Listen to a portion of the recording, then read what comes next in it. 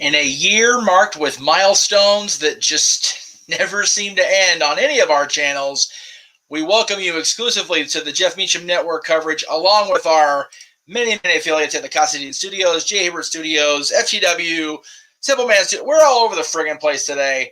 Welcome to our coverage of SLAMMIVERSARY. It is 20 years to the day of the first time we ever saw what was then NWA TNA, and of course is now Impact Wrestling. Welcome to our coverage. I am, of course, the West Coast Fresh Jeff Meacham, the man in charge. And yes, I have my logo up there right now. I'm working on. I didn't realize it was already 6 o'clock because that's how freaking out of it I am today.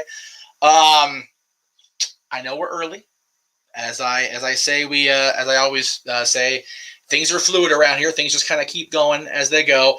I had originally planned a full history of Impact thing Thursday. I wasn't at the house, at the studio, so it didn't work out that way.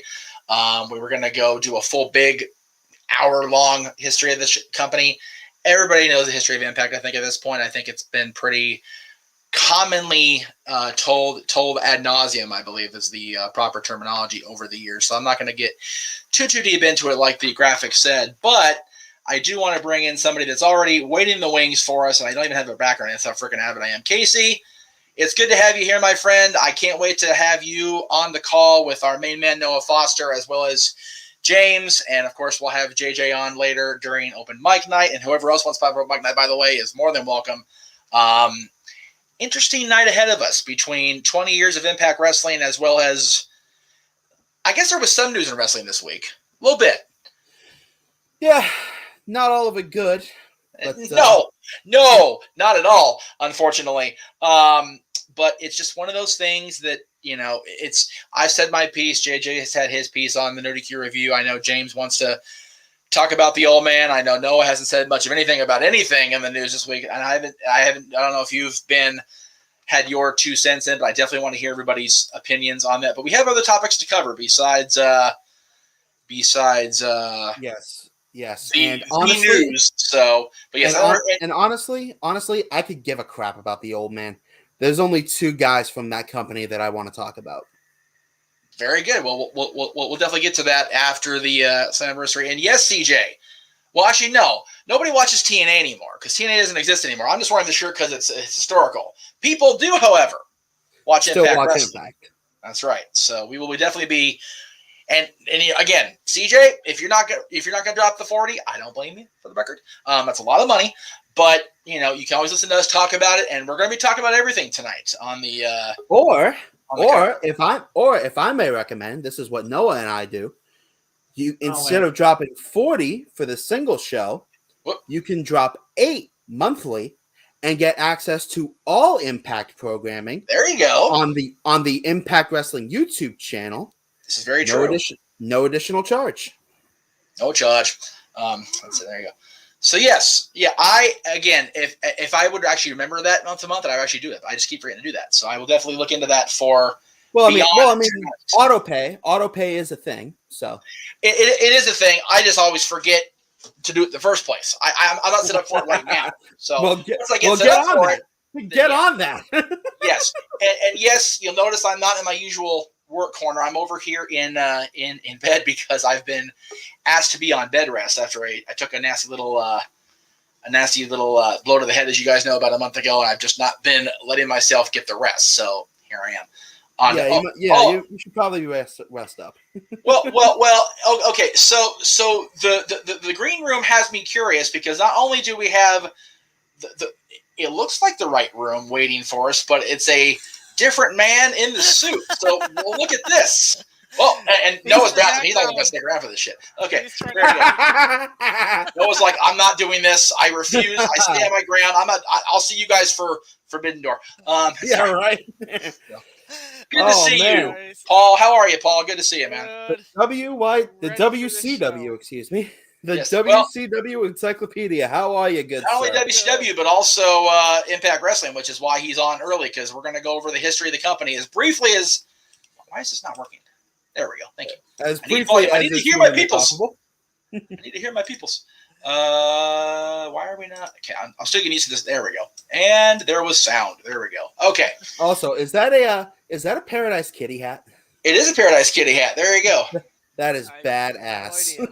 And actually, depending, I don't know what time they're actually departing, but sometime in the next 12 to 24 hours, they'll be on their way to India for that conference and the performance in India. So I am definitely, I couldn't get to Santa Ana last night when they were performing out in, like I said on the stream, but I definitely wish them well going to India. I know it's a long flight there, probably an even longer flight back.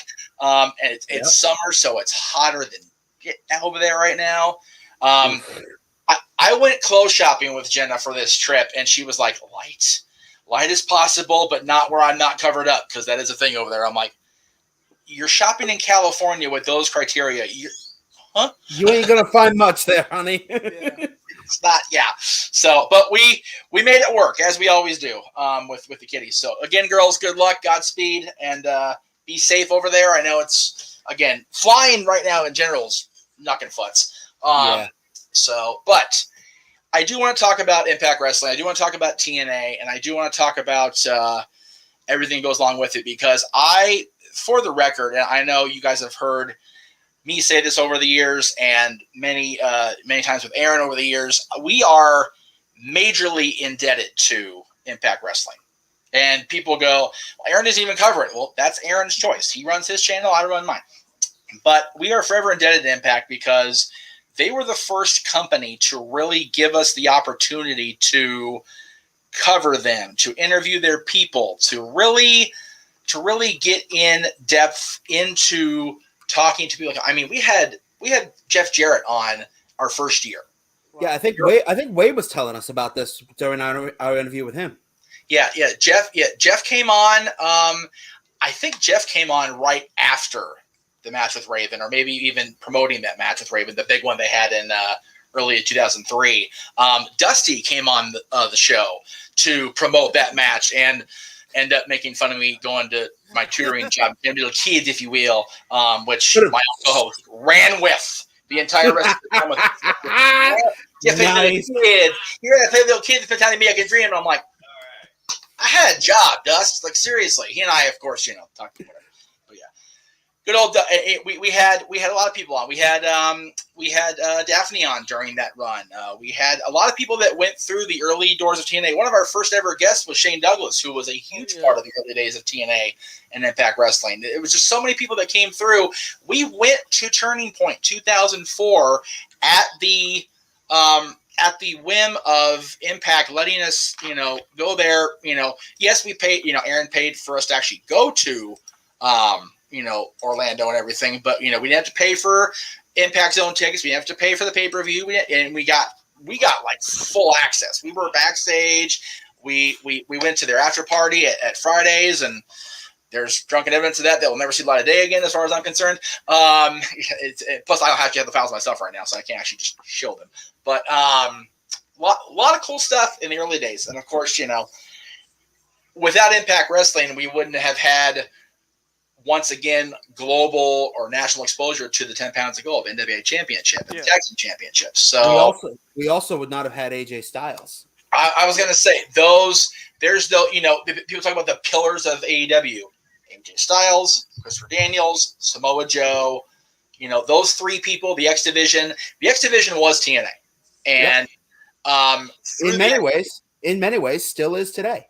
Very much so. And I love the fact that there are people on this show tonight that were there, at the beginning. Eric Young, who was there almost from the very beginning, was at the very first Impact show I ever went to. The only show I've been to live, which of course, as I said, was Turning Point 2004.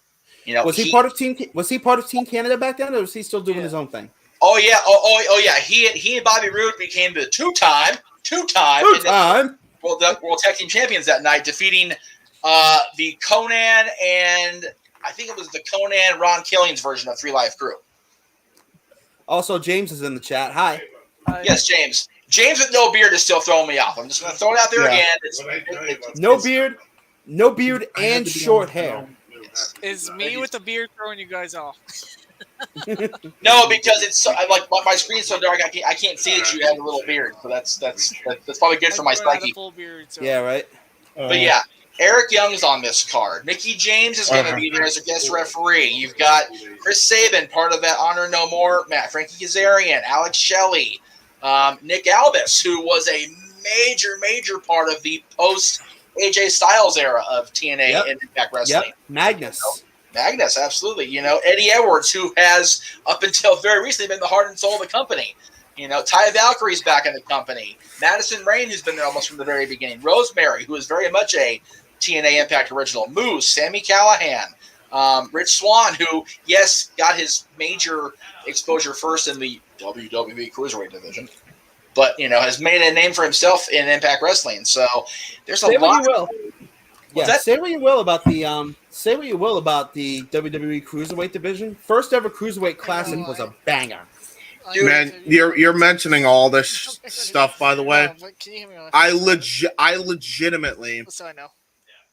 I don't know if you guys seen what the intro was supposed to be. Yes, have you? I'm so angry because it literally highlights it all.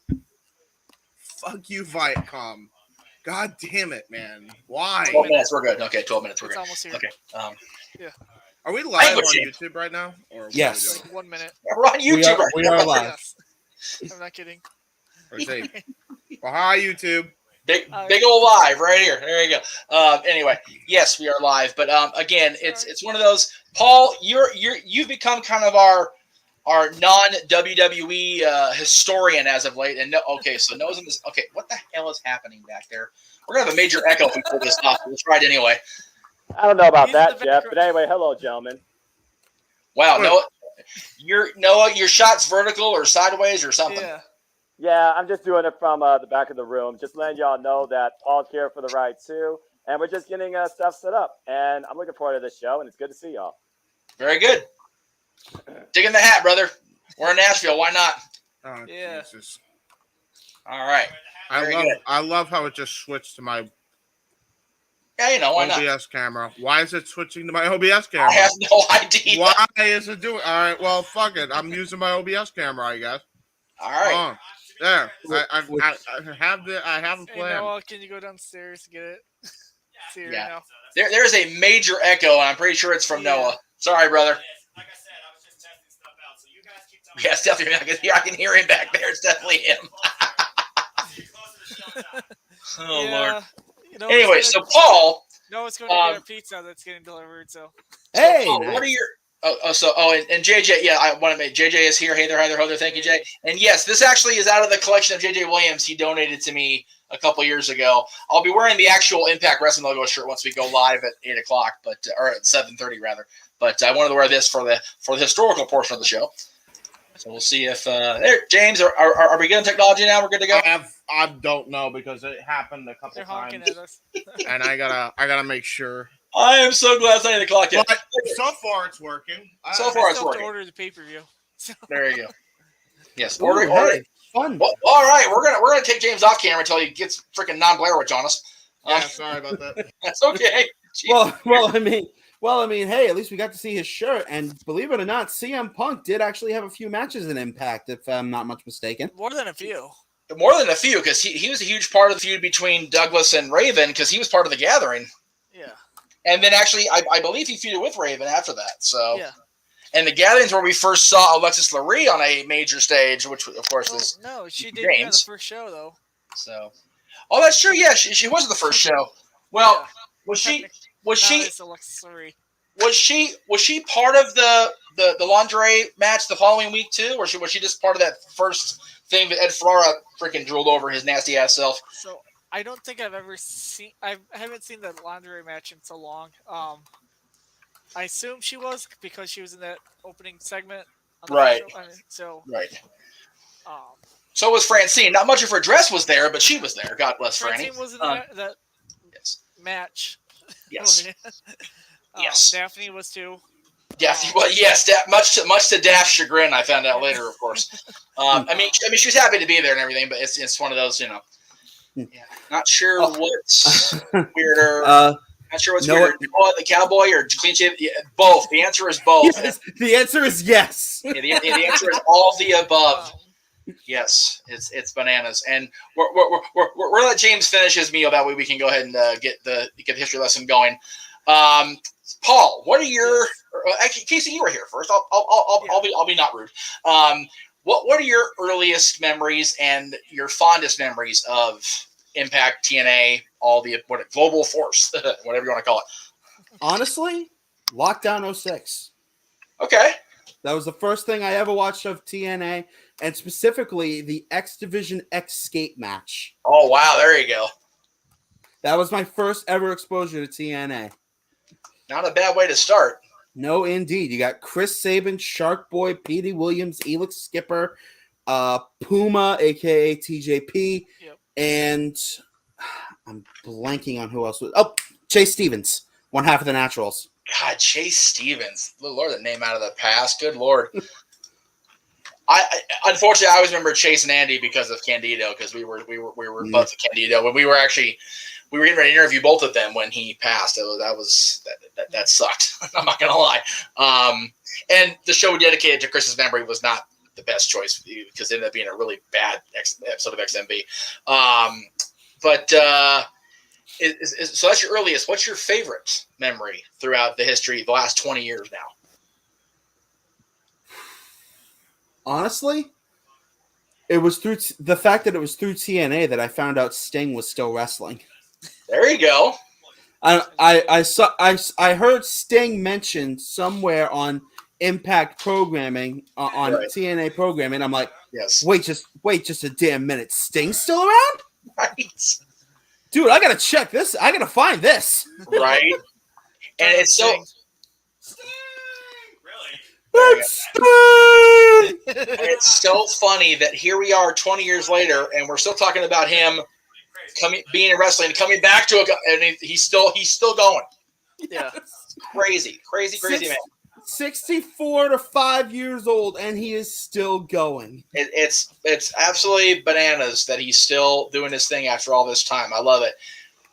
Paul, how about you? Yes. What's your earliest memory and your favorite memory of watching Impact Wrestling the last 20 years? I'm first time I ever heard of it, I read results online a long time ago, and I saw Johnny B. Bad was on the show. I'm like, what? Jesus. Mark Mara? I mean, I saw... No. It was Johnny B. Bad, because Johnny B. Bad was actually at Turning Point as Johnny B. Bad in the match. Oh, no, we're talking about the same guy. Right, no, I know. I know. Like Johnny B. Bad, TNA, and I'm like, what? He's still around? And right. But my first show I ever watched was the very first episode of Impact on Fox Sports Net. Oh, jeez. Wow, that's going back some. Remember seeing in the TV guide or in the newspaper saying Impact, TNA Impact Wrestling or something. I'm like, what? It's Friday afternoon. Like, oh yeah. I'm like, what in the world is this? And I liked the box at the top. With that god awful Fox box and the freaking ticker, what's coming up on Fox Sports? It's like, oh wow, sponsored help. I watched a lot of sports on that channel. I'm a Tigers fan, so I liked it. It was cool. I'm like, this is like Detroit sports. Good stuff. AJ Hoover, Slammiversary itself. The countdown is on at 7:30 over on the Impact Wrestling YouTube with 2 matches. One is a reverse battle royal. I'll go ahead and actually be a proper salesman, actually plug that for these buttholes. There it is. There we go. Reverse battle royal, and then I can't see the graphic because I'm blind. I think it's this one. No, that's a world title. Just kidding. All right, where the hell's the graphic for the? Well, there it is. Also, that match will be on the countdown. It's the Digital Media Championship. Yes. Technically, Rich Swann is the champion, but Brian Myers has possession of the championship. So, well, you know what they say about possession being 90% of the law. That's it. There you go. So, before we move on to James, I will put JJ's comment up. His earliest memory was watching the first year celebration. So Slammiversary, or actually no, it would have been on the weekly. So June of 2003. It was the first TNA show my dad and I saw, and we only paid. Oh, that's right, because it was 1 cent. I forgot about that. So, and the next week's show we also bought for the 99. So we got 2 shows for $10. Welcome to the digital era, 20 years ago. There you go. Yes, indeed. So, also, can I? Too, though, before you go to him. Oh yeah, go ahead, Paul. Oh, yeah, so before you go to him, sorry. Sorry,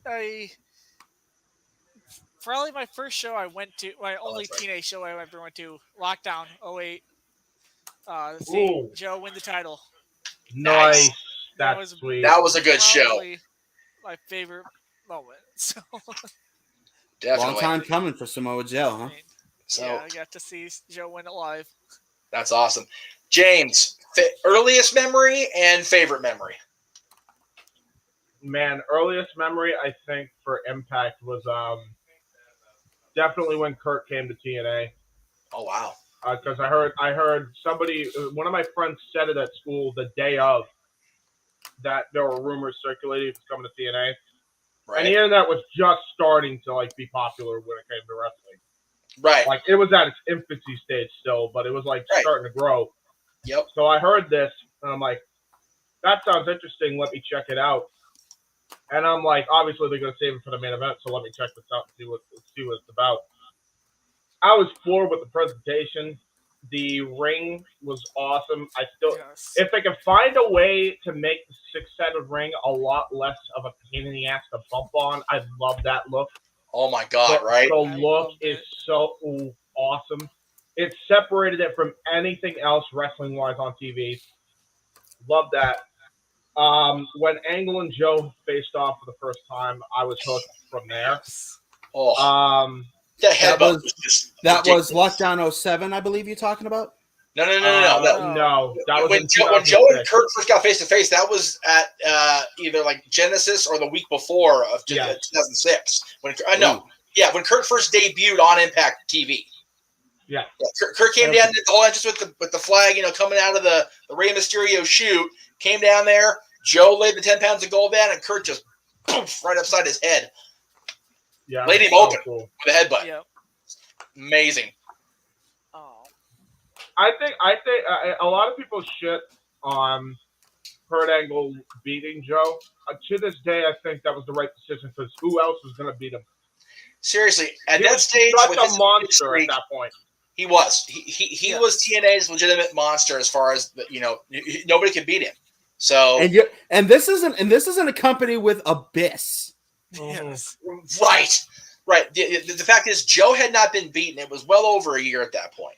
So somebody had to come in and make a difference. And who better to take down a Samoa submission machine than an Olympic gold medalist? And a former it was such a mistake that they never made that for the NWA World Title.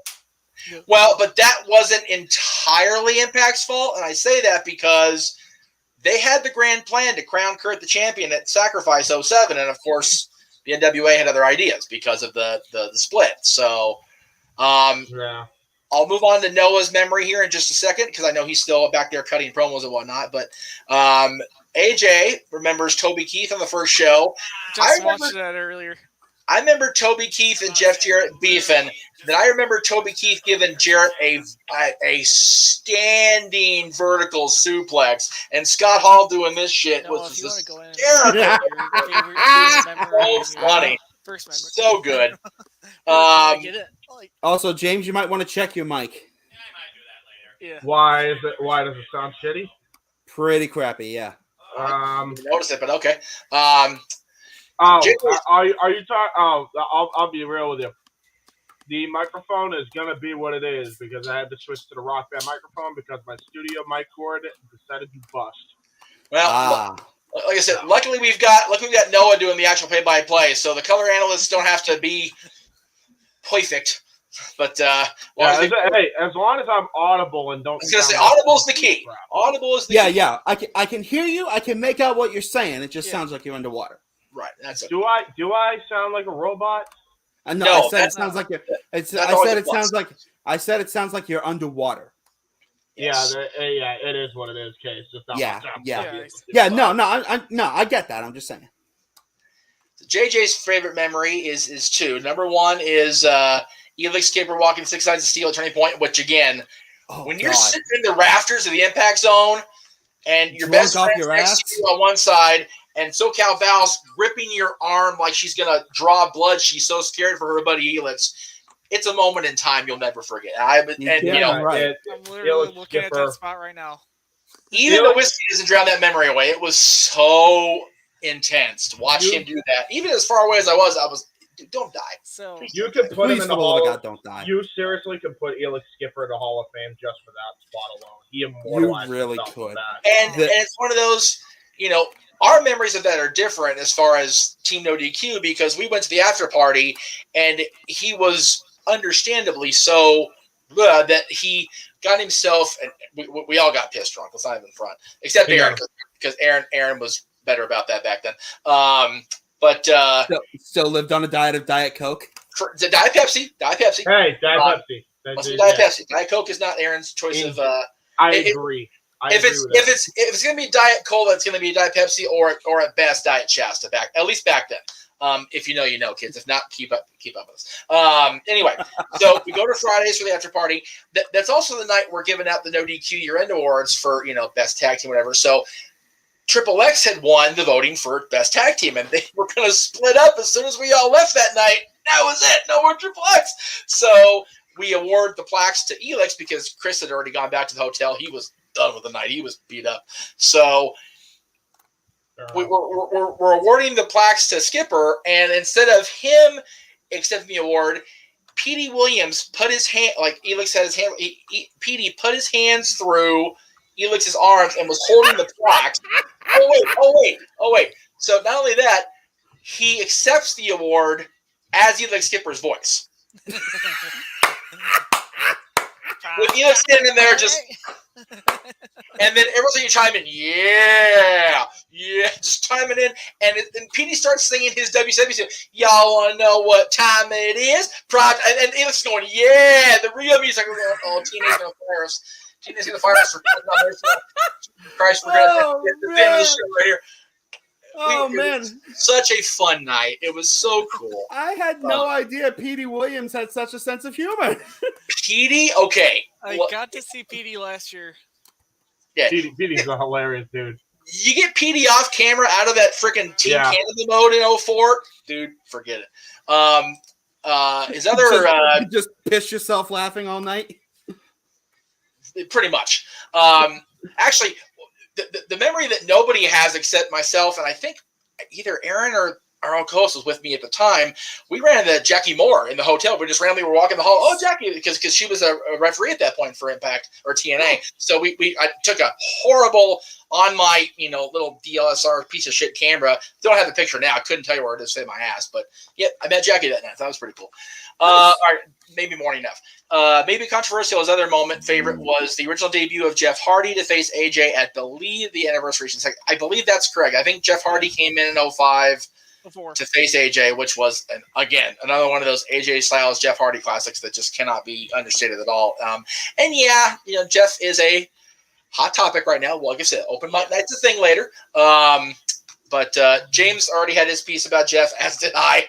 By the way, that article's nearly finished. There you go. And we'll definitely be talking.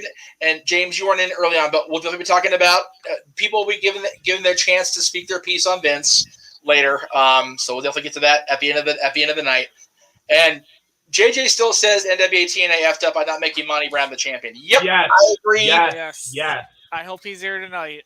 That'd be cool if Monty showed up. That'd be really cool. Dude, Monty, I hope Monty could come back and as a full-time guy, man, because his run cut short is so tragic.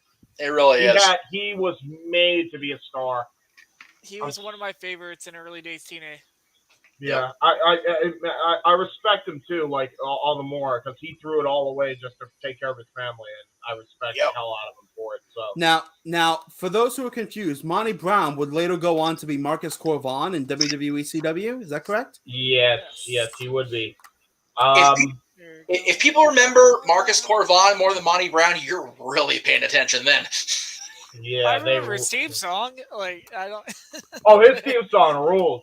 So you're going down the garbage spoon. That's it. I was actually at the pay-per-view that Randy wrestled. Again, Turning Point. But so what's interesting about Turning Point also? So Randy comes in to do Victory Road, make the big save at the end against the Kings of Wrestling, forming up or whatever. So we're at Turning Point. Now, really quick, the Kings of Wrestling. That's Sean O'Hare and who? No. That's Garrett and the Outsiders. Yeah. That was Jeff Jarrett, Scott Hall, Kevin Nash. Sean O'Hare, I don't remember him being part of a faction in TNA if he was there. I don't remember. Cesaro and being a Hero TNA. did it better. Some of them what? Well, no, no kidding. But okay, their Kings of Wrestling was, I mean, full on Elvis gear, the whole stupid, Yes. So With the anyway, guitar and everything. so Yeah, after by the way, they had a trio called the Flying Elvises. Why did they do that was the debut. that was before. That was actually in the early Impact days, early TNA days, and that was Sonny Siaki and a couple other guys. They actually made it work. It was pretty funny. Yeah, thank you. Yes. Yeah. So at one point in the show, they had shot the angle where Randy had not shown up yet, or he was attacked and injured or something, but he was on property. So I'm literally going to the camp. I'm walking around the bowels of the Impact Zone, Universal Studios, and I hear, I'm doing my thing, just kind of sitting there, and I hear voices, and I mean voices being raised loudly. One of them sounds like this, so you know who that is. The other one is saying "brother" a lot. Oh. And I'm thinking, so you can pretty much confirm that happened then. And I'm thinking, Yay. That's a voice that's not supposed to be here. I'm probably not supposed to hear this. I need to finish tinkling faster. And I walk out the hall, and they're, and I go see. I'm apparently whiter than I usually am. And Aaron goes, "You okay?" I'm like, "What's wrong?" I go, "Hogan's here." He goes, "What?" Shh. Hogan's here. That's why Randy's not come out yet, because he's here and they're beefing in the back. Just shut up and keep it quiet. Wait, okay. So did he not go out for the match because of that? Randy didn't go out to the very end. They had shot the angle where he was attacked, yes, but he was also pissed that Hogan was allowed backstage. Yeah. Because this is a year after they had done the angle and then Hogan never showed up. But that was because of Russo, wasn't it? Russo was also again, by the way, again. Yeah. So it was very surreal, to say the very least, because we had already interviewed Russo a year and a half before. We had Randy on the year before to promote the rap album. So it was like, there's a lot of people under this roof. This place may have a real Universal Studios explosion here in about 2 seconds. So watching that tightrope walk along the cage and then hearing the argument, brother. Yeah, not a happy moment. And I just want to go back to my seat. You think I just shit? I've been stuck. Shame we couldn't have walked in on Dusty Rhodes and Terry Funk in the can. All right, Dream. It's one of those. I'm pretty proud of most of the things I've done in wrestling. I am very proud of the fact I didn't encounter either one of them in the shitter. I'm okay with that. Right. Huge shits. Anyway, let's see. Noah says, "Freaking big boy, grief almighty." Yeah, I'm hearing all of it. Okay, good. As long as you're involved, Noah, we appreciate it. Okay, big boy equals big poops. If you will. All right. So I'm going to go ahead and get this the preview stuff going. So we will go ahead and get started. That way we're done actually previewing by 7:30. I can run that amazing intro that James put together for us, even though it is side B. It has been truncated. It's been Viacom. Beyond Viacom redacted. So that'll be the new thing. Viacom redacted. All right. So the exact quote I gave to Noah on the predictions, they actually made the graphic that he put together. God bless Noah for the sense of humor. I really appreciate it. What I actually said about this was, if I can find it, just kidding. There it is. All right, so for this match, my exact quote was, "No idea, I'll predict on the air." Because, does anybody know who's in this damn thing? No, I just guessed a random name. Raj Singh, Shera, Johnny Swinger all confirmed. That's it. I'll go with Johnny Swinger just for the hell of it. Then why not? They're definitely booking this like Russo is. I mean, if you're gonna do it. You know, you gotta do it to the fullest. Yeah, Raj Singh did Steiner math. I'm sure Zicky Dice is in it too. You know what? Okay, if Zicky's in it, I'll pick Zicky because that's our buddy from the interview. So I'll go ahead and pick Zicky. Why not? Yeah, I'm just saying they were all. There you go. There's There's your prediction. promo on Thursday about it. Sticky dice. When in doubt, sticky dice. Outlandish. I went with Daniels. I'm probably way off, but anyway. There you go. Let's see who we got here. Bhupinder Gajar. Go the eggs, sweetie! Oh no, Noah's gonna have a long night ahead of him. Okay, Yes. so all right, okay, so this one I actually care about, so we'll go ahead and actually talk about this one because this one has a little bit. Where'd it go? There it is. Multiple layers involved here. Okay, so as everybody knows, coming out of the last show, Matt Cardona was the digital media champion. Of course, he tore his bicep. He's pretty much vacated all of his collection of belts, which sucks. Because he was on his way to becoming Ultimo Cardona, Ultimo Broski. If you know, you know. If you know, you know. If you don't, go back and listen to WWE history. Paul can help you with that along the way. Not tonight. Yes, indeed. I cannot name all the titles, though. No. You can't. Oh, well, I can do that. Just gotta give me a second. Chump your ass for once. Very good. I appreciate that. Okay, so soak that in for a moment, Jeff. I'm sorry, it's not a total WCW trivia to name all 10 titles he held at once. Sorry. That's it. Including, people don't remember, the WWF light heavyweight title was part of the J Crown.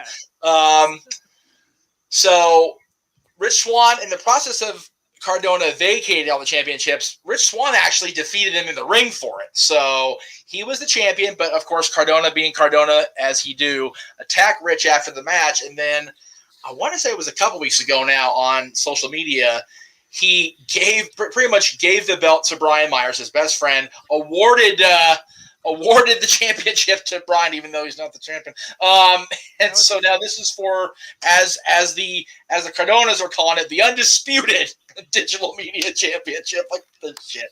This is stupid. But I believe I picked Rich Swann. I'm not going to get my things up here in the meantime and check for sure. But where are you guys at? Casey, we'll start with you. I'm with you. I'm going to pick Rich. All right. Very good. Paul. I picked Brian Myers. I think there's going to be some kind of heel. Pick your mic, Paul. Can't hear you. Sorry. Oh, I picked Brian Myers. I think there's going to be some kind of heel chicanery with Chelsea Green. Sean Connery? Why Sean Connery? Sean Connery's dead, damn it. Heel chicanery, whatever the word is. Chicanery. There. Something's going on with Brian Myers to cheat to win. Oh. That's right. Yes, I want Paul on every pre-show. The hell with those idiots, Sam Roberts and Rosenberg. Both of them gone. Hire Paul. Damn it. Wait. Paul. Wait. If they hire Paul, we lose him. No. I hired Paul. Not for this. It's for the. So, where are we at? Oh, James. There we go. We're at James. James, who's your pick here? I believe we lost James. No, James is muted for some reason. James muted himself. Okay, so we'll go wait for him to come back on and make his pick. I hear. There he is. Okay. All right, peace, Nico. Sorry, that was my article. What do you call it? Proofreader. Sorry. Where was I? Okay, we're on a digital media championship, right? Yeah, something like that. Technical difficulty. Please stand by. Please stand by. That's it. I would love it if it said "Please standy by." That would be hilarious. It did. Did it? I swear it says. Yeah, it's just stand by. Oh my God! It does say "standy by." That's hilarious. That is amazing. Oh my God. That is no. You can't change it now. That's goated. Just leave. You gotta leave it. You gotta leave it. You gotta leave it. You gotta leave it. That may have been a typo for all I know, but that's still funny. Okay. Anyway. Bots. Well, it's a bots that can never ever be changed again. Agreed.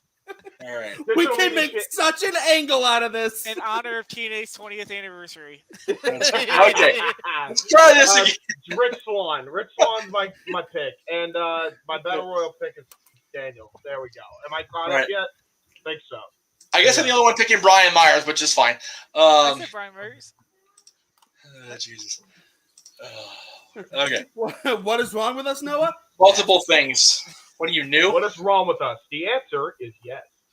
Yes. Right. Okay. There we go. All right. I picked Brian Myers. Okay. I'm so glad we got those picks in. Jesus Christ. Okay. I've been using that graphic for a year. I just saw standing by, and now I can't unlaugh. Okay. Dude, it's so good. So good. Oh my goodness. Please stand by. Standing by. It's like, Guys. You think Danhausen came up with that graphic? hey, It's very good, very evil. Yes, very nice. Yes, please stand by. We shall go live with a very nice, very evil presentation of Impact Wrestling SLAMMIVERSARY. I am so glad I'm on a bed rest so I can flop into my pillow and laugh instead of fall off my chair and break myself worse. Yeah. It's bad enough that lamp is out for blood. Now you got your floor out for blood. Oh, that lamp is out on the patio on permanent timeout so I can find a sledgehammer. Anyway. Oh, Lord. Where the hell are we in this damn graphics? Okay, we'll go with this. Why not? Ooh, we're getting Ultimate X. Badass. Oh Speaking of dead trauma, let's see. Okay. So Ultimate X. Now, Jack Evans is not in this match, as reported by our buddy Noah Foster to the chat earlier. He was replaced by who? Andrew Everett. Andrew Everett, who has been on Impact Wrestling recently-ish. I say recently because anything for me in the last 20 years for Impact is recently. Otherwise known as the Giant Andrew Everett in DPW. Yes. So Alex Zane, Kenny King, Ace is champion. Mike Bailey, Trey Miguel, and now Andrew Everett are all challenging Ace Austin.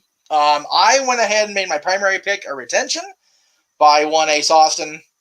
And then my second pick was influenced by the adoration of one Speedball Bailey by Noah Foster. So I went ahead and picked Speedball as my secondary pick.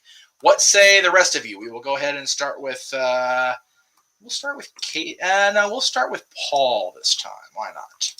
I'm going with Bailey is my pick. I believe it's time for him to win it. But my secondary pick is Ace. Okay, so you think I have a reverse thing going here. I dig it. Noah, are you making your pick, or are you just gonna stay back there and make the comments on YouTube? Let's see. Okay. I think he's typing. Is he typing? Yeah, Noah, thumbs up if you are typing. Are you typing? Thumbs up. It looks like he's typing. He is typing. Okay. We have confirmation of typing. Okay, anyway. We have confirmation of typing. There is typing. There's typing. Well. Noah. See, Ken is a fan of Noah for commentary, and Ken is a fan of my rant. I think we've made a fan. Yes, Ken's a fan. All right, so James, where are you at on this X Division Championship as you take your which cup are you using this week? What's my what? Which cup are you using this week? Oh, the same. Oh, okay. Nothing changed. This is I got you. Patriots Cup. Yes. People don't get mad at me. I just like the Patriots. I don't like Belichick, but I like the Patriots. Belichick. There it is for me. There's one for me. Let's see. Man, this is a tough one. I know my primary is Ace. It was the secondary that was a bit tough, so I just kind of went with Trey Miguel. Oh, okay. So I was like, yeah, screw it. Trey Miguel. Why not? I love how there's two Bullet Club. Oh, wait. No. Honor No More. I always get the two connections confused now. I think my brain's playing tricks on me. And plus, yes. I sleep. Barely any sleep. No. It is what it is. Yes, Hassan. I believe I said hi when I put you the first time, but hello again. Ken says Jeff Meacham, a.k.a. Road Warrior Hawk. Yes, that's what I was going for. Well, very good. All right. Casey, what say you for this X Division showdown? Ultimate X. My primary is going to be Speedball. He's had one hell of a climb, and it's probably past time for him to start working his way up the ladder in terms of singles championship wins. Excuse my ADHD ass. And my secondary is actually Kenny King. Oh wow, okay. I like that. Ken, you can super chat whoever you want to. It doesn't matter to me if you super chat. I just don't know. Make sure you get the name right, though. Yeah, it's Hebert. But people want to super chat to me? Jeez, what? Okay, so here. I think what he's asking is if he can super chat on your channel, which not on my channel. No, unfortunately, not on my channel. I'll put it to you this way. Everybody else can rely on AdSense. I am not willing to do that, but I'll tell you what I will do. Because I really didn't expect anybody to want to pay for my content, so that's the first anybody's ever asked of it. I'll make you a deal, and I'll actually create a PayPal and get that set up so you can send there if you really feel inclined to. You don't have to, but if you really want to, man, I appreciate it. Ken, I was gonna say, yeah, it's literally right under, it's Hebert, Hebert, right here, yeah, there it is. But not side though. Side is side is not a part of the name. Yeah. That's right. Side's what he gets when he's off the air, when he's petting this pussy on WWE nights. Anyway. Are we gonna just make that a gimmick now? Jiminy H. Christmas. That's right. I done said it. I appreciate you, Ken. I said what I said. Lord help me. I'll do what I can, Ken. I'll do what I can for you. Right. You still have to pick your secondary. Sorry, Casey. No, I didn't. I said Kenny Kane. Yeah, he did. Oh, okay. He got it. All right. This match is gonna rule. Yeah, well.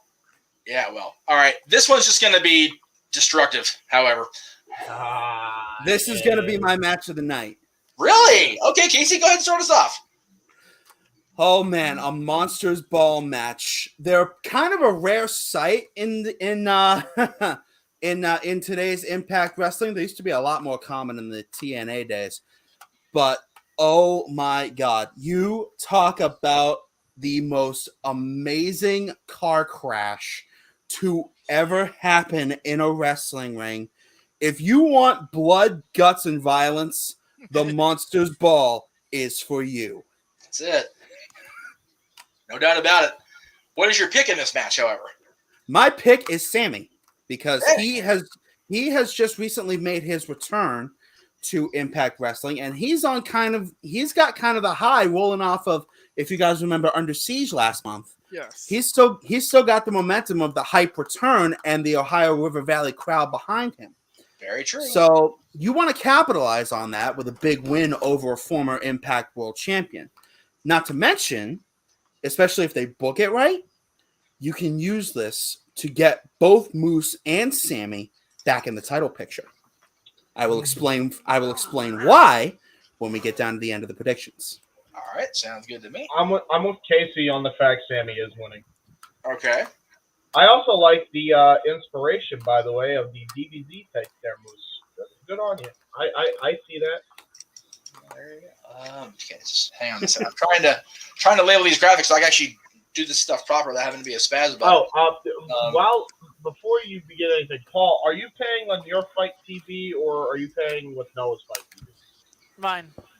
Okay, because I already bought. Okay. Casey, did you buy yours? Noah and I are members, Ultimate Insider members on the YouTube channel. Oh, dumbass, that's Wait, right. is that available on Ultimate Insiders? I have access to your account. It's pay-per-view. Yeah, it's pay-per-view. It shouldn't be on the Insider, should it? No. I didn't think so.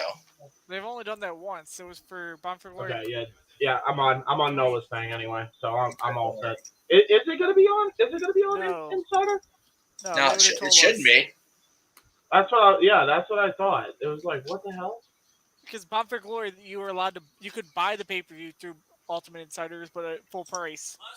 Okay, so either way, double check, Casey. Make sure you're good to go. Yeah, you might wanna find a way to get on Fight TV. Curious.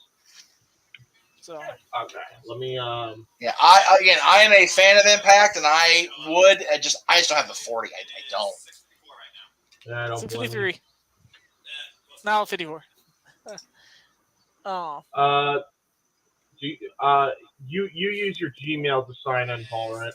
Because I use Gmail. My okay, Google yeah. account. Okay, much appreciate that Ooh, because D'Lo. Oh no, I that's do- last year. I do actually have I have your account from last time we were trying to do this. I So. know. Thank God. I'm all set. Yeah. Casey. That's how I got hooked up with you're freaking, what do you call it, AEW. I'm like, oh, I'm already signed in. Even better.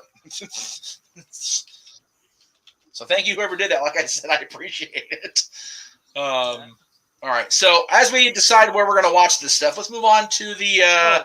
My pick for that match, Sami Callihan. There we go. Let me go ahead and bring it. Monsters Ball. Monsters Ball. I think all of us are probably picking Sammy, unless you're picking Moose, Jeff.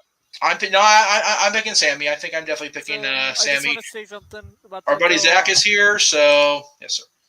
I just want to say I'm glad they brought back the 24-hour thing. I know they brought it back for PCO and Jonah, but it's just a great gimmick to that. I have to agree with that.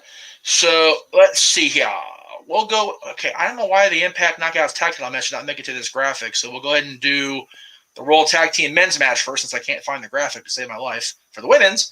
But anyway, World Tag Team Championship. Again, this is very, very weird for me to see the Briscoe brothers in a Impact Tag Team Championship match as the defending champions at that, which is just bizarre.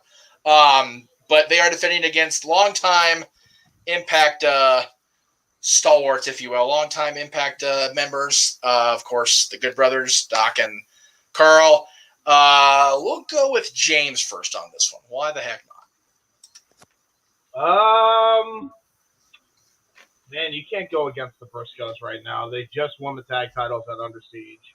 Right. I would imagine they're going to have a lengthy run with them. They brought them in for a reason. Obviously, they're there to put some oomph on their tag division, which is actually looking really good right now. I don't know if anybody's actually seen the divisions, but it is crazy how good it is right now. So, like, it's up there with AEW's tag division. They're doing really good. They're doing really, really, really good.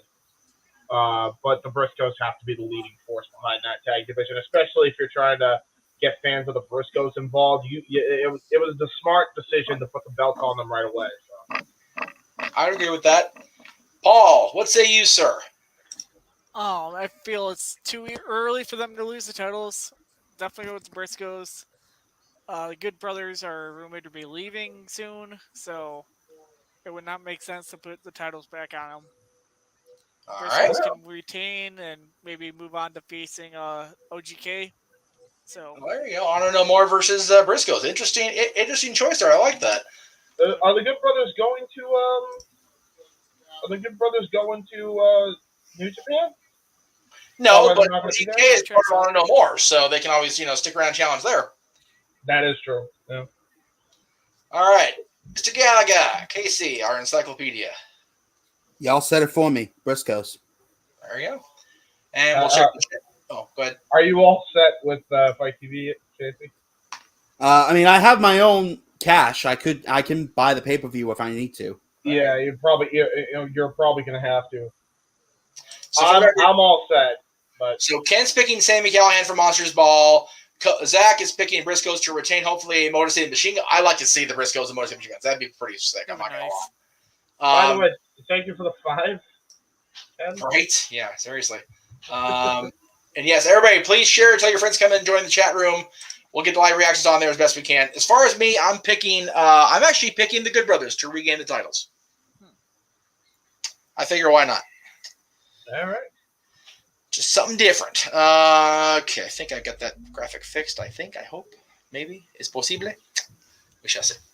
Bring it down. Ooh! Sorry, I just read a spoiler of who's at the show. Okay, well, I saw that too. If you're referring to Father James Mitchell? No, there's others. And there's others. We'll go ahead and talk about it when we get done with these predictions. But I gotta get my one for the day. God bless Taya Valkyrie. Backstage at the show, so you don't want to get out. So yes, Taya Valkyrie is back in Impact Wrestling up until this last reign of Deonna Purrazzo, the longest reigning Knockouts Women's World Champion in history, teaming up with Rosemary, another Impact original, to take on the World Tag Team Champions You know, it's also a connection to the mouse. That's okay. Madison Rain, of course, Tennille Dashwood, The Influence.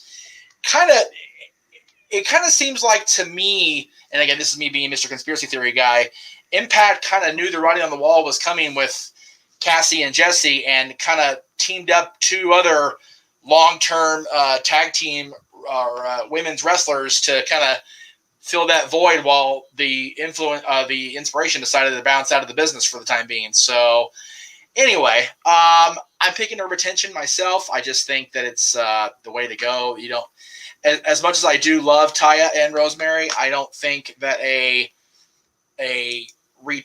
return to pay-per-view for Taya as far as actual major pay-per-view. Yes, she was on one of the recent special, but not on pay-per-view.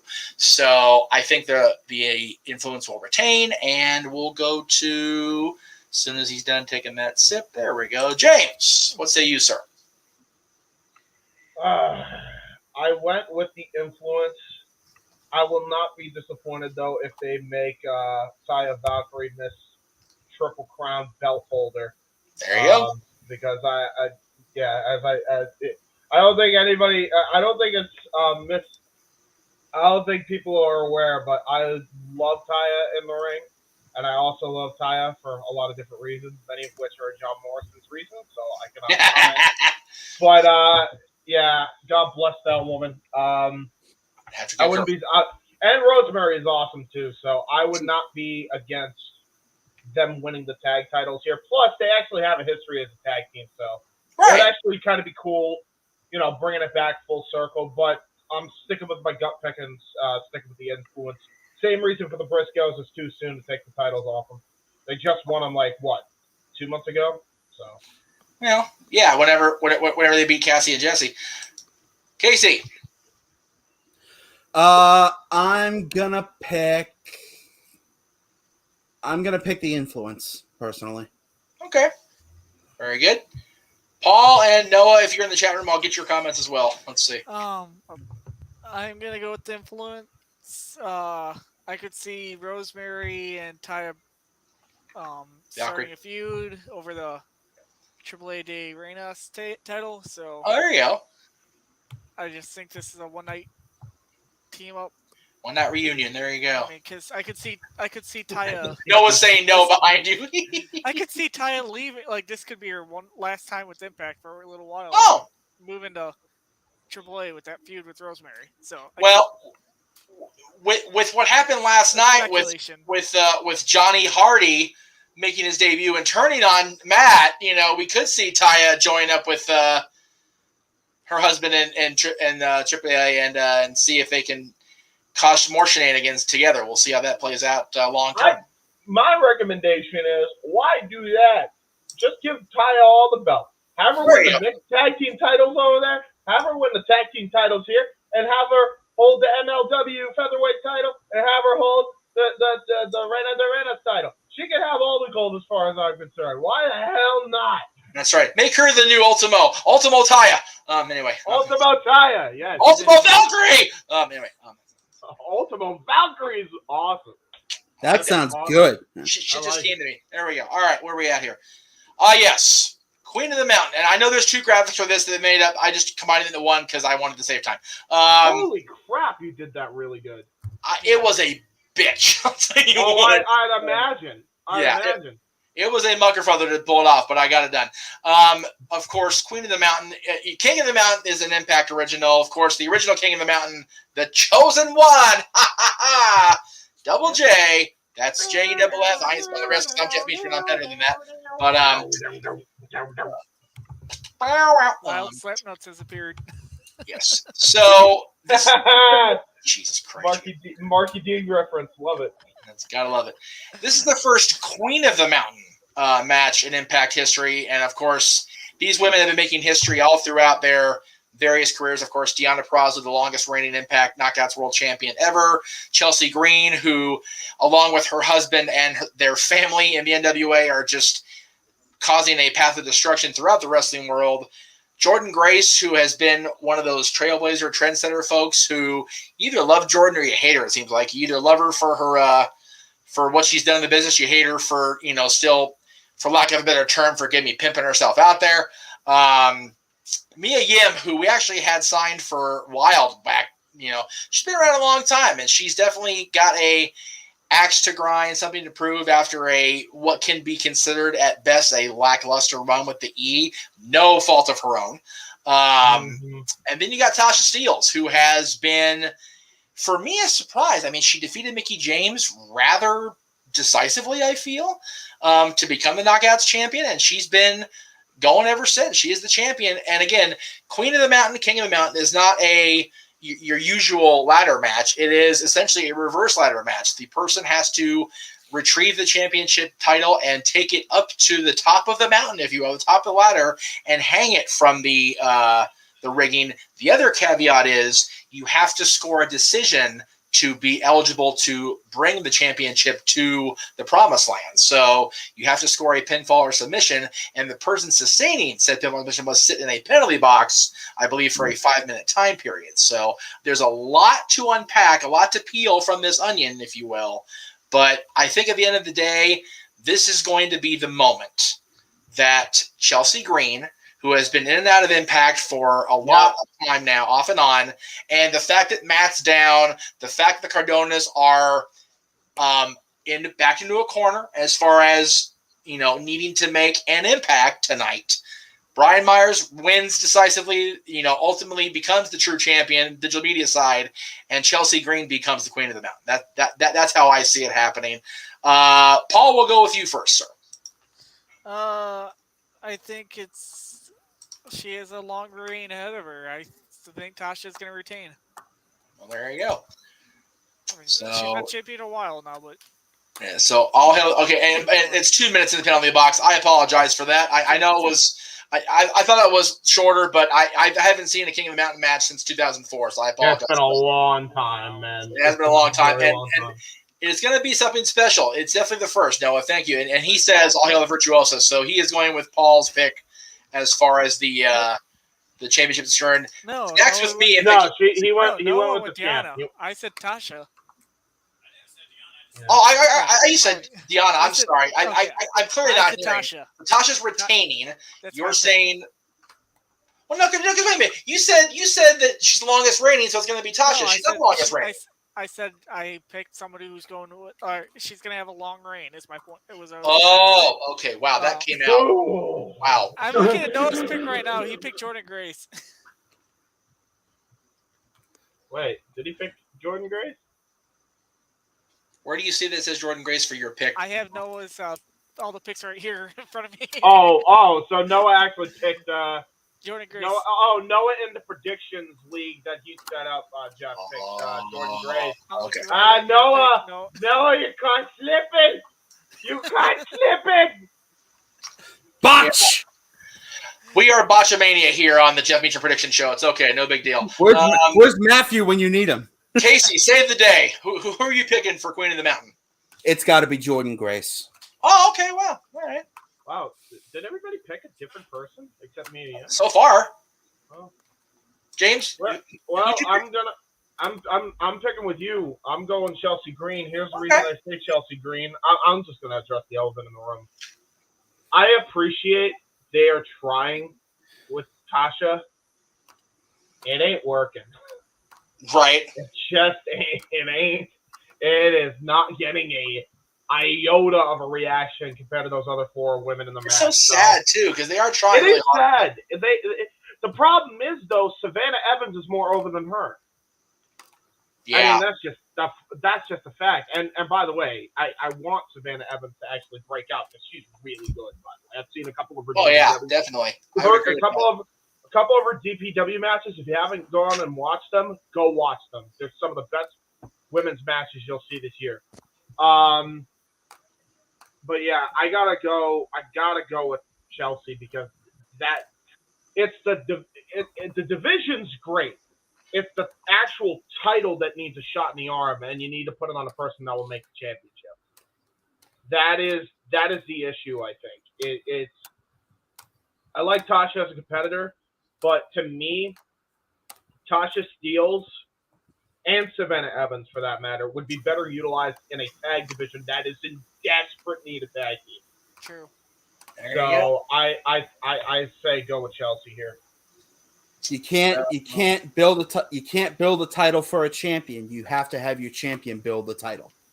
Yeah, exactly. And by the way, for the record, I mean, their division is probably the best run women's division that isn't an all women's promotion in all of the world right now. Isn't Gail Kim like one of the head bookers? Oh yeah, she. I'm gonna tell you, I'm serious when I say this because she can probably do it. She's a mad woman.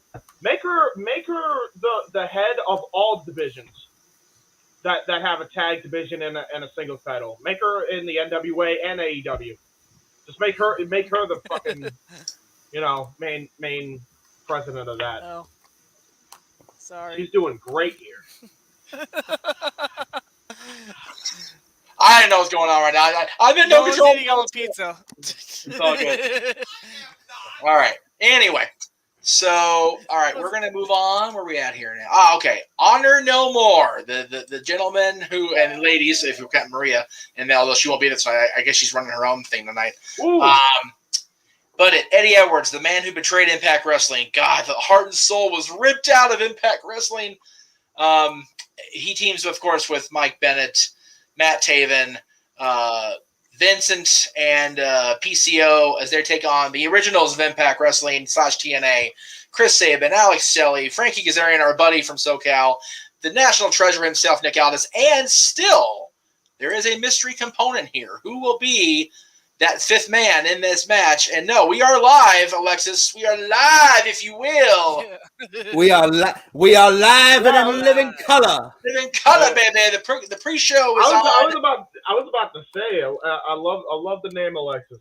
Yeah, the pre-show's on at 7:30 Eastern on YouTube. That'll be over at Impact Wrestling, but we'll be covering the matches on the pre-show. As soon as we're done with these predictions, we're going to go live with the B side of the intro, as we're calling it. Thanks to James, still did a great job. Not even going to lie. And I had some of my own stuff to it as well. Keep that in mind. So I may or may not be posting a video without the clip that got copyrighted.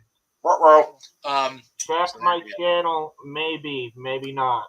I did see the comments, Alexa. I actually posted your comments, Alexis. So I don't know why we're bitching at me in the chat room, but I did post this up. It had nothing to do with tonight, but that's okay because Tegan Knox and Dakota Kai haven't been announced, nor Kushida. So I don't know what the deal is. But anyway, I would love.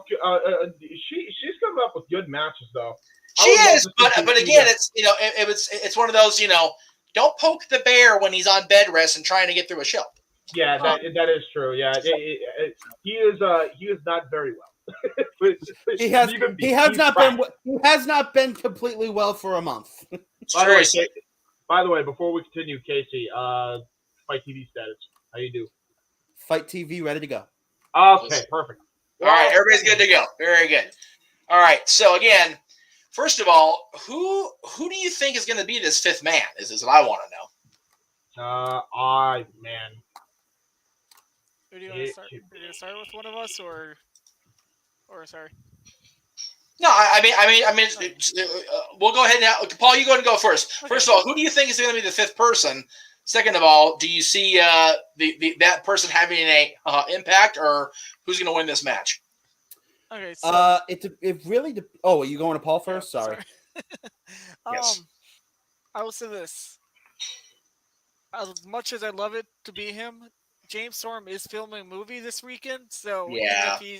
even if he's at the show, I doubt he'd be able to wrestle. Like they right. A movie, people that probably don't want him to get injured. He could still be at the show. I could probably see it being Christopher Daniels. So there you go. My prediction. Okay, and do you see Daniels? Would that break the agreement though that they reform SCU? I don't know. That's the only issue. I mean, there's another person that's supposed to be backstage right now that I don't want to get one of the spoilers yet. Well, no, go ahead now. I mean, we're live. Go ahead now. Okay, I mean, no, it doesn't mind me saying this right now. Davey Richards is rumored to be backstage. Okay, then yeah. Oh, it's Davey. It's Davey. 100%. I'm going with Davey. I'm 100% going with Davey. James Storm is backstage. Is rumored to be backstage too. So but like I said, I don't think he's going to wrestle. Well, there you go. Now we've timed out the big mouth. We'll go ahead and go to our favorite big mouth, James. Go ahead. No, we're not racist, so piss off. Thanks. Anyway, Yeah, no, she was out of line. Anyway, the person last month that was doing the exact same thing about bitching about not being acknowledged in the chat room, just under a different name. You know what? I prefer that. Wait, no, it's what's his name from the No DQ review. It's that guy. There you go. It's Tito. It's him. No. I I prefer that over the porn bots any day, so I can deal with that. Anyway. Wow. Now we've totally flustered James here on trying to make a pick about a legitimate match. Go ahead. Oh yeah, Yes. yeah. I picked Honor No More. There you go. All right. There you go. Casey. It really depends on who the Impact Originals mystery partner is. Of course. If they get a name from the earlier days of TNA, say a Daniels, a Storm, a Davey? a Davey Richards, or a Joe, or God's forbid, a Styles. That's been the rumor. That's what JJ was saying on our show this week. That as a thank you for Mickey being involved in the Rumble, they were going to loan out AJ for this match. It would make sense. Anniversary. It would make sense. Now, if they get especially one of those 5, Impact Originals all the way. Yeah. Otherwise, it has to be Honor No More. Right. Oh, so if we're going with picks, I'm picking Team Impact. So that's fine. No good. Noah, did you make your pick in the live chat, or are we gonna have your pick as we go here? Yeah, for the number 5 and the. Can't hear him. He said Christopher Daniels, and you're going to Team Impact? Team Impact, yeah. He's going with Team Team Christopher Impact. Daniels Right. and Team Impact. There you go. Okay, there we go. Yeah. A lot of people are saying it's going to be one of those X Division legends, Joe, AJ, or Daniels. I would not mind Davey Richards though. I will say. Oh no, Davey would be a great bonus. That'd be cool to see Davey back. You know what? If Davey's in, they'll win for sure because it's Davey versus Eddie, and we know how good that shit's gonna get. Oh so. yeah. I will say this. I'll give the other people names I've heard. Okay, here we go. Everybody's chiming in and being an asshole, so we're just gonna go ahead and it's the same person, so that's fine. We'll just go ahead and keep blocking people until they stop. Thanks for sharing. I'll give them more names after we're done. Yes. But, these were some names that were spotted walking into the building. Okay. By a fan. So I've seen a couple, about 5 or 6 names. So I'll give that later. So all right. So the World Championship, we have another Impact TNA original. EY himself, Eric Young, the psychopath himself versus the walking weapon, the world champion, the man who finally achieved that destiny after getting to Bound for Glory, achieving that glory, and then having Moose going, hold my lager there, buddy. And or actually Canadian, hold my Molson, and taking the title away from him. He's finally the champion, and he's going into the 20th anniversary show as the man and defending against EY again, original. I'm picking their retention here, but my goodness, is it going to be one of those amazing main events that we're all looking forward to? It's gonna, you know what? If this isn't the main event, for the record, I think it should be the Honor No More tag match, just because of everybody involved in there. But I still feel this should be the main event. It is Slammiversary. It's the 20th anniversary. It should close out the show with the World Championship. Before we get to everybody else's picks, there's a chat that says AJ's going to do a Team Impact with Aces Ace Legends. I'm okay with that. I'm okay with that. I would absolutely be okay with that. Evil ways all day. Let's go. I would love that. You know, and honestly, how crazy is it? Aces and Aces back together. I was gonna say, and as weird as it sounds, another long shot, but not improbable, but not impossible, is Bully Ray. Yeah. Yeah. Joining that team. Devon is entrenched as a WWE producer. You're not going to see him on Impact Television. So, bro, they could have him do a video. Like, Dude, Video, yes, but not actually be in the ring because Yeah. D-Bon's good with wrestling. legitimately, that was the most I've ever seen Garrett Bischoff and Wes Briscoe ever wrestle. Right? Like, ever. And they actually did pretty good. yeah. They really did. It was I surprising. was They impressed. surprised me. Yeah, that was pretty good. Seeing Garrett Bischoff, you could tell he was having fun at the end after the match with them celebrating. We had Briscoe in the back of the ring, just Alright. like he You didn't know wanna what? be You know there, what? it seemed Let me. I'll do it. I'll do it for you, Jeff. Hey, everyone! Alexis was being a bitch, and he is sick. We made that very clear on the fucking podcast. Sit down, shut up, and shut your mouth. Cool. All right. Nobody's forcing you to watch me. I don't. Okay, I have said this how many times just in the last year alone. Okay, seriously, if somebody is in the room with you right now and they're holding a gun to your head saying you will watch the Jeff Meacham show, please tell them to pull the trigger and just be done with it. For real. Like, seriously. Otherwise, no one's forcing you. Fuck off. Thank you very much. All right, now that I've said that piece again, I'm going to have a grand old time. As far as the actual feed of the broadcast, we...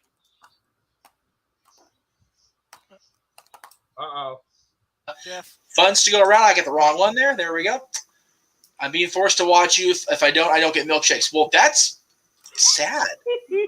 That makes me That's sick. funny. That's a good comment. Okay, Jesse. Okay, Jesse. Make sure the person holding you at gunpoint is watching this. Denial of milkshakes should be a federal offense, sir or ma'am.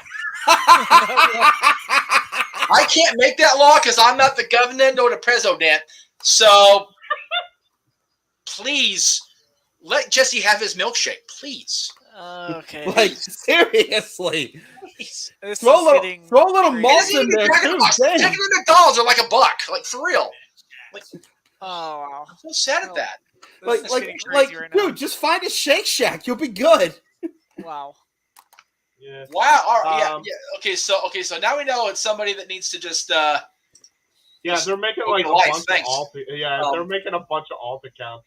It's actually pathetic. That's bad. I'm gonna have a fun night moderating them all. Noah calls the show. Yeah. Real quick. Anyway. Just so that way we can get to the preview videos too. I think it's But yeah, for real though, dude, person with the gun to Jesse's head, $2. Give him McDonald's. It's not that. Give him his damn milkshake. Seriously. That's all the man wants is a milkshake. Seriously, I will find a way. You know, okay, Ken, if you're still watching, well, you're gonna pay James. I think I speak for James here. James, I know you wanted to get the PayPal money, dude. PayPal Ken. Ken will buy you that milkshake. Just please let him go. Please. Yeah. Please let him go. I think it's a foregone conclusion. By the way, we're all going with Josh Alexander. He's Yeah. just- Yeah. Are we good on that? We don't have to worry about Yes. taking around. Josh Yeah. Alexander? Walking weapon. Cool. I will say one thing. Is Violent by Design accompanying Eric Young to the ring tonight? Yes, kinda. That I one think- might.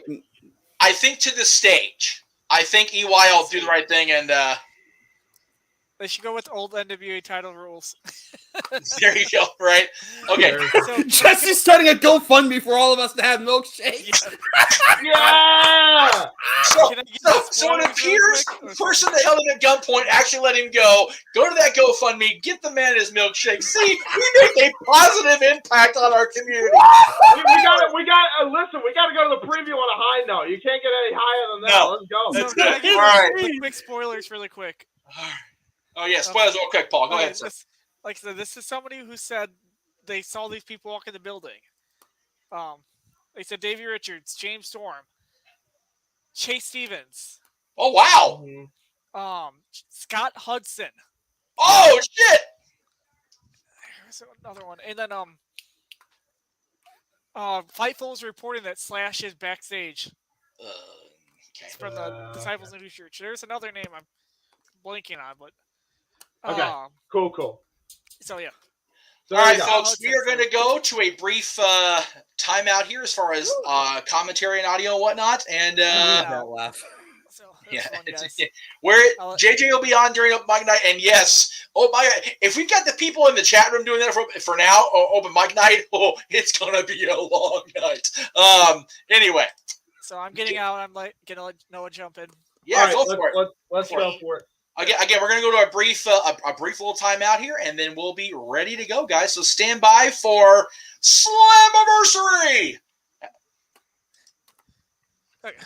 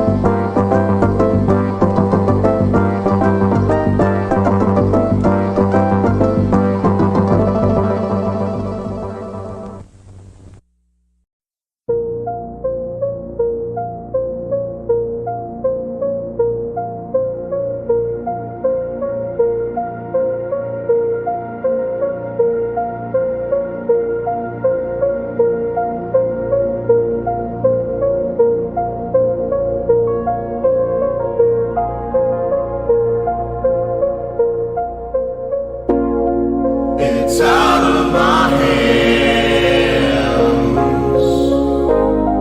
but I'm still in control. It's out of my hands. You can never take away the power of my soul.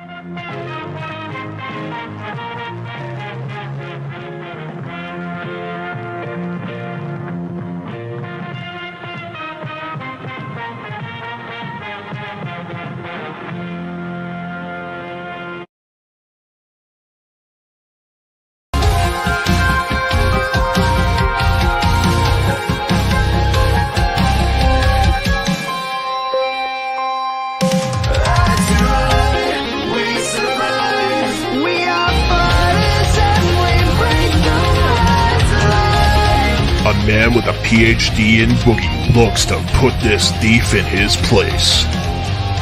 If Tom Flanagan can't put this over well, then neither can I.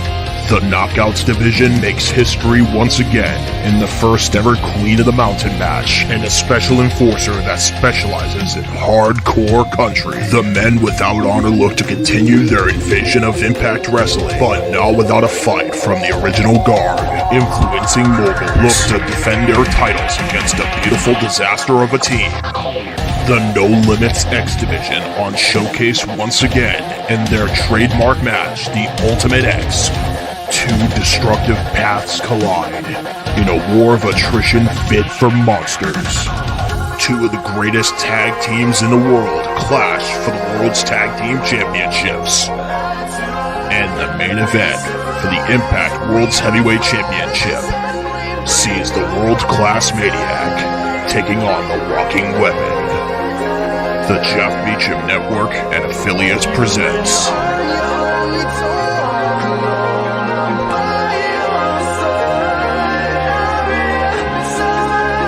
our live coverage and watch-along of Impact Wrestling's SLAMMIVERSARY. And we are live again on the Jeff Meacham Network, on the James Hebert Studios, on FTW, on the Simple Man, on Cassidy. We're all over the friggin' place. As I said, we're just everywhere. Thank you all so much for joining us for this very special day in history. It is 20 years to the day.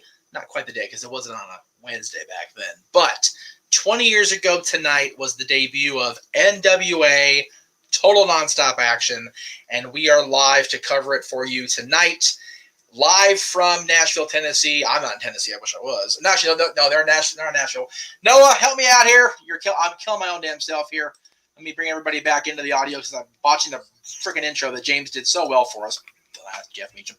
Hi. Well, where the hell are they tonight? Ladies and gentlemen, welcome once again to Nerd Jeff Meacham Network live reaction, commentary, and watch along. You know what this is from the Cement Noah Foster, and we are from the Nashville Fairgrounds as we honor, remember, and press forward this year in Impact Wrestling, celebrating their 20th anniversary on their grand stage. This is SLAMMIVERSARY. I'm Noah Foster, along with Jay Heberside 95, the Wrestling Encyclopedia Casey Gallagher, and Jeff Meacham. Action is already underway in the ring with the Digital Media Championship between the current champion Rich Swann and self-appointed champion by Matt Cardona, the most professional wrestler there is, Brian Myers, as action is underway. Where are you seeing that, Noah? Because I'm not seeing it. Oh, it's on YouTube. It's on Fight TV. And folks, if you have not already purchased the pay-per-view, it's only available on Fight TV for $40. So again, if you can, please enjoy and engage with us as we celebrate Impact Wrestling's 20th year with SLAMMIVERSARY. I hope everyone's doing well in the chat. And again, please like, subscribe, comment, and tell a friend. Gentlemen, it's good to see you. I want to give a shout out to my great pre-show correspondent, Paul Mead, who's now enjoying the pizza that he ordered. So grab a drink, get some good food, and buckle up for another wild ride for some awesome professional wrestling. Damn it! I'm trying Casey, to see how are you? Good to see you. Right now, we got Brian Myers and Rich Swann already with action in the ring. How you feeling about tonight's SLAMMIVERSARY show? I'm feeling like there's a few technical, or perhaps I should say it right. I'm feeling like there's a few technical difficulties on the YouTube side of things. Big time. I can't see it at all. And go to the Fight TV app and see if you can see it from there. Because I'm watching now. I'm trying the Fight TV app. I can't find it. Interesting. Well, Impact Wrestling and Fight TV. They always have to have the technical difficulties. At least if there's difficulties, it's before the main show. But right now, they do typically get that stuff. They do typically get that stuff resolved by the time of the. Let me insert see. Jazz music is it on a separate stream link, Noah? Probably. They usually do the countdown on a separate link. Yep, I found it on Fight. It's on Fight, so we're good. So they probably just kicked it in, probably on y'all's side of things. Oh, the jab, and the jab. As I'm watching the jab. Go to town. Brian Myers. Can he handle this? I don't know. Still jabbing him. I can't find this at all. Oh, what a shot. There it is. Finally. Jesus. Dude, it's Take not out even the knee. first recommended thing. Oh! What the? Cover All right, hits I'm on the it. leg, middle of the ring. Brian Myers gets the right shoulder up. All right, I'm gonna try to sync with you, Noah. No, you're fine, man. You guys get it all figured out. You're fine And, for now. Jeff, Just let me get together for the Jeff, I love the old school TNA America logo right there. I mean, I've already watched Slammiversary 2020, 2021, 2019, and also the very first Gauntlet for the Gold. So I am definitely ready for whatever unfolds tonight. Oh! What a flatliner! Jumping flatliner! Brian Myers in the counter kicks out at 2. And Real Nick, check Impact Wrestling's YouTube channel. If it's not there, the pre-show or countdown Slammiversary, as it's properly named, it should be on the Fight TV app underneath Slammiversary. And you shouldn't have to buy that to watch it, as you just turn it inside out with a spear. Covered by Brian Myers in the little ring. And Rich Swann gets the right shoulder up. And Brian Myers wondering, what am I in the ring with at this moment? As it was 2 and only 2. And the history of the Digital Media Champion, for those that don't know, is literally an internet exclusive challenge title. Ever since its inception, when it was first figured out in a 6-way dance, and Jordan Grace made history becoming the first inaugural champion. She held it for 90 days after winning it at Bound for Glory 2021 until she lost it after the devious actions of Matt Cardona, who held it down for 127 days. Until Rich Swann beat Matt Cardona at a Revolver Wrestling show and is now the current champ, even though he does not have the title with him. Oh! Ooh. What a kick! Hooks the leg! Face. 2! No! Now, the thing about this title is you already know, Casey, that Matt Cardona has already proclaimed himself as the internet champion of the internet ever since his long Z Island story, like YouTube show. He really thinks that everything that's been happening with the internet, when it comes to podcasts, when it comes to internet presentations, that he is the guy that everybody should be thinking. Do you think there's any Can you truth to that? Can you blame the guy? He really was one of the first. That might be true. Jeff, you have your hand up. On behalf of somebody that started 20 years ago, like Impact Wrestling, Matt Cardona can kiss my ass on that claim. Just saying. Throwing that out there. I'm not going to argue that. And again, Jeff, congratulations on approaching your big anniversary for your Talk Wrestling Forum. And stay tuned, 15 folks, years, for man. more It's on that. crazy, right? Boy, how time goes by. Yeah. And right now, Brian Myers, he might be looking to say time's up for Rich Swann, as he is poised in the corner. Might be looking for radio silence, wake-up call. Looking to take Rich Swann's lights out. Rich Swann right now. Thinking about the spear again. Going for it. Oh, Rich Swann denies it. Oh, another one. Hook kick by Rich Swann. Gonna go for a springboard. Got him! Got him! And you know what that usually sets him up for? Yes, sir. Rich Swann ready to party. Gets himself set up in the corner. Second rope, measuring his man. Close range, 450 splash. Hook to the outside leg. Rich Swann wins. Rich Swann able to retain the digital media title. And he actually will have the title in hand too. Rich Swann now officially the digital media champion. The most professional wrestler falls short tonight in the Countdown Slammiversary. It is time to party with Rich Swann and company. I'm sure he's going to party all night long. Congratulations to Rich Swann, the new and still digital media champion. Let's go ahead and look at the highlight here as he got at the end with a 450 splash off the second rope. 450. Beautiful execution. The Get another angle here. Train was hijacked, but it is now back in the possession of Rich Swann, and the train is back online. The championship back in the possession of Rich Swann. Matt Cardona held this title 7 successful defenses. Rich Swann looking to break that record already now with 1 underneath his reign. Brian Myers could not handle this. And again, guys, that was just our first championship match tonight. We got 5 more championship matches ahead for us tonight. Well, there we go. All right, well, that was a fun kickoff as we go to ringside with the Drama King, Matthew Raywald, and Tom Hannafin.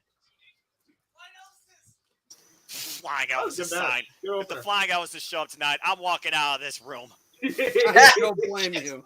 I don't blame you. I would love the Flying Elvises. Man, Sonny Siaki should have been something more.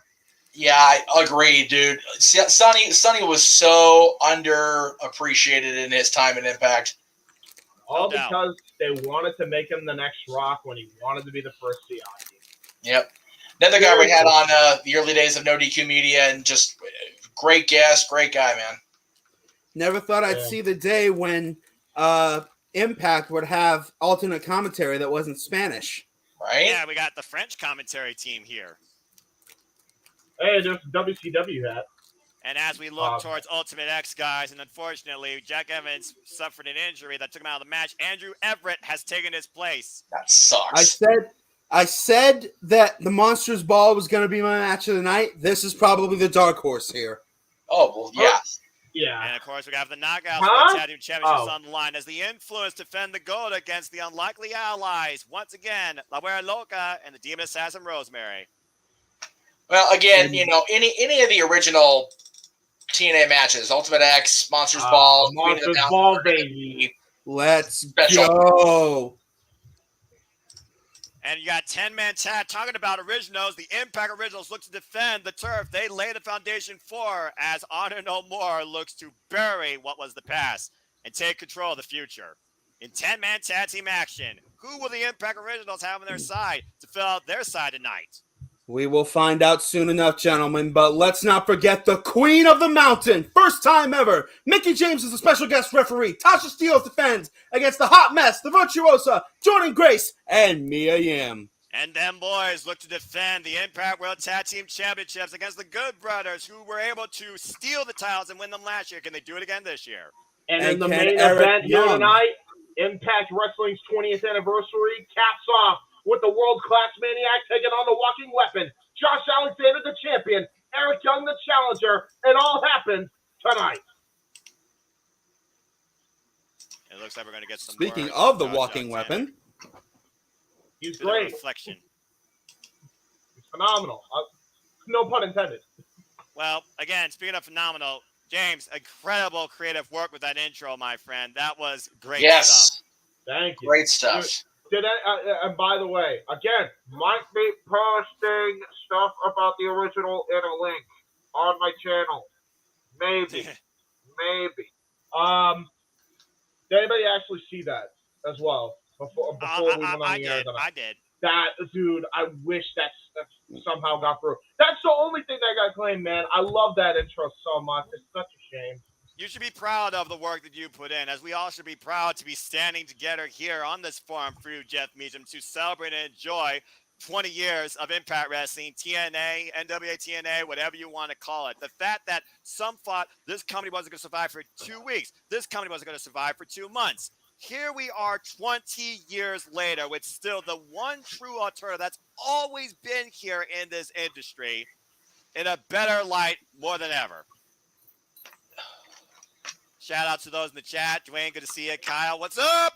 And trying to get the freaking mouse to cooperate. I'm using a brand new mouse and keyboard I got for Father's Day, so bear with me here. And God bless all fathers and all father figures. Thank you. Yes, indeed. And Eric Young has been to the top before. Oh, he knows what it takes to win the top title in this company. If anybody has the drive, the will, and the experience to take the title off of Josh Alexander, it is the former Showtime. What did you call him, James? The world-class maniac, Eric Young. Thank you.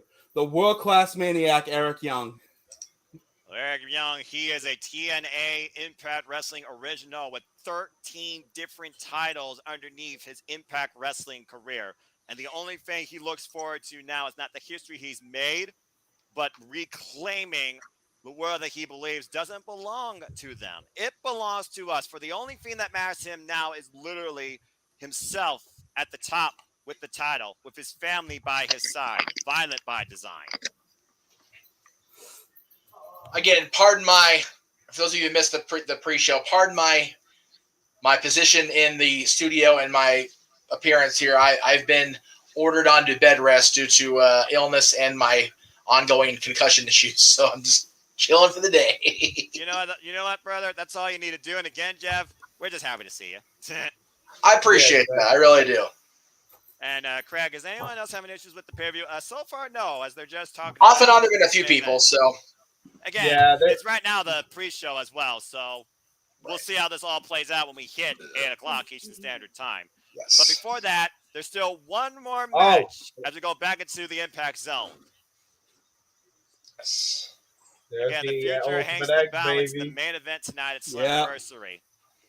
It is the reverse battle royal, boys.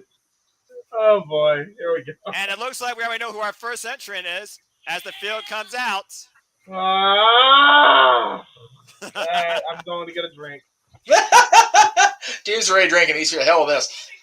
Is that Chris Bay? Shit, wait a minute. Oh, guys. Is that Chris Bay? That is Chris Bay. And happy Sunday, by the way. There was also Crazy Steve. Shark Boy! Shark Boy sighting! Oh, shell, yeah. Who is the guy? David Young. Steve Cutler. Why am I blanking on his new name? He's so James, Dwayne, thank you. Appreciate that, brother. I'll be. Trust me, I will be well. I will be well. Just oh God, here comes Johnny Swinger. Good Lord Almighty. David Young, look at that, Jesus. What? Evil knows no bounds. New name now? What's Steve Cutler's new name? Who's this? What? Is it the Demon? Huh? Is the Demon back? Oh my God! Oh no! Wait a minute! Oh my Lord! The Sinister Minister is back in the Impact Zone. James Mitchell is in Nashville. Casey, remember what I said about it's easy? I love enthusiasm, but just breathe, brother. And Father's James Mitchell bringing back a ghost from the past already. Jesus. Looking to destroy people. Slash is back as this is underway. And yes, ladies and gentlemen, this is a reverse battle royal. And the goal here is definitely more than simple. 16 men start on the outside as 8 men try to fight to the inside of the ring. Once we have our field of 8, it becomes a normal over-the-top rope battle royale until we have 2 participants left, in which case that will be then decided by pinfall or submission to determine our winner. We already got one person in the ring. God. David Young fighting on ringside right now. It's so weird to see Slash, and it's so weird to think if you're old school fan, the fact that he was part of the USWA tag team essential PG-13, part of the Nation of Domination, if you believe that shit. Right. Yeah. And you saw Chris Bay displaying his athleticism. Oh yeah, definitely. Meanwhile, we got I was trying to think of. I was thinking of Steve Cutler's current name so long, and I finally figured it out. Steve Macklin. Well, there you go. I love him. I don't know why my mind blanked like that. Okay, we got 1, 2, 3. Looks like 3 people are officially in the ring. 4 people. 4 more still need to get inside the ring. We got I'm nothing behind y'all's feed, but just watching Zicky celebrate like he won was funnier than hell. Like, dude, Zicky Dice is literally what he calls himself. Outlandish. I'm honestly getting flashbacks seeing Shark Boy. Dude, okay. Without saying which image it is, if it's even still up on my social media, there is a picture of me on my social medias somewhere with a personality who is no longer with us. In the background of that picture is an unmasked Shark Boy. Well, what? Whoa. That's wild. He wasn't there by design. He was just talking with somebody else in the background. And why is Mike Jackson in the freaking thing? Yeah. Who even is 3, Mike 4, Jackson? 5, 6, 7. Yeah, who the hell is that? Yeah, wait a minute. He used to be like a former jobber in the territory days. The old Buck, guys. That's the old Buck. Old Buck is right. He looks it. Yeah, a little bit. There's Shot Boy guy in the ring. Wait, that's the Young Buck's father? No. No. I was about to say. No. Look at this. Walking the Either way, barricade. Mike Jackson showing the old school still knows a thing or two. You have to remember, as you have to remember, James, Jackson is their gimmick name. Their real last name is Massey. So that is true. Is he going to walk all the way back to the announce table? Well, not with all that gold on the barricade. Wow, that guy's a real bill collector. Right? And Mike Jackson thanking that fan for clearing his path. And they're coming to Tom Flanagan and Matthew Raymond's way. He literally might walk around the entire Impact Zone. What is he doing? He's going old school. I hope Medicare covers this. Says I believe Tom, whatever his name is. Yeah, Tom Flanagan. Well, he's not wrong. Okay. All right. Social Security is your friend, dude. Like, seriously, get down. For real. Stop. Go get down, get back to the retirement castle, and go back to watching Matlock. Seriously. Is he literally going to walk the entire thing? Honestly, though, at his age, if he wants a job in wrestling, I'm pretty sure there'll be an opening for chairman of the board in Connecticut pretty soon here. And we talk about Ric Flair, who is going in our wrestling match, and this guy just walked old school around 3/4 around the ring. Right? Oh, Jiminy H. Wrestling takedown.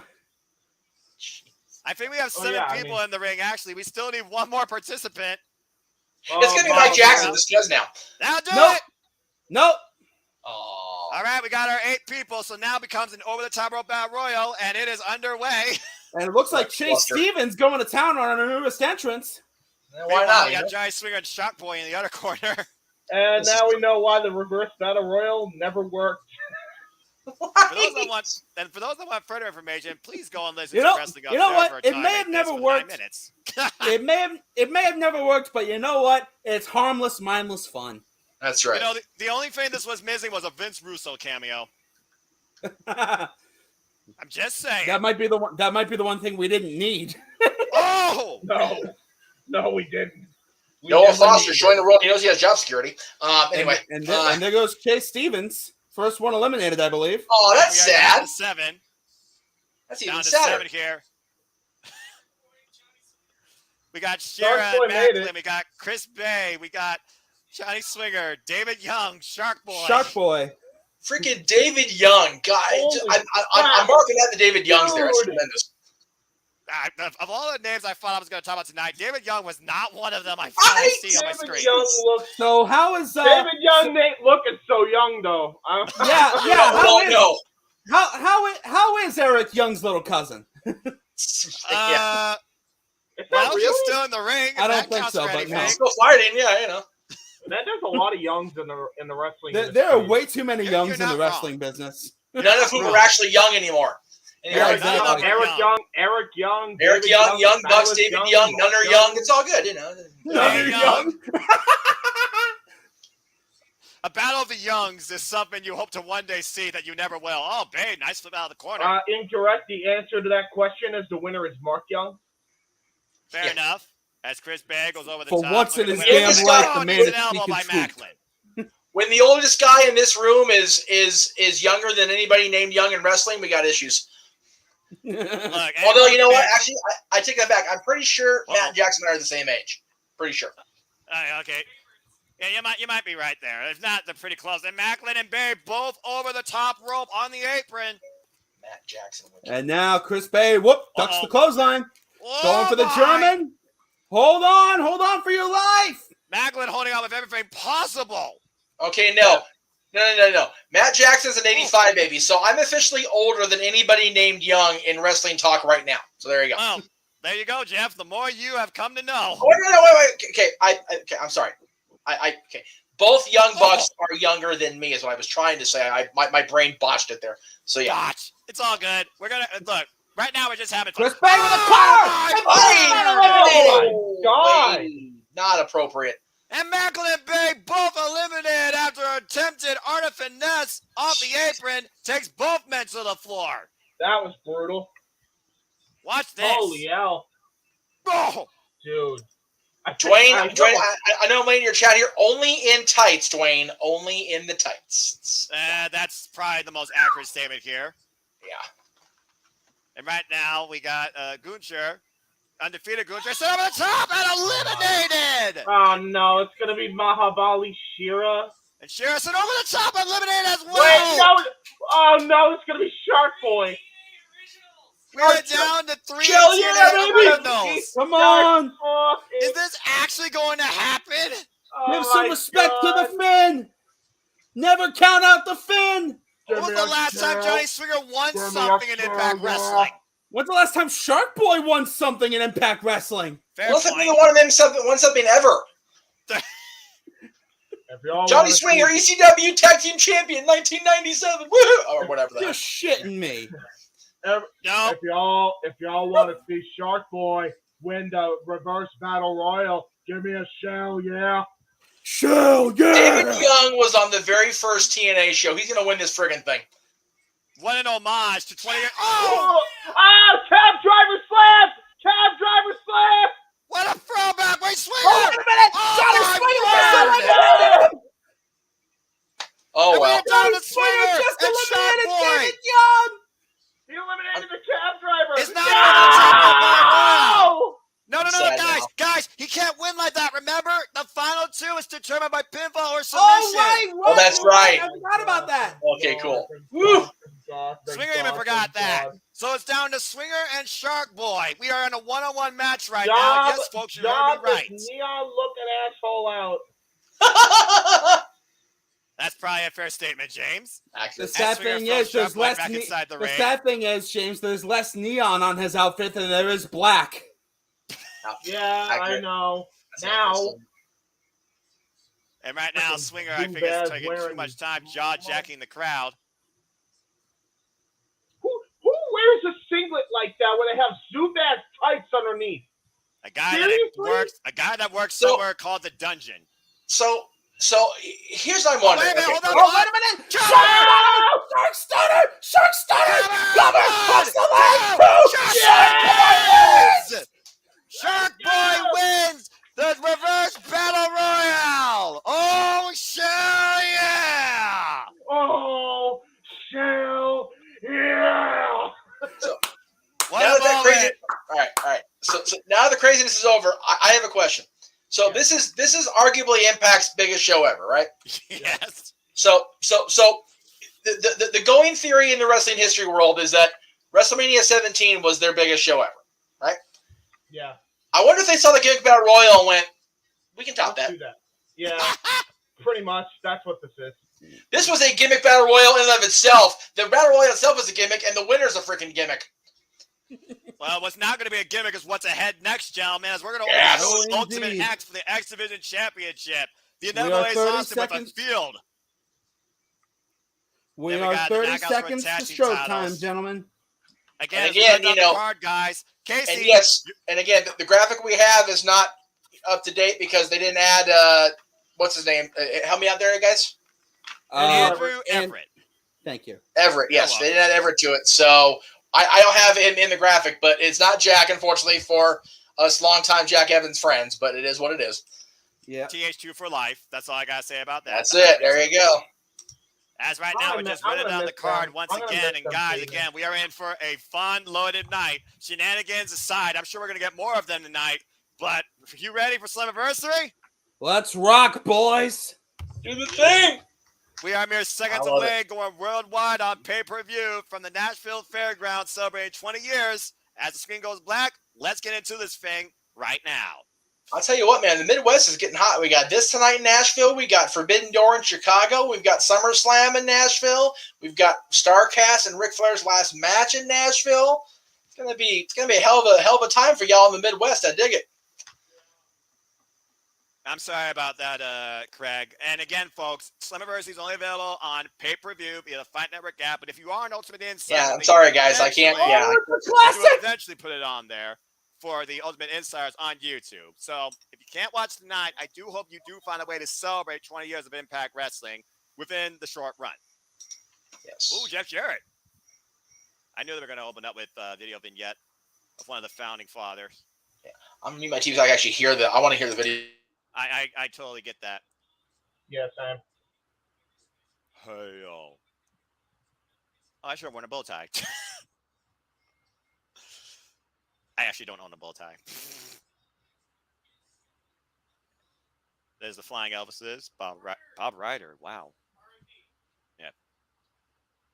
And AJ Styles. Oh. Knew that was going to happen. So I do its thing. Mm.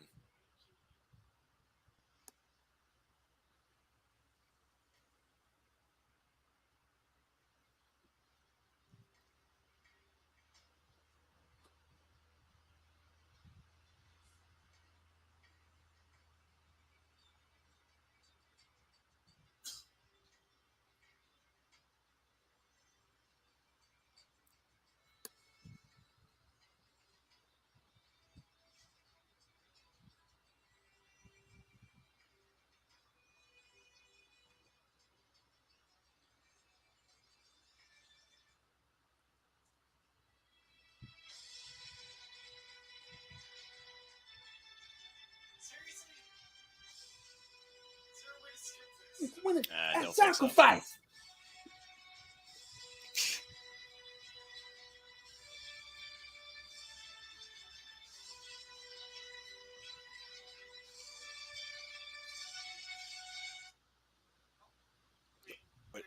I think you just disconnected your cast. Fix it. Technical difficulties? No, you're fine. Technical difficulties. So cool seeing Red. I know behind y'all's feet is cool. So cool seeing people like Amazing Red and all these guys. So awesome to see these guys from the past. Right. All the greats that have gone to and from this company, and all the people that made this possible in and out of the ring. God damn, that cranial headbutt to Joe is just still so vicious to this day. Oh, Steiner math! No Steiner math! No! Don't raise my anxiety. Too late. I still can't believe we got Magnus back tonight.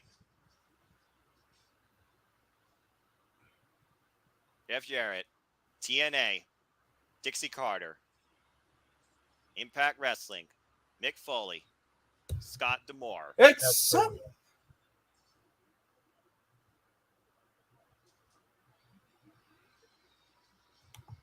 Indeed, it is all about history. It is a celebration. It is a milestone. It is professional wrestling. It is Impact Wrestling. This is Slammiversary.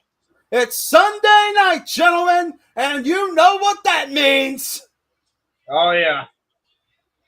A remarkable milestone in this alternative of the industry. All right, you Here guys we saw the are. entrances. I have to get water. Uh-oh. Oh, shit, we're starting with Ultimate X. They're going to be quick. And we're starting off with the signature match, one of the most signature matches in this company's illustrious history, Ultimate X, as the former X Division champion with Venom in his gear, it seems. And again, for those of you tuning in to us and not actually seeing the feed on pay-per-view, which again, that's y'all's choice. We appreciate you sticking with us. Jack Evans is not in this match. Andrew Evans replacing Jack Evans due to injury. So, again, the graphic was not updated by Impact Wrestling. Therefore, I can update the graphic. So there you go. That's right. But right now, that is one person that is on that graphic now circling the ring, as we heard in his prideful, emotional interview with Tom Hannigan on Outside the Ropes. The former X Division champion, Trey Miguel, 12 years in the game, and held that title for 182 days, only to lose it to the current champion that defends it tonight. And here comes the substitute for Jack Evans, a former tag team champion, Andrew Everett. I will say this. It's cool seeing him back here, but I do feel bad for Jack Evans. Yeah. You know I do. So Jack Evans, of course, AAA World Cruiserweight Champion for 713 days. Definitely earned his right to be here tonight. I do hope he gets well soon. Meanwhile, representing Honor No More, he is former Ring of Honor. He is also former Impact Wrestling. He is K-I-N-G, King Kenny King. 20 years of experience and a two-time X Division champion. Two-time? Freaking, I hate Bruce Pritchard and Conrad for that, by the way. Well, I'm sure you can talk more about that later on, Jeff. There's a bad vibes right there. Honestly, they didn't even start that. If you ask me, they got that from Booker T. Well, might not be wrong. Well, you know, I really, and I'm sorry I'm off camera, I'm trying to get some water. I honestly think that it was really Dallas, calling himself a two-time, or he became three-time. He would still go three-time, heavyweight champion of the world. So, and making his Impact Wrestling debut in Ultimate X, the former friend of the champion, yes, Alex Zane, with 17 years of experience. And here comes Zayn was one to watch. I tell you what, making his Impact debut. This dude can go. You want to talk about a dude that can go? How about Speedball Mike Bill with only one loss so far in his Impact Wrestling record with 16 years of experience after he and Trey tore the house down this past Thursday. Not going to lie, Noah, I thought you said 60 years of experience for in his debut. And speaking of which, here comes the latest member to Bullet Club, now known as the Inevitable Club, the current X Division champion, the inevitable one, Ace Austin, 3-time X Division champion, and the youngest one in this match with only 7 years of wrestling experience. Some would say he is just an Impact World Champion waiting to happen. Oh, yeah. Right now, he's the leader of the X Division, and I can't think of anybody better right now to lead that charge. You want to talk about innovation? I haven't seen anybody pull off the moves that the last time I saw somebody pull off innovation of Ace Austin's caliber was AJ Styles. There is nobody better currently in this era right now for the X Division than the man in the ring right now for the Bullet Club, Ace Austin. I'm going to say, I still stand by. It comes down to him and Speedball tonight. That's going to be, either way, this is going to be a match to remember, gentlemen. And I love they're kicking off 20 years of Impact celebration with one of their specialties. Ace Austin, the 98th X Division champion in this company's illustrious history, as the bell rings, and we see who pulls the first. Oh, wow! And Ace Austin already going after everybody with that cane, which is totally legal here. As we know, gentlemen, the only way to win an Ultimate X match is climb the structure, make way across the ropes, and claim the championship. You don't have to hit the floor. You just have the championship in hands. Ooh. But this is going to be fast, furious, and innovative galore here. Speedball Bailey and Alex Zane with a sense of urgency, taking down Kenny King and Andrew Everett from the press. Whoa! Whoa! Again, Alex Zane, the Cesty, one over top! Wow, what is that Saudi moonsault? And Alex Zane in full control as he starts to make the climb. But meanwhile, Speedball Mike Bailey from the other side, Casey. Oh, shoot. Here we go. And here we go. Our first hand-over-hand attempt at the X Division title. Oh, but torn down by Kenny King and Trey Miguel. Oh, sense of urgency. Again, don't blink. You might actually miss something. Yeah, exactly. Yes, it would be... oh, my! That was a great leg lariat there by Kenny King. And now into a front power slam there. The thing about this match, the thing about this division, the only thing that limits you is your imagination. That's correct. We have seen incredible talent thrive in this showcase professional wrestling. Names AJ like Styles, Christopher Daniels, and Trey Miguel over the top. Tope Con Hilo. I was just about to say that Kenny King actually is the favorite going into this match just on pure experience alone. Keep in mind, he's actually competed in 3 or 4 X Division matches during his time in Impact Wrestling in 2013 onward. Stiff kick to the back of Ace Austin's head from Trey Miguel. And it looks like right now we have the two rivals right now duking it out as Ace Austin and Trey Miguel with 3 previous X Division championship matches just between each other. With Ace Austin getting better Trey every time. Pillsbury flop by Ace Austin. I mentioned I saw a little AJ Styles in him, and he just showed it right there. Slammiversary trending on Twitter as Ace Austin takes control, cartwheeling and super kicking over Alex Zane, and a handspring on Speedball Mike Bailey. And right now we got Trey and Ace up on the apron, and right now Trey, hook kick. Wow, what a hook kick. What a cutter by Trey Miguel. These two have had their fair share of battles over the X Division title in recent months. And now look at that Andrew Everett back in the ring. Certainly compromised. Meanwhile, Andrew Everett now over the top again. Wow. The apron. Oh, man. Andrew Everett not to be outdone with a cartwheel off the top into a German suplex onto the apron, taking Trey Miguel out of it for the time being. Yeah, and here we go. Look at this. He sees everybody on the outside.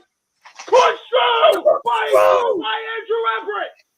Wipes the entire field out. If you're not going to claim the championship, you can certainly claim a moment. Looking at the replay here, what a corkscrew dive. A full 720 corkscrew from Andrew Everett as he climbs back into the ring to make an attempt at the X Division title. Dodges.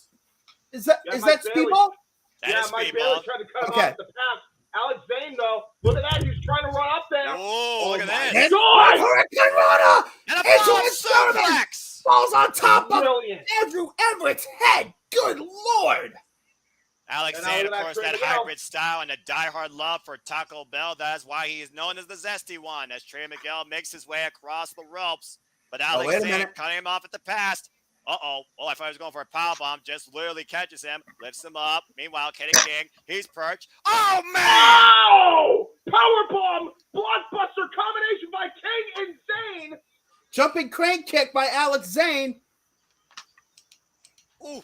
And these two former Ring of Honor talents are no strangers to each other as Kenny King and Alex Zane mix it up right now. No, indeed. They've had plenty of wars over the Ring of Honor Television Championship in the past. Ace Austin comes in to break it up. And the thing is, the champion can take advantage of a moment here. It looks like Speedball Mike Bailey might be looking to take advantage here of this three-way dance. What's he planning here? Double suplex attempt right now. No! Trying to go for the belt here, but there's Andrew Everett. Look at Andrew Everett behind him. Uh-oh. Got a kickoff. And now Andrew Everett is out of reach of... Oh my God! Shooting star knees right to everybody down below. I have never seen that in my life. Look at the replay here. Full rotation, drops the knees on Zane's back to break the double suplex attempt, taking 3 men down in the process. X Division really does mean no limits. And now look at this. Oh my Lord! What an insecurity stand there kicking Andrew Everett's head off. There's a reason the nickname of Mike Bailey is Speedball. Keyword there is speed. And Kevin, answer your question. Andrew Everett replaced Jack Evans. And again, he's probably regretting that at this moment. We will acknowledge you more as the match concludes. And meanwhile, this is just looking to be disastrous. We got Ace Austin, Speedball Mike Bailey, Andrew Everett, and Trey Miguel up in the corner. Uh-oh, are we looking for a classic X Division Tower of Doom? This could be a double Spanish fly looking at the way two people are set up here. Kenny King now joining the pile. This is looking very bad for all 6 men. Alex Zane underneath it all. Tower of Doom. Here we go. Oh, wait a minute. Hold on. Trey Miguel, he knew what was coming. Trey Miguel surprised himself there, surviving that encounter. Spider Trey, feigned by his name. And now we have Alex Zane and Trey. Meanwhile, fire off the top rope as Antisocial claims for somebody to sign Noah. I wonder if he'd be signed by Pro Wrestling Noah. There's a lot of controversy with that company. There's no controversy here right now. Slammiversary now after that type of offense by Alex Zane and Trey. Good grief. Everybody's down right now. Good grief is the correct phrase, my friend. And we have a moment. Canadian Destroyer. A shout out to another all-time great, Petey Williams. Yeah, everybody's down right now. Trey Miguel and Kenny King trying to pull themselves up here, and there's Ace Austin as well. All of this in the name of claiming the X Division Championship. Alex Zane clutching the back of his head. Yo, Nathan Wallace Baby is in the house. Meanwhile, Trey and Ace right now are duking it out. Oh, Kenny my King God. in the corner. Oh, trouble in paradise there by Trey Miguel. Trey Miguel looking to do good one more time for his hometown of Toledo. Andrew Everett trying to stop him. Ooh, Everett, yep. And right now, Trey just looking for his balance. Number one thing you need here is balance and poise and timing. There's a lot of things you need in here, but those are probably the three most important as Kenny King and Trey Miguel move forward. Speedball, though. We got a four-way right now. We got a four-way for the belt. We got a four-way for the belt. And here we go. They are literally within an arm's grasp of the title. Meanwhile, Speedball trying to take Kenny King down. And a low blow to Trey Miguel from Ace Austin. All good in the hood in an Ultimate X match. And we got Ace and Speedball right now who put themselves up on the ropes, traps the legs around the ropes, each one literally looking at the title above their heads. Someone's going to fall, but are they going to fall with the prize? I don't think so on this exchange. We're still technically in the early goings of this match as Andrew Everett trying to make a run for the title himself. Oh, and now right look now at you that. see him once again. He has coming his, in the he back has door. it climbing. This is Oh, unbelievable. look how close he is. He is Andrew right Everett there. And keep in Andrew mind, Everett is there. Oh my God! He's Oh my actually there. He's Lord. on top of the X. He's on top of the X. The He's amount grabbing of the upper title. body strength that must take. Wait a minute, look at Speedball. Oh, Look at no. Oh, man. Oh my God. Jesus Christ! From the top of the X, a head scissors by Mike Bailey sends Andrew Everett off. And we're once again down to Speedball Mike Bailey and Ace Austin, who are literally hanging upside down. Think about how much core strength this takes, how much strength this takes in your legs right now. Guys, the fact that the both these men have been hanging this long.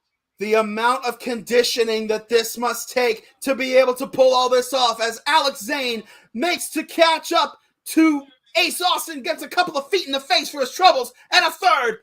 Fourth one knocks him off. The former Zesty Friends, no love lost. And Oh my God! Ace Austin's down! Speedball's there by Speedball's himself. there! Speedball's there! Does Speedball have it? Does he have it? Does he have it?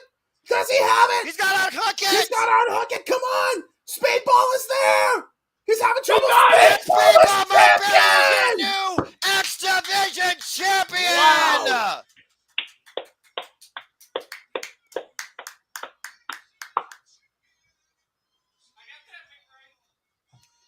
It was Speedball Mike Bailey that came back in the Impact Wrestling and pinned Ace Austin in his Impact debut in a multi-person dance. And here tonight, for his first chance at the X Division Championship, he capitalizes and wins Ultimate X at SLAMMIVERSARY.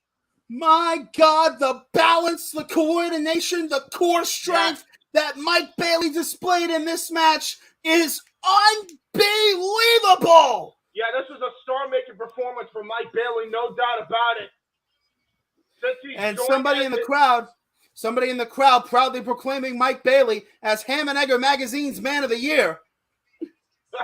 The inevitable was not Ace Austin retaining the title. It was Speedball Mike Bailey finally arriving as a champion in Impact Wrestling. What a brutal, brutal matchup for the X Division title. And full of dangerous stunts, to say the very least. And by the way, Ken, yes, I did see your super chat. I actually read it on my own time. Thank you very much, my friend. I don't know how we're gonna get. I don't know how we're gonna equate that, because I know you wanted to send that to me. Figure it out. I don't have a PayPal yet, but I appreciate it, my friend. Ooh. Thank you. Can we talk about? Well, that's at least 1 point for me because he was my secondary pick. I'm all right with that. I'm all right with that. Same. And by the way, shout out to Bob Ryder, who had such tremendous. Oh God, Bob Ryder. In this company's history. So good to us early on.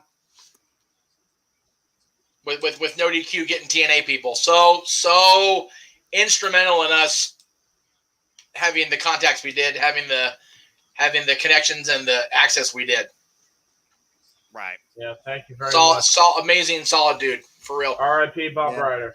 Yes, sir. Yes, indeed. And while we're talking about that, let me go ahead and as they're talking about Bob, I don't want to negate the importance of Bob Ryder by any means, but we did, unfortunately, in the last few days, lose both referees Dave Hebner and Timmy White. Timmy White this morning, my God.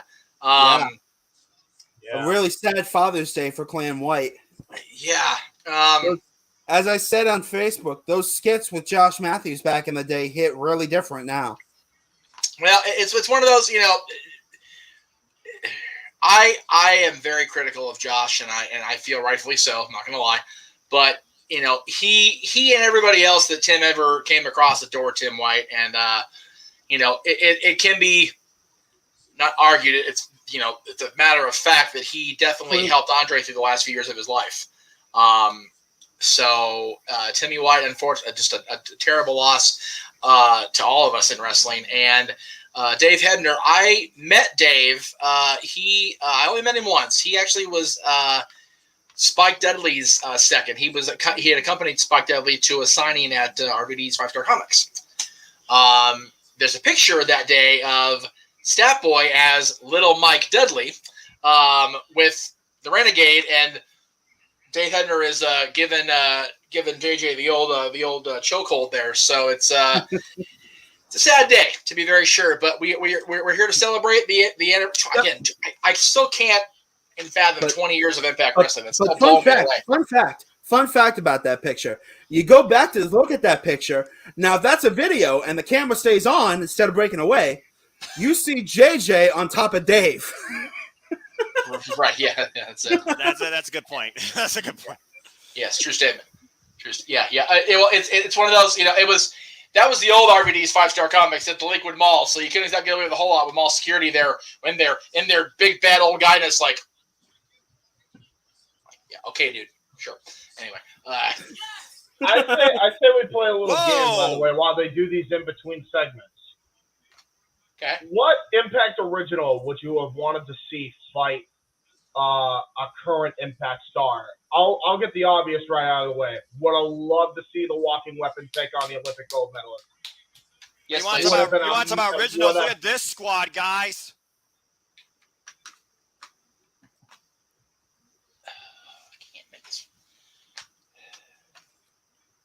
I don't think there was no argument. The most impactful team in Impact Wrestling's history. Not even a contest. No argument. Scott Hudson. I think this is not going to be the only throwback we get tonight, Jeff. That's for sure. Oh no, not at all. I'm here for all of it. No kidding. Oh man.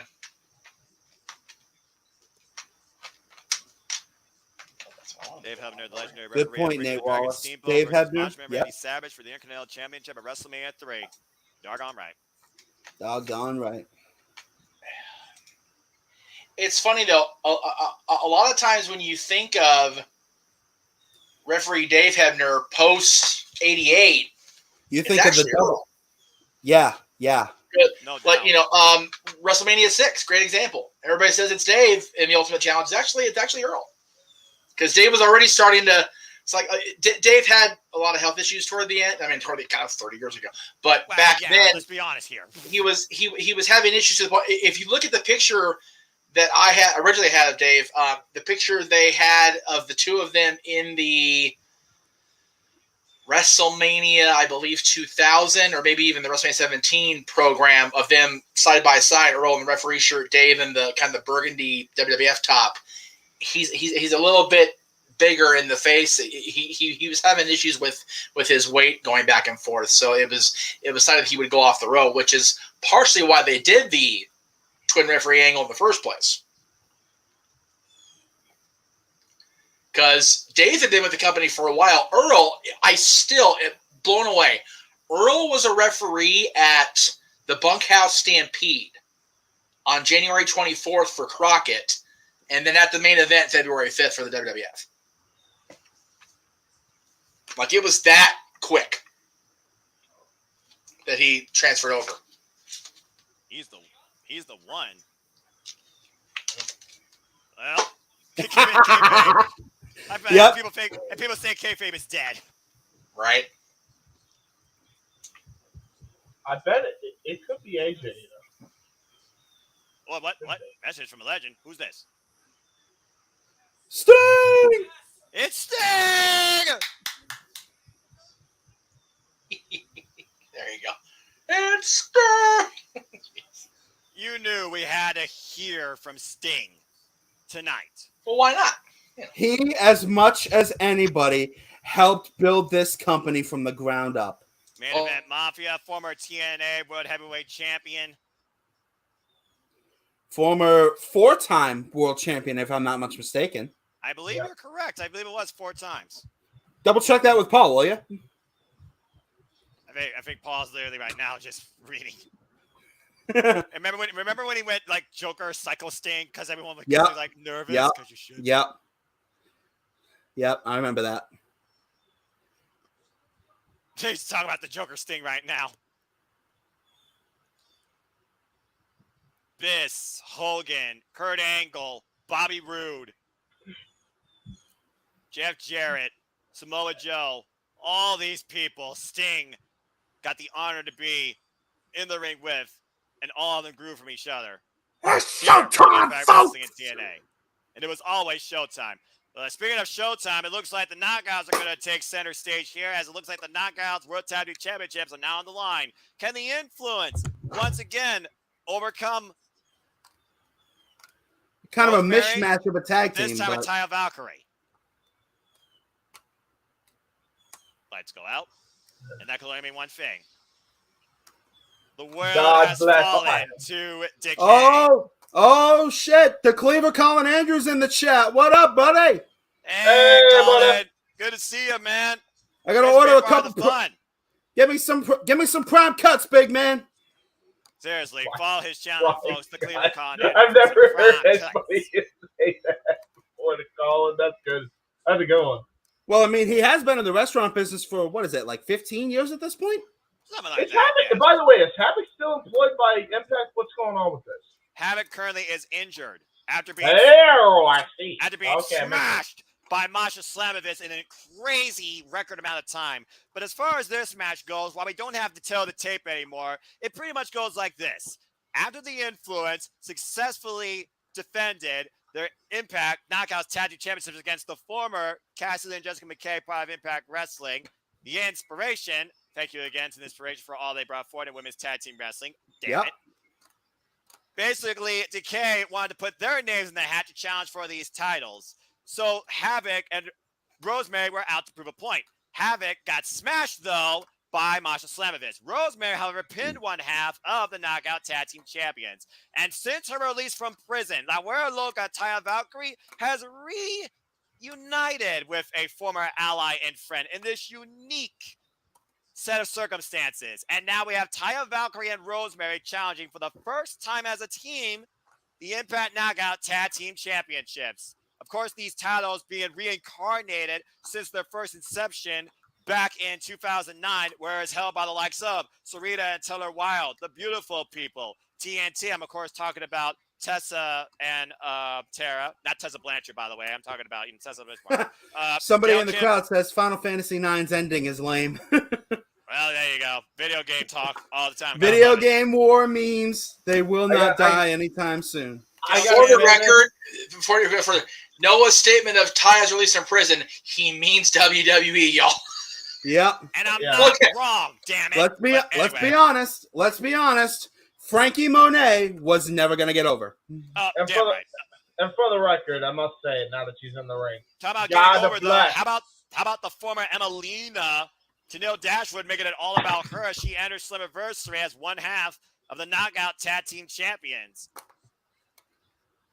And again, of course, we also had Gail Kim and Madison Rayne. But since these titles have been redesigned and brought back, and this division brought back as well, we've seen them being held by Fire and Flava, Jordan Grace and Rachel Ellering, Decay being previous tag team holders. In fact, it was Decay last year, Rosemary and Jessica Havoc, that I saw live, during the countdown that beat Fire and Flava for these Knockout Tag Team Championships. Can Rosemary do it again with a more unique of allies? Also, really quick, this is for the new person in the chat. Oh, hi, Mark. Hi, Mark. I must say, though, now that I got a chance to say it, God bless Taya Valkyrie, because she is in the ring. Yeah. Laura Loca, the new MLW Featherweight Champion, the current AAA Reina de Reinas Champion, as the Influence have held these Knockout Tag Team Championships now for 106 days. This is going to come down to key communication, the stronger communication. While usually facing Rosemary is more of a mental game here. And that could definitely come into play, as right now we have Madison Rayne, a knockout OG in her own right. Killer Queen, Killer Bee, whatever you want to call it. Whoa, nice takedown. And Taya Valkyrie, a former Knockouts World Champion, as we will find 5 former Knockouts World Champion, and the current one, excuse me, later on in Queen of the Mountain. Yep. Now, if I'm not much mistaken, Taya has actually been around since at least, as we go for a quick cover, Taya has been around since at least 2009. I seem to remember her as part of a 3-way match for the Knockouts title at Lockdown 09, taking on Angelina Love and Awesome Kong. You'll be correct. And most recently, when she was Knockouts champion, she was even involved in a Monsters Ball 4-way dance with Havoc, Su Yung, and Rosemary. She was actually one of the longest reigning Knockouts champions in this company's history before Jordan Grace took the title off her. And meanwhile, Rosemary, a former Knockouts champion in her own right, Taya Valkyrie, looks to bring the tag straps back to what she calls the shadow. Yep. And these two women very familiar with one another, Taya Valkyrie and Madison Rayne. Again, it's Nice going to come drop there down by to Taya. who is going to be more on the same Taya page. remains to this day the longest reigning Knockouts champion other than the Virtuosa, at least as of right now. That's correct. Long may she reign. The excellence Which- of technical execution. But I'll talk more which about her blows- later. Meanwhile, Taya Valkyrie off the ropes. Oh! German! Which Slingshot blows German! Yep. Which Sliding blows my German. mind. Which honestly blows my mind when Awesome Kong and Gail Kim were in the picture back in the day. Right? Not to mention ODB. She seemed to have the title forever. Yes. To be fair, that was ODB and Eric Young due to circumstances. Hey, was she champion or not? She was. I'm Okay, not going to then. deny that. She All right. was. All I'm right. not going to deny that. I'm not going to Okay. deny that for either of those two, even if it Okay. does sound illogical. And meanwhile, Rosemary right now getting the boots handed to her by Tennille. Even as much as we love Impact Wrestling and are celebrated today, they've had their moments. Well, let's be honest. What Yes, company they has not have. had their moments? Here's the thing about Impact Wrestling. They Hell, even- survived during Yep. Hell, even AEW has had their moments. Yeah, they're the newest thing on the scene. Well, wide anyway. Meanwhile, nice suplex. I see Cover we got hooks the far leg, and it gets the shoulder up. Rosemary does. I see we got a family friend of Johnny Elite and Taya Valkyrie in the chat. Well, at least neighbors. And Colin, Crazy Impact Women's Tag Division is more with the WWE. Well, that's because WWE never knew how to do women's tag team wrestling in the first place. But I digress. Long Beach know is, how to do Long Beach is women's actually wrestling. a pretty cool little place to live. I lived there for a little while now. Really? Yeah, the influence have been impressing me, including Madison Rayne, who I've given flack a very long time now. But ever since teaming with Tennille Dashwood, it's almost like it's brought out a new vicious side of her, and it's on display here. There's that face And yes- plant there by Cover. Tennille. And Well, yes, to Colin. your point, James, we thought Madison Rayne was done wrestling. At one point, she retired on a show. It was the Knockouts Tag Team Championships that brought her back into in-ring action. And yes, Colin, that is Paul in the background. Yeah, Colin says hi, Paul. And hello, Ken. I see you also. And yes, this person who is recently out of the chat, we could very well have new champs. We'll see how it goes. Well, Yes, again, we will. it comes down to if Rosemary can do it 2 years in a row, and if Rosemary and Taya Valkyrie, who have not, might I add, not been in tag team action, I think before this match, can pull it off. Strange bedfellows. As Impact Wrestling is right now tweeting all about this show, the Impact Faithful, underrated wrestler, his Wow. run. I don't know what that was. I don't know who was particularly what that was about. Oh, we're local right now. With Oh, the knee knees. strike too. Big kick. Yeah, Definitely not Kenny. Kenny Omega on screen. Kenny still out with injury. Whoever. Oh, blue thunderbomb by Taya Valkyrie. No, Madison Rayne gets out. Yeah, you don't want to get into a striking match with Taya Valkyrie because she will knock the taste out of you. Oh yeah. Yes. Yeah, I mean, there's a Oh, reason yeah. why she is Barbara Loca. She's crazy. Yep. Yes, indeed. And now, blind tag, Rosemary in, working over Madison Rayne pretty well. And as CM Punk said, I dig crazy chicks. There's a fisherman. Rosemary right now is feeling it. I second Colin. Thank you for that wish, and I forward that wish to everybody out there watching who is a dad who is in the dad role. We appreciate it. And meanwhile, Happy Rosemary looks for Father's this. Day. Oh, wow, Oh, my interception. God, what a cutoff. And that might be it. The cover. 2. No, Taya breaks it up. Great presence of mind by Taya Valkyrie, but what awareness by Tennille Dashwood with the interception off that spear. As we got all four right now duking it out. Yeah, great women's tag match so far to kick things off the knockout portion of the program. And right now we got Taya and Rosemary. Oh, wait a minute. Oh, influence. Out from underneath. Influence turning things around as apparently Colin needs a cold shower. That's okay. Oh, wait, hold on a second. Meeting of the minds, middle of the ring. Uh-oh, Double spear! double And I think their heads Oh my collided. God! Double covers. Oh, we got new chance. Cover. 1, 2, No! no! And You got to take a look at the double spear again, too, because I'm pretty sure that Madison Rayne and Tennille Dashwood may have been concussed. They collided heads on the way down with those spears. Yeah, I saw that, James. I think you're definitely right there. Good And, grief, what impact. And yes, Ken, James got your super chat. He read it on his own time. His mic's a little crap, but he did shout you out for it earlier. Yeah, thank you very much, man. We're Meanwhile, going to figure out what to do trying with to take that. advantage here, pushing Rosemary and Taya, and Tennille looking to hang Taya out on the rope. Yeah, Ken. The chat came in while I was in the other room, so that was my bad. And once again, Isolane, what are they looking for here? Oh, double stroke! Shade the Jeff Jarrett by the influence. But look at that Taya Valkyrie tossing Tennille out the ring. And we're back to how we started. Taya catches over Enziguri. Rosemary bent over backwards, and usually you don't turn your back on Rosemary when that happens. No, Because of this, indeed. the Demon Assassin rises. Uh-oh. That is not a good sign. Look into the Meanwhile, eyes of a Taya monster. Oh, strike! Double It was underhook. double arm! Rosemary with the driver, the cover. 2. We got new tag team champions. Yeah! Let's go! 3 belts, baby, for Taya! 2 years in a row, Rosemary claims the Knockouts gold for the Shadow as once again the champs fall to decay. And Taya Valkyrie and Rosemary are your new Knockout Tag Team Champions. And now we wait for the inspiration to make their return again. Don't get my hopes up. Don't get my hopes up. I'm serious about that. You know exactly where I'm going with that, though, Noah. Oh, of course I am. Are you kidding me? I'm the one that knew Peyton Royce's potential since NXT. WWE dropped the ball on them. But let's not talk about that. Congratulations to Rosemary and Taya Valkyrie.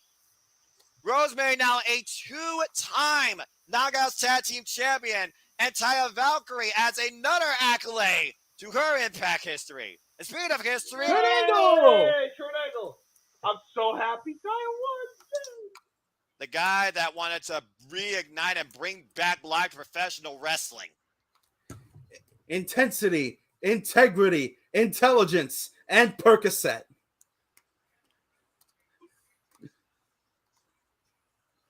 In fairness, Naming Perk up all Angle, those greats. best angle.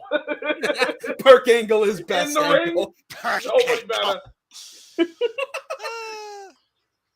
And meanwhile, we look at Moose and Sami Callihan, who again have been deprived of food, water, light, any sort of outside communication for over 4 hours, it seems.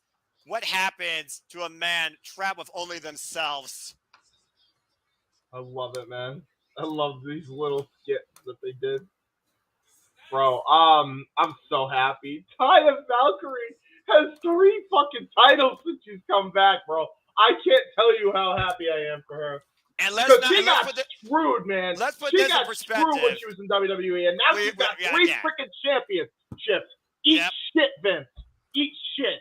All right, well, James just put his WWE rant out for the night. Respect. That being said, and also Aware Loca recently at AAA challenged Thunder Rosa to come after her, too. So we'll see what's next for Taya Valkyrie as she's taken over Impact Wrestling, AAA, and MLW. But speaking of taking over, I feel like revenge has taken over both of these men for different reasons. It wasn't Under Siege where Sami Callihan came back from injury, and as since then, it made Moose's life a living hell as the lights go out, and he literally went out to kick his ass. And now it comes down to this. Where Also, he says yes, will never Ken. end, he invited him to this dance. Monsters Ball.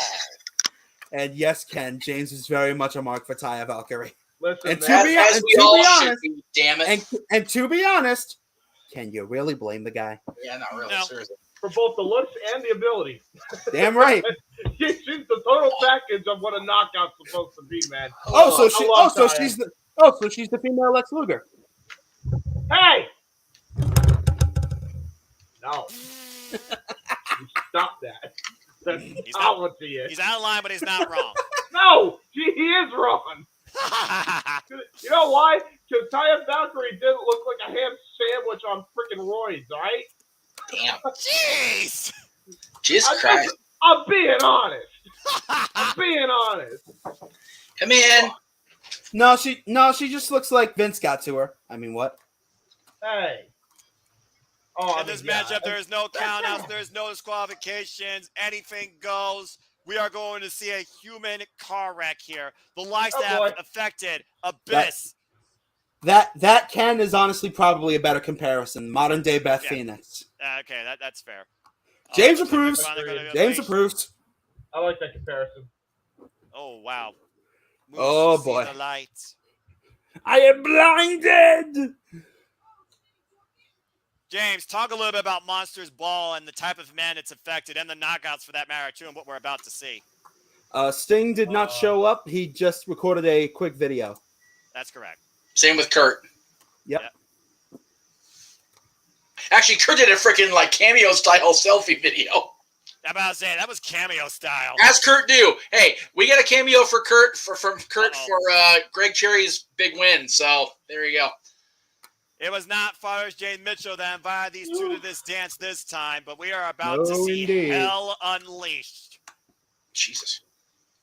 Monsters Ball is upon us. I would not have been opposed to have Abyss as a guest enforcer for this match. Oh, you kidding me? 110%. Abyss, I feel like, is synonymous with this match, with the likes of Mick Foley and him literally going through similar roles at time. Ken, I would say that Taya is the original Taya Valkyrie, and that's who she needs to be. Doesn't need to be Beth Phoenix or anybody else. All right, now, spotlight denied. We are already underway as Sami Callihan and Moose have arrived at SLAMMIVERSARY. And no, this is the third match. Sorry, this is the third match. Third match, yeah. I saw beautiful, crazy chicks win the tag team titles, and now I'm about to see absolute carnage. That sounds about right. That's Impact Wrestling, James. Richard. so gentlemen, Corey and Perryman. Yes. Man. Yes. So as we prepare to go to Monsters Ball, speaking of monsters, JJ sent this to me in the chat for open mic night tonight. Just so we're aware, Vince McMahon paid more money for sex than he did for WCW. Good night, everybody. Whoa! Wow. Oh my He's God. not wrong. Oh, that's horrible. He's not wrong. He's far in line, but he's not wrong a bit. Anyway, Monsters Ball. Good grief. These two monsters, literally. Yes, indeed. I mean, Sami Callihan, the death machine. In this dance, like I said, we've seen the likes of Abyss, most recently PCO and Jonah. Even the Knockouts have had their time in this little invitation. Yeah. Sorry, but I have one time defended the Knockouts championship in a four-way against Young. That's an eccentric headache. And I have to point out this sign just to the right of Sami Callihan. The guy in the blue has a sign out that says MJF wears his Superman underwear outside his pants. Wow. Well, that's definitely a sign for the night. But I digress. Bro, this is gonna be brutal. We just saw. I've never seen anybody quite like Sami Callihan use cookie sheets like he did. He started boxing like he was Muhammad Ali with them, and then did a freaking clap. Good grief! He hasn't ate or drank in 24 hours. Just took a drink and food from a fan. I don't blame him. I don't know how nutritional that is, though, James. He doesn't care. It's something. I mean, to be fair, he's probably not thinking straight right now. A moose needs to eat, okay? In more ways than one. Meanwhile, right now, Sami Callihan is eating those rights and laughing about it. In the milkshakes. We have a GoFundMe for that. Give the man some milkshakes. It's good to go. Oh, look at the blood all over Moose's pants now. Damn. Just went from white to red, and Sami Callihan. It looks like somebody busted open a strawberry jam jar on his face. Well, yeah, that with the mustard, it looks like he just got done at a hot dog stand. Gouging Moose's eyes at ringside right now. Thumbs in the trying eyes. to blind them in even more. Meanwhile, Moose. Red bottom of the apron. Yeah, Uranagi onto the apron, and he just screwed up Sami Callihan's back for sure. As Nathan Wallace politely put it, Monsters Ball is no DQ, no count out, no holds barred, falls count anywhere in the building. Moves for Sami Callihan. Get her done. Get her done. These are not going to be done anytime soon. I'll tell you that. Yeah, right this now. ain't gonna be done. They're gonna brutalize each Oh, other. Oh my God! Christmas. That Uranagi I'm was trying so to keep brutal to the last. I'm trying to keep it somewhat clean because my mom's in the house now. Ooh, the authority figure. Yeah, I don't want to make her mad. I'll do enough swearing for the both of us, Casey. Don't worry. Yeah, right. The fact the only thing broken so far is maybe Sami Callihan's back is quite surprising to me. Oh, not again, not again, not again, Moose. No. Uh-oh. Another Uranagi through the table. Through the And table. just like that. Sami Callihan. And just like that, my previous statement means nothing. And Sami Callihan in a broken mess on the side of the ring as Moose looks under the ring for a few more toys. That is the most disgusting visual I've ever seen when it comes to blood in a wrestling match. Look at him. Let's look at the replay, James. God. Jesus. Uranagi right through the table, split down the middle. Hey James, you said that's the most disgusting thing. That's the most disgusting thing you've seen in your time as a wrestling fan. Look at this, ancient cheapo aviators. And right now, Moose that's pretty disgusting, bro. Moose, well, you want to talk about disgusting? How about the actions that Moose has done since his run in Impact Wrestling? Look at the try me, bitch. Oh, yeah. Sami Callihan's ankle. Meanwhile, Sami. Hello, the face of Moose. Oh, and gets one in return. And honestly, nice Ken, to meet you. she's usually the chair into Sami Callihan's face. And honestly, Ken, I don't usually go live while she's in the house while watching those two promotions. And meanwhile, he's lining up Sami and Moose. Oh! He speared him. Target sighted. Bullseye into the trash can. And Sami Callihan.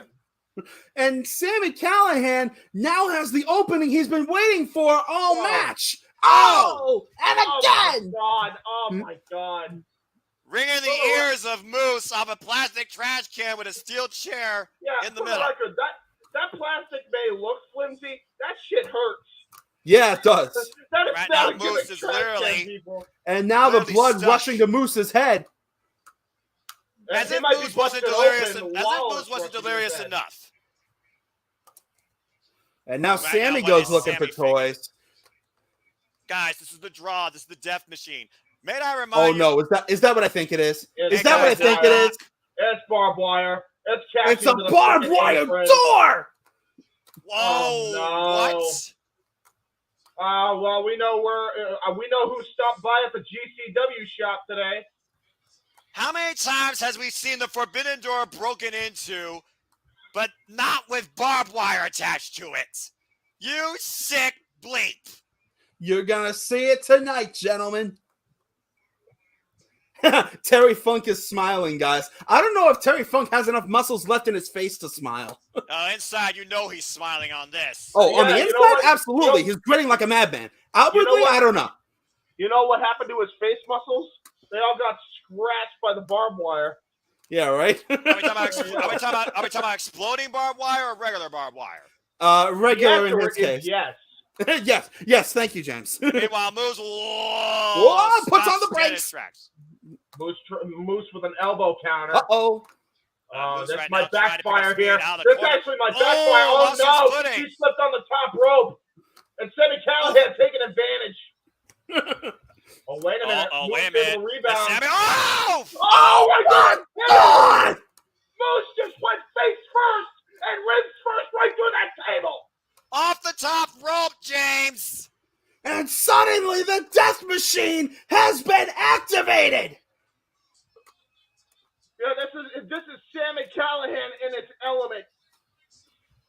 You can only hope that bell. You can only hope that bell wasn't there. That was the timekeeper's table. And keep in mind, gentlemen, this isn't the first time he's fought an opponent bigger than him. Remember the wars that he's had with Brian Cage in the past. Remember this is also not the first time he's fought somebody with just as much drive and willingness to cause pain as him. Remember all of his classic battles with Tessa Blanchard. Of course, they made event SLAMMIVERSARY at one point. And never forget Eddie Edwards. Rich Swann as well in a very personal ordeal when Sami Callihan was once going after the Exhibition Championship. Oh, no. Oh, there it is. Lord. There is only one of two things Gentlemen, there is only one of two things in that pouch, and neither one of them has a happy ending. May I remind you that I saw this live last year at SLAMMIVERSARY with Kenny Omega. I'm pretty sure what I know is in that same little black bag. And Fun sure enough, tax. here comes the tax. About There 2,000 we of them go. strewn across the ring. Someone's about to become a human pincushion and get some acupuncture that they did not expect tonight. Yeah, see, Sammy Callahan, I'm gonna put it to you this way. Sammy Callahan, he's more prepared to be a human pincushion. Moose isn't, and that's what frightens me. Yes, you know what's even more scary, indeed. James? Sammy Callahan would probably welcome it, as long as Oh, say, shoot! Just as you say that. Baldo bomb by Moose! The cover too! No! Oh, trick out by Sammy! That had to be just pure adrenaline. Look at this. Go to hell. Plant it in the thumbtacks. Off the second rope, that power bomb. God! Mark Bannon says Terry Funk would probably come out of retirement for a 1,399,426 time for a match like this. Who's got some thumbtacks of his own in his posterior. Colin, thank you for stopping by as long as you could, brother. Please enjoy your Father's Day dinner with you and yours, man, and we'll see you soon, brother. Thank you, Colin. God! Oh, my God. This is a reverse of a vacuum cleaner as he's literally dragging Sammy Callahan through the bed of tacks. By the way, guys, really quick, if I may break into really quick here, Noah, I'm sorry to interrupt the commentary. No, you're fine. To the person who keeps creating the same, creating different accounts and trying to go on all the platforms, I know who you are. I have control over the block button on every outlet I'm on tonight, and we're on tonight. So either find something better to do, or please feel free to keep entertaining me. I'm having a great old time blocking your dipshit self. Oh, Death Valley Driver by Sammy Well, Callahan. that's the internet. Power! Whoa! No! And yes, Ken, I'm keeping quiet because I wanted to make sure I gave Noah the opportunity to call the pay-per-view and have Casey and James analyze it. So I keep quiet during the matches on purpose. As Moose is sent through the barbed wire forbidden door the hard way without a key, still not enough to give Sammy Callahan the 3.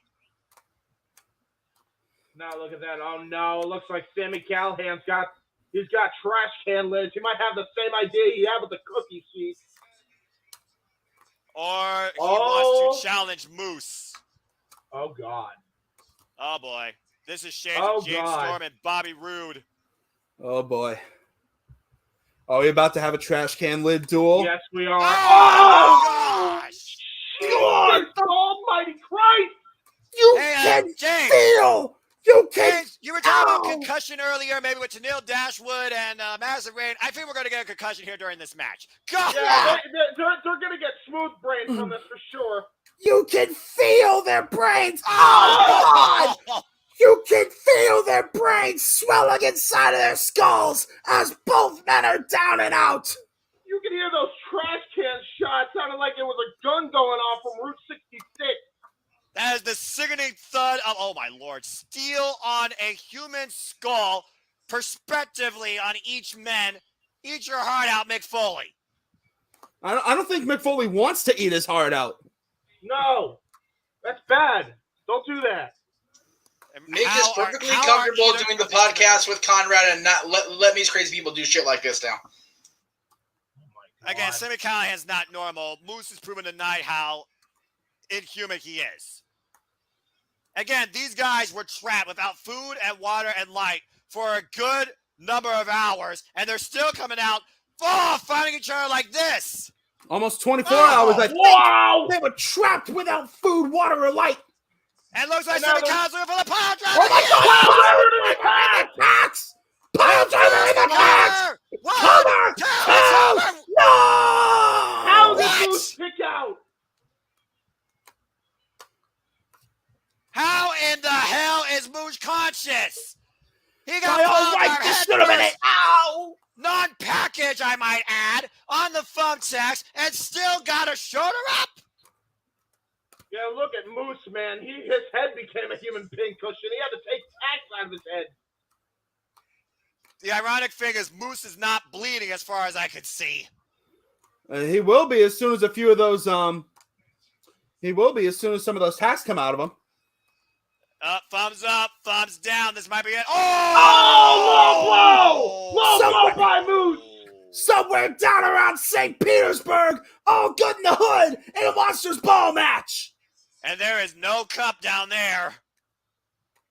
Yeah, and look at this. Moose with devious intentions here. Get that trash can emptied of its containment here. I just saw a chain fall out of that. Yeah, I don't know what the hell could something worse happen. being used here.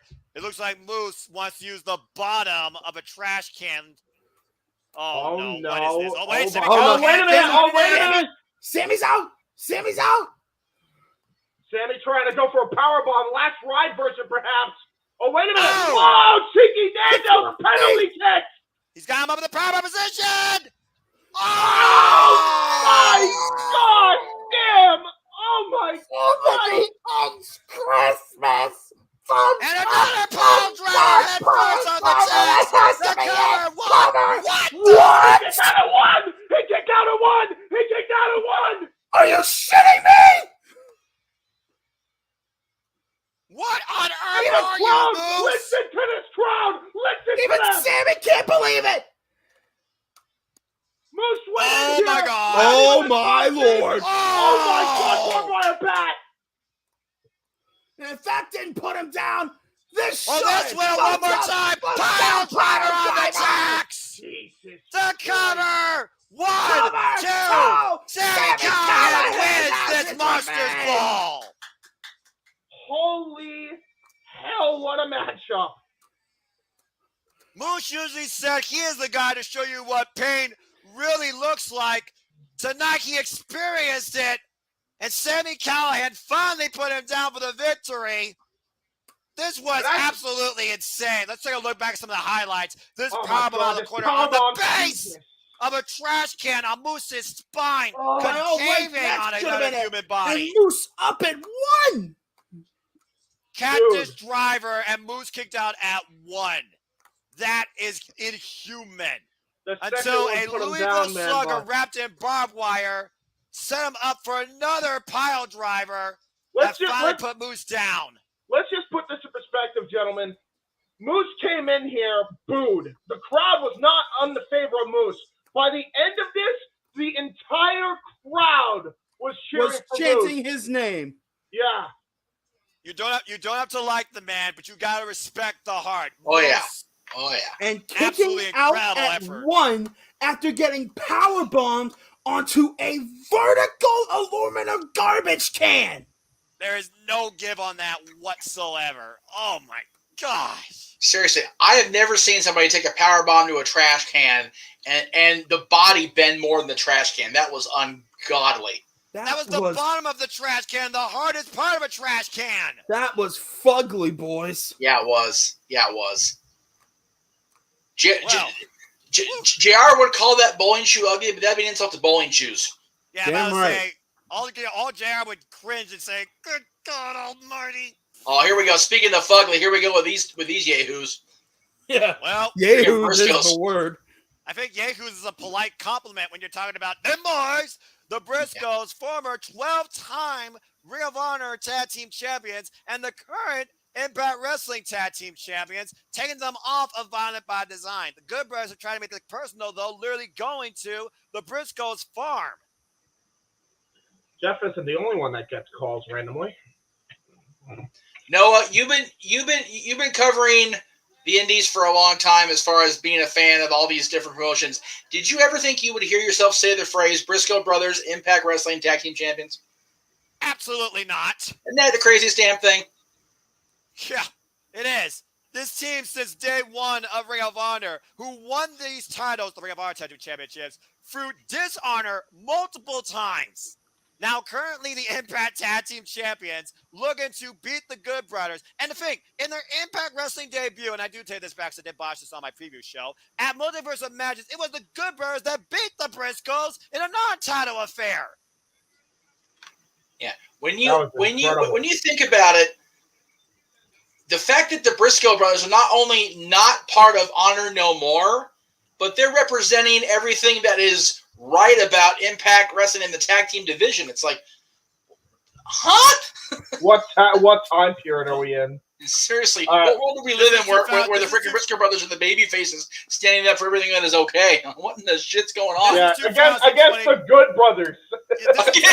Against Doc and Carl, who have like been with Impact. It's like, what in the hell? This is 2022, Ladies the and world of gentlemen. professional wrestling, damn it. I'm just saying.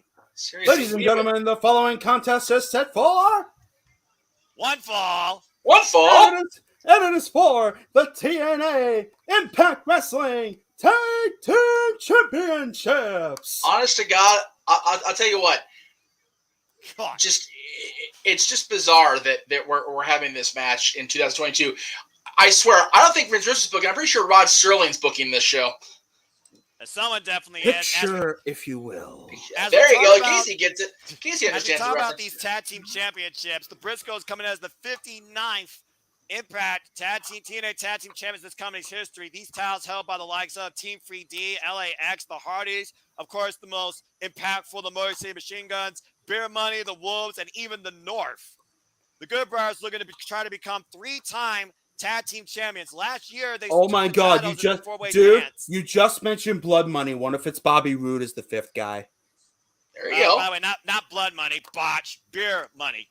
Sorry, yes, Beer Money. You're all right. Blood Money. Blood Money's where the show takes place in Country Road Doctor. Yeah. Yes. And meanwhile, here come them boys who will definitely shed blood in the name of holding on to these titles, bringing redneck karate and everything else insanely imaginable. I'm, of course, talking about Mark and Jay, the Briscoes, who have held these titles now for 43 days since winning them off of Violent by Design back at Under Siege. This is going to be crazy. Could be there, Elizabeth. Hey, Elizabeth, good to see you. Admittedly, somehow I doubt it. I would like these two to have a good run with these belts. Yeah, that's what I. But if anyone can do it, it's definitely the Good Brothers. Yep. Yeah, you're not wrong. Again, shout out to everyone in the chat. Hello, King Mike, Ken, and David Wallace. Keep on bringing the hits, my friend, and TLA, Mark Ben, and everyone else. Hope you're having fun. What's on your mind, Jeff?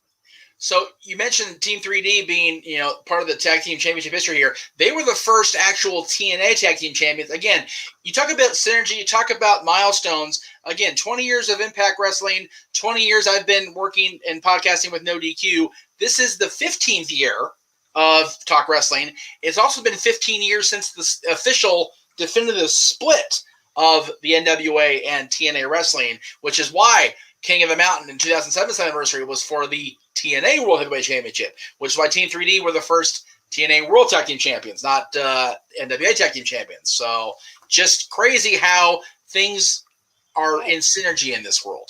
Well, you want to talk about crazy about this crazy start by the Briscoes going at the Good Brothers. You know what? Carl Anderson, double shoulder tackle. And that was stiff as hell. Yeah, that was stiff. Here's a question for all you. If NWA maintained their partnership, would they have done all the ex-WWE signings that they did? Do you think? I mean, my Briscoe all the top. I would say possibly, and I say that because Kurt signed before the split. Christian Cage was the world champion at the split. So, okay, let me rephrase the question. Would all the champions be mostly WWE guys from the TNA title lineage onward? Probably. Put it that way. Yeah. Big uppercut by the big LG. Well, I mean, keep in mind, James, Kurt Angle won the 10 pounds of gold at Sacrifice. So, he was going to be the NWA champion going forward. So. Briscoe takes Carl down on the stage. Now, really quick, James, what was the other question you asked? TNA original versus modern TNA star? Yeah. Yes. I personally would love to see AJ Styles go up against Ace Austin. Yes. Oh, man. Agree. Definitely agree. Absolutely. Somebody mentioned, so Mark mentioned AMW. AMW never actually held the TNA/Impact tag titles. They were only NWA tag team champions. Yeah, they were the NWA tag team champions. I remember this going into Lethal Lockdown 2006. Yeah, they were the definitive NWA tag team champions in the TNA era. Let's be clear, but only NWA. They never held the titles represented here in this match. Yeah, no, that would be. It's not even been a tag team championship match. This has been an outside ring brawl. Yeah, no, fair enough. That would have been Beer Money. Bobby Roode and James Storm. Yes. By the way, as this match is going on here, and we'll talk about it for sure. Fun fact about that: James Storm, I believe, is the only person to hold all 3 iterations of TNA's titles for tag team. I'd say it's a pretty safe bet. Uh-oh, so why is there a chair set up in the ring? What the heck? Oh, wait a minute. Going off the rails, looking for a step up on the top. Takes out both the Good Brothers to the outside. Them boys taking over right now at Slammiversary. And Ken, I gotta call BS right there. No pun intended. My ass that wasn't intended. I gotta put this in perspective. That wasn't really a tope con hilo, considering it was a chair, and Mark Briscoe did it. You gotta call it the rolling karate flipman dive. Well, we all know that Mark Briscoe. Okay, Gary. we all know that Mark Briscoe is crazy because he does redneck karate. Just saying. Yeah, redneck karate flipman dive. That's what it is. Shut up, Gary. Oh! Shut up, Gary. Go back to managing your hockey team. Hey, my Uncle Gary's a good hockey coach. Oh, I'm not saying he's not. I'm just saying. The unique grunts and noises that the Briscoes communicate with right now is Jay Briscoe is the legal man. Set head first to a chair in the corner. Ooh, question. That's a good one, Mark. James, when you say all 3 iterations, he was NWA Tag Champion and TNA/Impact Tag Team Champion. Are you talking about the GFW Tag titles too? I believe so, yes. Okay, I will check that. Oh, man. Body shots by Big LG in the corner. It genuinely could just be the Impact Tag titles when they changed from TNA to Impact. Well, I mean, there was a short turn, though, with the Global Force Wrestling, so I do think there were, particularly tag team championships for that promotion, so you might be right. Could be wrong, but I would imagine it happened, no? Right now, things slowing down. We got a rest hold. I am not Stat Boy, so I could be wrong. And we don't got the Stat Boy here with us tonight. Oh, kick to the midsection by Jay, looking for that neck breaker. Neck breaker. Got it! Oh, there it is. Classic neck breaker, ravishing style, right onto the back of Carl Anderson's head. And both men right now need a tag as we finally got some control in this match. There's a tag to the Big LG. And Ken is bringing up an interesting point on the chat. You could really put Ace Austin up against any TNA original, and it would have been an amazing match. Accurate. Well, again, the fact that Ace Austin is so young in his career and has already done so much in Impact Wrestling. And here we go, by the way, look at that. Styles of what he's going. The man is, barely in his mid-20s? That is correct. Used to get crazy kung fu karate skills. Mark Briscoe takes down Carl Anderson. Wait, watch out behind you, though, Big LG. Oh! Yeah, there you go. And look at that. He is flooring both Big LG and the number 1 weight champion with ease here. And right now, hey, I think Martin's in the chat. Mark going up to the top rope. What the hell is this guy looking for here? Oh, wow. Oh, my God. Show's good, Martin. I see you, MWE. Meanwhile, oh, for the ride. God. Mark Briscoe is the most wild performer I've ever seen in my life. And he probably will appreciate that as a compliment. And that covers a lot of ground, James. Showtime. And right now, what is Mark Briscoe looking for here? Across the arms, rips Carl off the corner. There's the shoulder switch power slam for the top and a kick attitude. Oh, hey. Take a little bit more than that to put down the machine gun. By the way, he is the new never overweight champion for New So, Wrestling. James, for the record, there were only 2 teams that actually held the definitively named GFW tag titles: the Bollywood Boys and LAX. No, I remember that. Did he win the Impact tag titles after the GFW thing, though? So yeah, when they unified everything back together. When James was champion again, it was still the Impact Tag titles. So yeah, that's what I mean. Off the double A spine buster, Carl nearly puts down Mark. So yeah, he won the NWA, the TNA, and the Impact Tag titles, all 3 iterations. There you go. Right. Tag right now to Big LG. What are they looking for here? Got him up. Big neckbreaker. Classic tag team offense there by the Good They Brothers. might be looking for that recipe. Oh wait, here comes Jay. What's Jay doing though? Oh, what a spear! Holy crap! Oh no! Mark Great Briscoe wherewithal. almost had him. Big What a- high kick. Big What kick a high kick from by the Big LG. Now LG. Briscoe out, goes for the cover. 2. No, Mark gets out. That The was awareness brutal. of both these two teams when it comes to their partners. Tag right now to Carl Anderson. Yeah, the never openweight champion making his way into the ring here. Gonna try to take his aggression here out on Mark Briscoe. It was the Good Brothers last year at SLAMMIVERSARY that won the titles in a four-way dance against Violent by Design, No Way Jose, and followed by Rich Swann and Willie Mack. As the two sweets rain out from the Nashville Fairgrounds. Oh! You don't ever pull a man by his beard. Carl Anderson should be ashamed. I'm gonna one up you there, James. You don't mess with a Briscoe's beard. No. And these two are literally just wailing into each other with these forearms. Right to the side of the face. Oh, wow, what a European uppercut from hell! Jesus. That one came up from the depths of hell, looking for the gun stun. Oh, big back elbow strike. Irish whip. Strong style right now, folks. Jay Briscoe coming wait in. A minute. Oh my God, that was instant by Jay Briscoe. And right now, the Briscoes isolating Carl Anderson. They got him up. What is this? Oh, powerbomb neckbreaker combination. One, oh, no. Oh my God, Carl Anderson kicked out. Carl Anderson kicked out. Oh my gosh. Two of the very best tag teams in the world scoring out for the Impact World Tag Team title.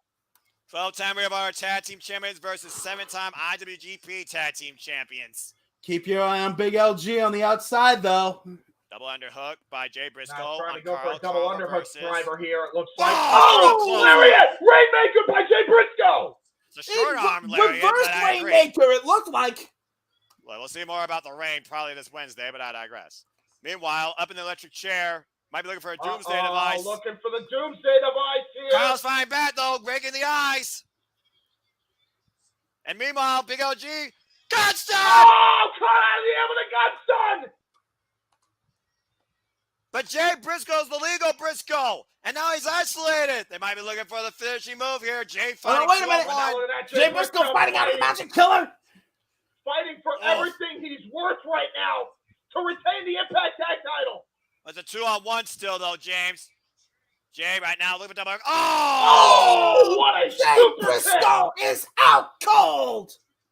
And right now, Big OG hooks him gonna up. be it. Got him up. Got the Magic Killer. The cover. 1, 2. We got new tag team champions. The Good Brothers do it again. Wow. 3-time Impact World Tag Team Champions. The Good Brothers take down the Briscoes and bring more gold to Bullet Club. Wow. And now the question becomes, what is the future of the Good Brothers in Impact Wrestling? Well, what's the future of the Briscoes, man? Let's talk Them about boys Carl fall Anderson. short. The future for him is he's now a double champion in 2 different promotions. That's very true as well. Not the first of his kind, look at this. but he's definitely the first in a long time. And once again, the Briscoes fall short to the Good Brothers. Oh, what's this face? Respect shown by those very men that beat him for the tag straps. Are we going to go again? Are we going to go again? This is why I picked the Good Brothers. Never count out the boys, man. Never count out the club. Wait, what? What's going on? What the hell? What the AMW are here in the Impact Zone! Are you kidding me? James Storm! Chris Harris! Chris Harris is in shape? America's Most Wanted!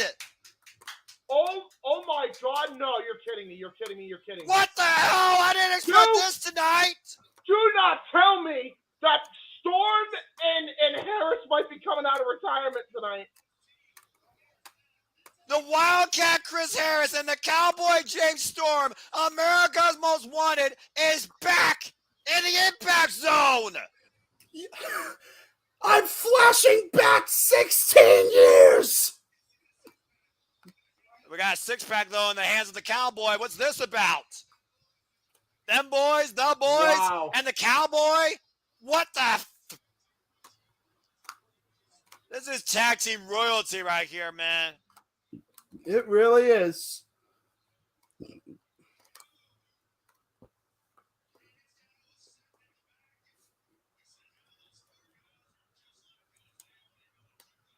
And what's that? Finding a trick. That's probably accurate. Right.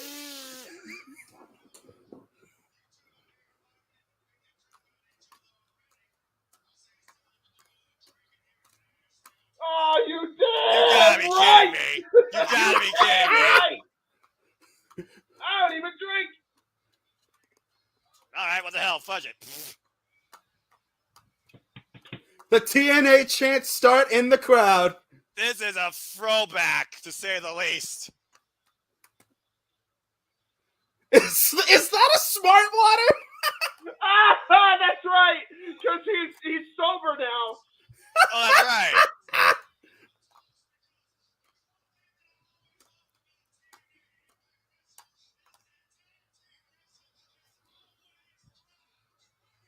Damn right it has. Speak on it, Jimmy. TNA knows tag team professional wrestling. Damn it. Yep.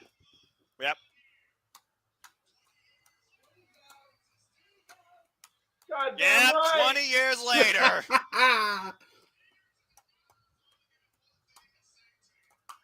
Sorry about your damn luck.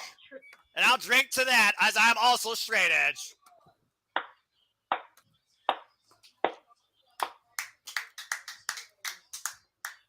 What a moment. Yay! What a moment. Mike today down west? What? Yeah! Oh, these two. Oh my gosh. I miss this duo so much. The moments, the energy, the chemistry, the humor, the bantering. It's just, you felt something was there with these two when it came to what you were watching in that ring. It's people like them, like Jim Ross, like Tony Schiavone, that inspired me to look at professional wrestling in this aspect, live, eat, breathe, and thrive off it. And I am truly humbled and honored to be even put alongside names like this and Joey Styles when it comes to a context in storytelling and just connecting, not just you all here on the Jet Meacham Network and these other channels or my friends here, but in general, connecting all of us to what we love. And that is professional wrestling. Damn it! And as long as I eat, sleep, live, and breathe, I will always have this commentary drive in my heart for this business. And I thank Mike Tenay and Don West for bringing that forward through me, particularly in TNA and what is now known as Impact Wrestling. You can take that to the grave.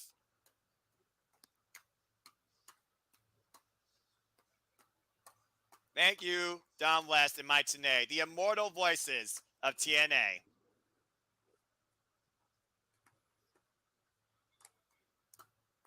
All right, that's a wrap.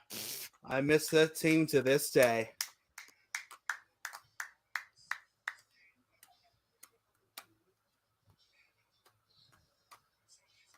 Well, anyway.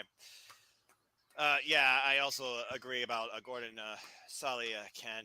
And again, there are so many legends of broadcast and commentary, but when it comes to TNA, you don't think of two bigger names than Mike Tenay and Don West. And if you can, join the Don West tag team against Lufonia GoFundMe account. And we wish Don West all the best in his adventures in health, and may he get a proper and speedy recovery. All of our deepest thoughts, prayers, and healing requests that you get well and overcome this. Go kick cancer's ass, DW. We're all at your back.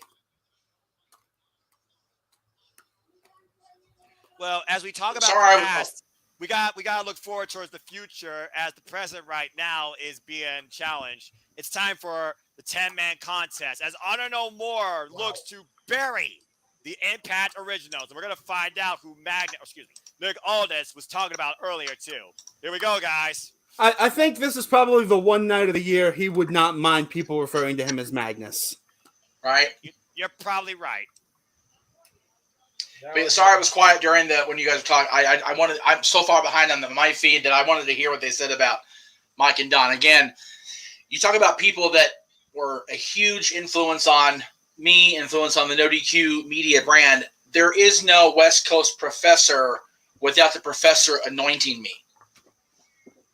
I mean, that's just the way it is. So, yep.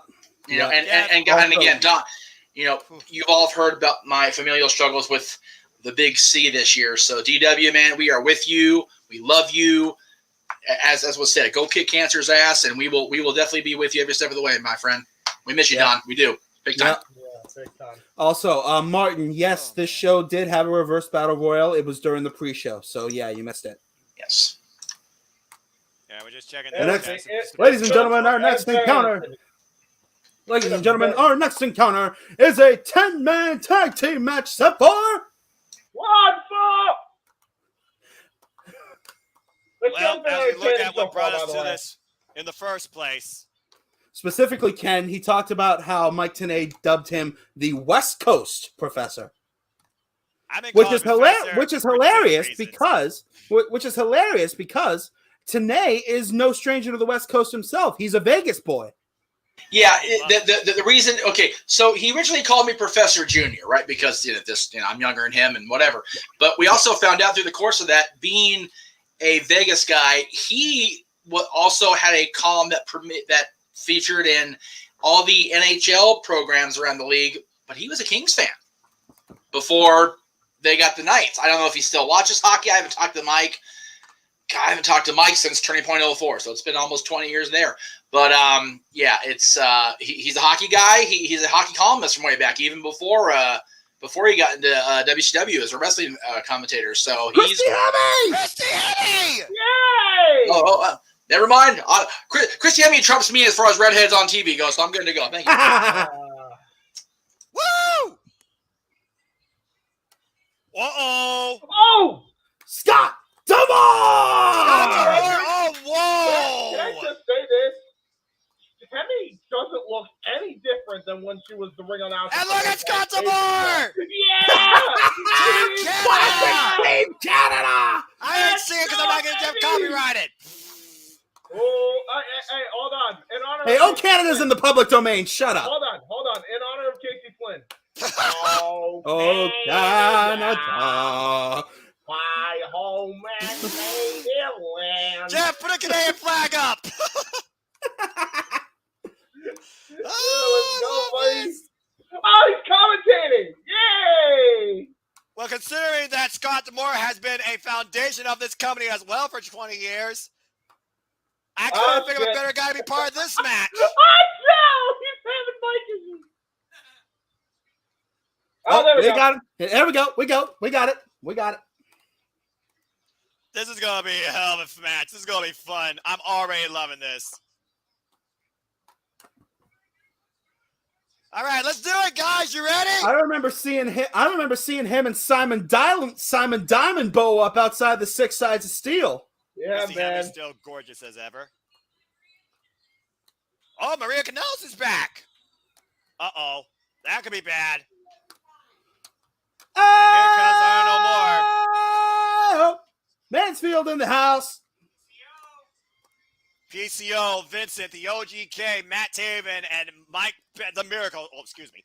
Mike Bennett and Maria Kanellis is back. Oh boy! And their leader, formerly the heart and soul of Impact Wrestling, turned his back on Benedict everybody. Arnold. Eddie Edwards. I'm so happy that Eddie changed gimmick, man. It's long overdue. Oh boy. Josh Mansfield, good to see you. Ill Games Gamer. We do not know who the 10th person is yet. It is 10-man tag team action as Honor No More looks to solidify their place in history, taking over Impact Wrestling. That's a good question, Mark. Anybody know what Tyson Dukes has been up to lately? No idea. Ooh, what a shout! Whoa, I remember. Maria. Oh my lord! Hi, Yeah, Maria. Tyson Dukes, Hi, aka, hi. if I remember correctly, Sorry. aka A1. Yeah, I still remember to this day that Cruiserweight Classic Open between Tyson Dukes and Drew Gulak. Awesome And again, stuff. Maria looks absolutely stunning. Oh yeah, I saw. I had to stop my train of thought because I saw. It wasn't saw like all the of pigeons it. were let loose, but I think we saw enough to get an idea of what Maria's thinking tonight. Yeah. And now here here we come go. the originals. Starting First off and with foremost, Kazarian. the heavy metal rebel, Frankie You guessed it. Kazarian. You want to talk about originals? Frankie Kazarian is a 5-time X Division champion, 1 time as Suicide, and a 3-time tag team champion, twice with his boy from SCU, Christopher Daniels, as part of Bad Influence. Yusuf, I believe Queen of the Mountain will be next after this match. Oh, there's his kid. Hey, real quick. Kaz, break out the flux capacitor. Is that Earl Hebner? That is Earl Hebner, yes! Whoa! Let's go! Man, I hope he's having a good time tonight, man. Excuse me. Again, our deepest condolences out to the entire Hebner family, as Brian Hebner is the ref for this match. Hey, James, Josh wants to know if your voice is recovered from your rant from Talk Wrestling on Tuesday. Yeah, believe it or not, I'm surprised. Hey, Moshiri! No, please come out with the Aldous theme, the Magnus theme, because that theme rules. I agree. Meanwhile, how about the Motor City Machine Guns, the most impactful tag team in TNA and Impact Wrestling history? Without the Motor City Machine Guns, there are no Young Bucks. Okay, so my feed just caught up with them seeing Earl at ringside. That is amazing that he's there. Yeah. No doubt. God darn. And I saw Tracy. I'm like, hey, Tracy's there for Frankie. Sorry. Go ahead, y'all. Go ahead. I'm sorry. No, you're fine. I don't care. You're fine. Shoot, Tracy, let's freaking go. Where's Tara? I need to see Tara. Right? Ooh, good shout. But let's see, Magnus. Can Aldous come out with the Magnus team? Brian Hebner officially. It probably won't happen, but it'd be awesome. Yes. What? Here comes the national treasure, Nick Aldis, the former Magnus, the former Impact World Champion and 2-time tag team champion. Come on, man. These are the rules I live my life with. Come on, man. Look, you can't argue. The national treasure, the dealer himself, has not had an impact on this And who is their tag team partner? Now let's find out who their partner is. Here we go. This is going the to be most interesting. anticipated reveal of the night. Is there a reason why they just had a really bad, really close-up shot of Aldous' ass? What? Was that necessary? All right, who's the partner? Who's it going to be? Who we got? By the way, am I able to be heard? Wait, whoa, shut up, guys! Dixie Carter! Oh, shit. The TNA president! Oh, my God. Hold on. Wow. Well, this is something. We haven't... Hold on. This is crazy! Okay, this is special. Some people in the chat are saying EC3. It's gotta be. I don't see anything else. We'll find out in a moment.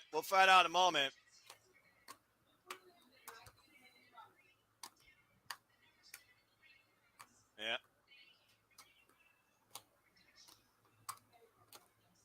Yeah. Give the respect to everybody that made this possible, Dixie. That's for sure. And thank you. 20 years. That is absolutely incredible. 20 years. You know Jarrett's kicking himself somewhere right now. Oh, you know it.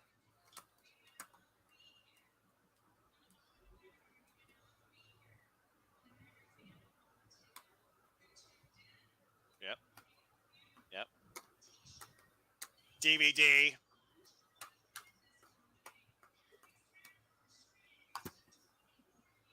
You damn right. Yes, We're only getting indeed. stars as far as I'm concerned. Ken, she still looks pretty similar, yeah. All right, who's the 5th person? Ooh, she's announcing it. Shit. Who is it? Who is it? I knew it. Davey It's Davey Richards. Oh shit! Davey Richards versus Eddie Edwards reincarnated. Oh the man! Old American Wolves.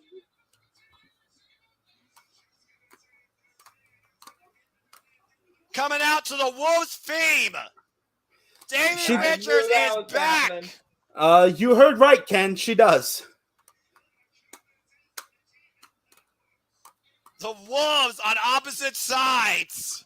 It's crazy because they came into the tail end of the Styles era too. Yeah. And remember how that era ended. It was Angelina Love and Davey Richards versus Eddie Edwards and Alicia in mixed tag team warfare. And Brian Hebner's in the middle of all of this. You know what's a match I would love. I just came back in the room. Sorry, y'all. Here comes Davey for me. So Yeah. Now here's another match I would have loved to see.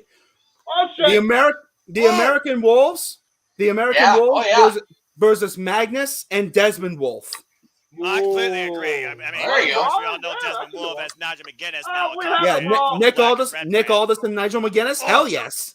We're having a brawl, ladies and gentlemen. There's a brawl. And Machine Gun.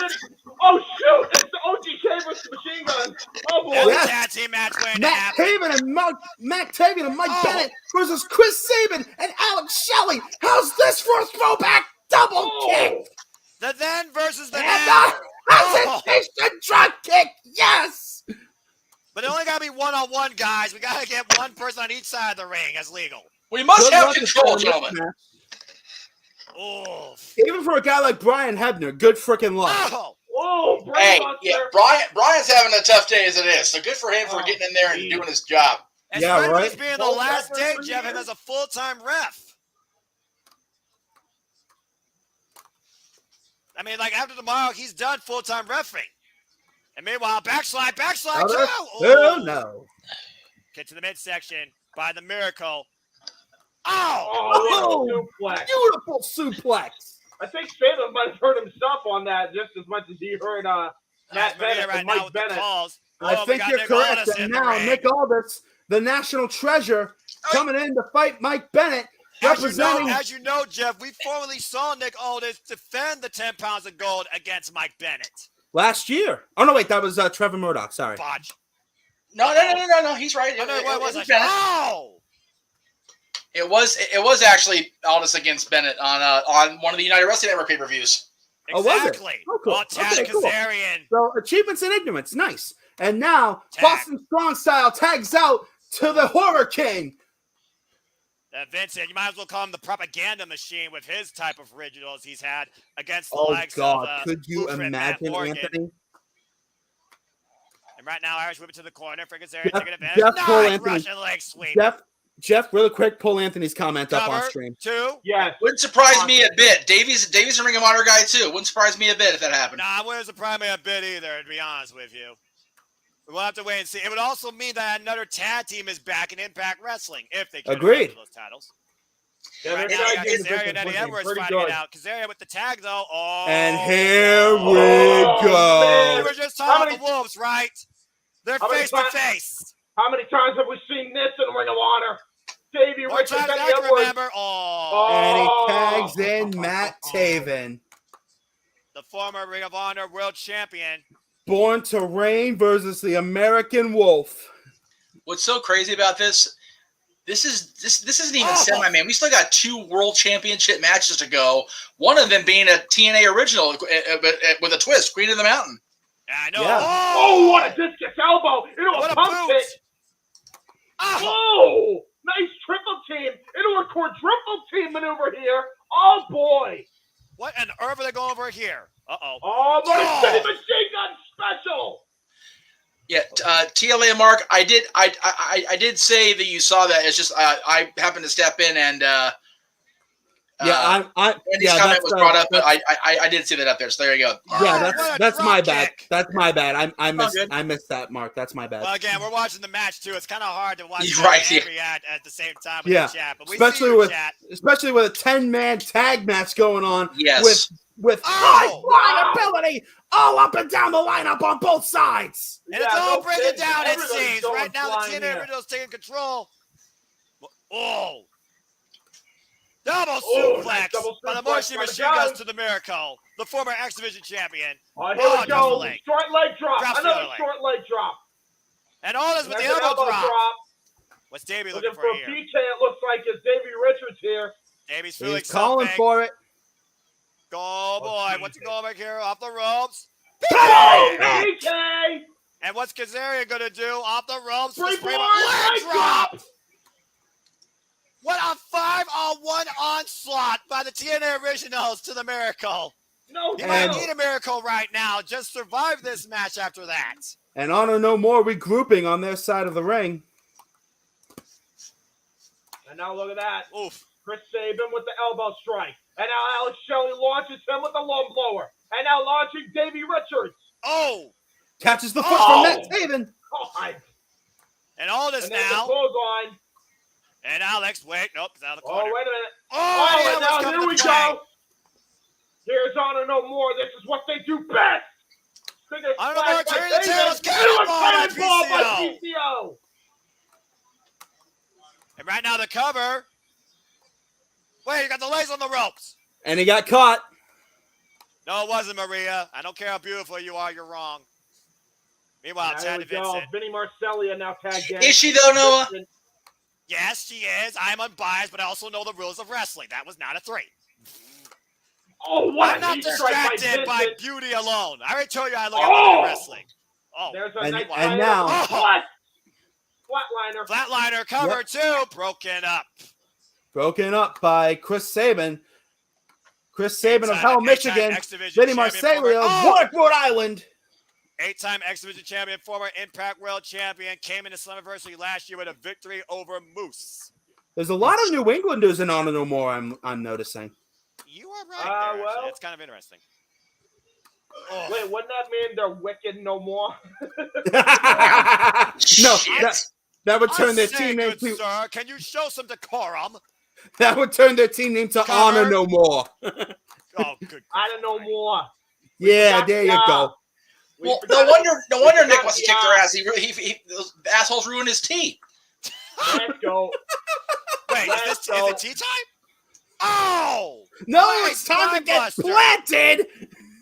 And the moonsault off the second rope. Cover by Taven, 2. Did not have a good cover there. Gets a 2. Shelly gets out. Let's go. Oh, just the tip. 1, 2. Got all that knee right there, but not enough to put down Alex Shelley. He got all that knee and something else. Anyway. For those that don't know, Alex Shelley once faced Matt Taven in Ring of Honor at Supercard of Honor for the Ring of Honor World Heavyweight Championship. I saw it live. Another headbutt by Eddie Edwards. Another fun fact, in the first round of the MLW Heritage Cup, Alex Shelley took on Davey Richards, who's on the same team. Yep. Oh, well, there you go. True statement. Taking a cheap shot, and right now bringing things. The Inhuman Machine, PCO, Private Creation, #1 in the ring now. This dude was what a neck breaker. This dude was a WWF World Tag Team Champion 29 years ago. Just put that in perspective for you. And now he's about to go with. Wait, 30 seriously, years PCO? Yeah, Carl Ouellette, part of the Quebecers. Oh no! You're Oh no! shitting me. Alex on the apron in a very precarious spot. No! Turning over the on bomb. Oh my but he God! only hits the apron, the hardest part of the ring. How did PCO not break his back? Because he's a cyborg. And right now, I don't know more with a sense of urgency, takes out the opposition from the corner. PCO right now tagging in Vincent. Alex Shelley right now in a 5-on-1. Well, sends Ben over the top of the floor. My back! And there goes Taven. Taven goes too. Eddie Edwards gets the boot. So does Vinny. Wait a minute, what's It's been this? 100 miles an hour since you Oh, DDT by Alex Shelley. This is the moment he needs to make a tag. Kazarian is ready and perched on the apron. and he wants in this match in the worst way. He's the freshest guy in the TNA Originals. Yeah, no doubt. You gotta imagine this. Tag! Tag to the level. Tag the Kazarian. You want to talk about rebellious attitude with a fiery spirit that lives on? There is nobody that personifies that more than Frankie Kazarian. Irish whip off the ropes, runs into Vincent. He's got business to take care of on Impact, but not only is he making a statement to honor the Oh, war, God. but I hope Sammy Guevara is paying attention. Turns Matt Taven inside out, brings Vincent and the hard way with the cutter. Slingshot cutter by Kazarian. Cover, two. Oh, no. Eddie Edwards breaks it up. Look at No, this, by the way. James. Sammy's busy having his orifices dominated by Ty and by Jericho right now. Don't mind Sammy. I'm sure. We'll talk more about that Wednesday. Damn. We'll talk Jeff. about that Wednesday. Let's focus on Impact Wrestling tonight. Just saying. Tag. It comes. Tag to Nick Aldis. And right now takes down Vincent. Takes down PCO. Clubbing everybody. Oh, there goes Mike Bennett. There goes Matt Taven. There goes Eddie Edwards. Nick Aldis showing why he was the NWA World Heavyweight Champion for 1,044 days. Sends Vincent up in the lights. And now PCO got Gozo. Wait, Double leg taking on a former Ring of Honor champion here, trying to go for the Texas Cloverleaf. Watch Matt Taven. Matt Taven. There's the Instant Beautiful disaster kick. And right now, Matt Taven. Oh, wait a minute. Got caught. Oh, Shelley with an exploder. And a spear by Mike Bennett. Runs over his shoulder, charged by Kazarian. DDT. Oh, keep your eye on Vincent. Oh, torpedo drop kick. Missile drop kick. Missile drop kick with Chris Taven. And bodies are flying everywhere. Meanwhile, Eddie Edwards looking to take advantage. And now look at that. Here is Honor No More's leader, Davey Richards here. Oh, wait a minute. Oh, inverted atomic drop. Takes him out the knee. And that's Eddie Edwards' botch. Oh. Botch. You know what I mean? Sorry, I still get them confused, I guess. Botch. Action too fast to call for James Temo, Hebert. they did the, by the way, the last chance to the drop kick maneuver. Oh, suicide dive. Threw out of Shelley's leg. And right now, Matt Taven might be looking to fly over the top. Jesus. This is my crazy. word. Holy shit.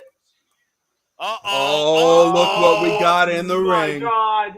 Look what we got Inside in the ring. Davey Richards, Eddie Edwards. Let's go, kids. Excuse me. Ring of Honor World Let's Championship program go. revisited here. Let's go, boys. There's a lot of bad blood with these Eddie two. Edwards. Bad blood between these two men here, the former American Wolves. The Wolves eye to eye. Bit of jaw jacking going on here. Oh, there's a kick, and there's a trap, and here we go. Eddie Edwards, Davey Richards fighting it out. Those kicks straight to the chest of Eddie Edwards. Oh my God, These two have not. If I'm reading the comments right, these two have not met in the ring since this exact show 5 years ago. Sounds about right. And now look right at now, Davey Richards hooks the Davey leg of Eddie Richards Edwards. got the leg here. Looking for a dragon screw. Looking for a dragon screw. Thinking a dragon screw. There goes Oh, Davey. dragon screw leg whip. Damn, that move has to suck. Oh, he has not. Especially with the what ropes. Eddie Edwards did to him. And now Davey Richards on top. What in the world is Davey channeling here? Big Pow from the Lone Wolf. There's a full moon out to the SLAMMIVERSARY. Whoa, Eddie Edwards gets out trying of to the go for the way. stomp onto the leg here. Roll up. Now into a schoolboy. Wait. Oh, shoot. Trying to go for a sharpshooter here. Can he hook the Sharpshooter leg? up by Davey Richards. Oh! There he it turned is. it. He turned it. James. Oh. Yeah? What's up? Oh, wait a minute. And he catches Taven and also a heel hook. This is unbelievable. Got double here. submission in play here. Meanwhile, Mike Bennett hooks up Alex Shelley, looks for a suplex, gets reversed. Fujiwara. With a crossface. Nick Aldis gets Vinny. Look Texas at Cloverleaf. this. And here come the guns. Trying to block PCO from breaking the legal hold. Everybody right now restrained. Oh, PCO fights Chris Sabin and Kazarian off. Yeah, PCO is definitely not going to be caught in a submission that easily. Freaking submission warfare here broken up by PCO to keep the match alive. You got to imagine, too, PCO is the fastest man in this matchup into an avalanche buster there, into a DDT.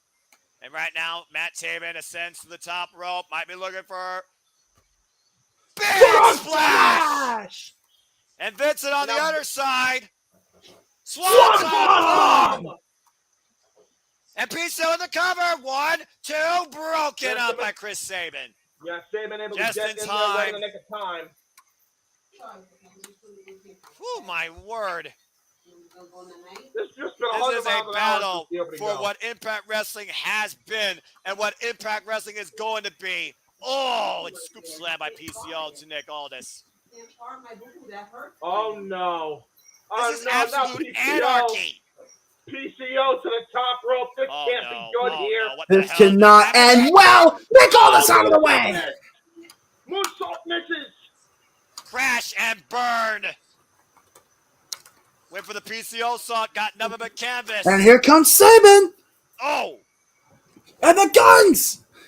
Well, all this. Oh, Michinoku driver. And right now, Sabin drags I don't even know PCO who's into the legal. road zone. Davey Richards now legal. There's the tag. Davey Richards to the top. Call the Wolf. There's a full moon tonight. SLAMMIVERSARY. Can he get it? Double stop. The cover. 1, 2. No, PCO gets out. How the hell PCO kick out of that? You just answered your own question about 20 minutes ago. He's impervious to pain. He's not human. I get that, James. Oh my what God, is look at this? the strength of And Sabin. Maria right now playing distraction, clubbing shots to the back of the head of Sabin. Yeah, Stan Hansen like Lariat right to the back of the head. Oh!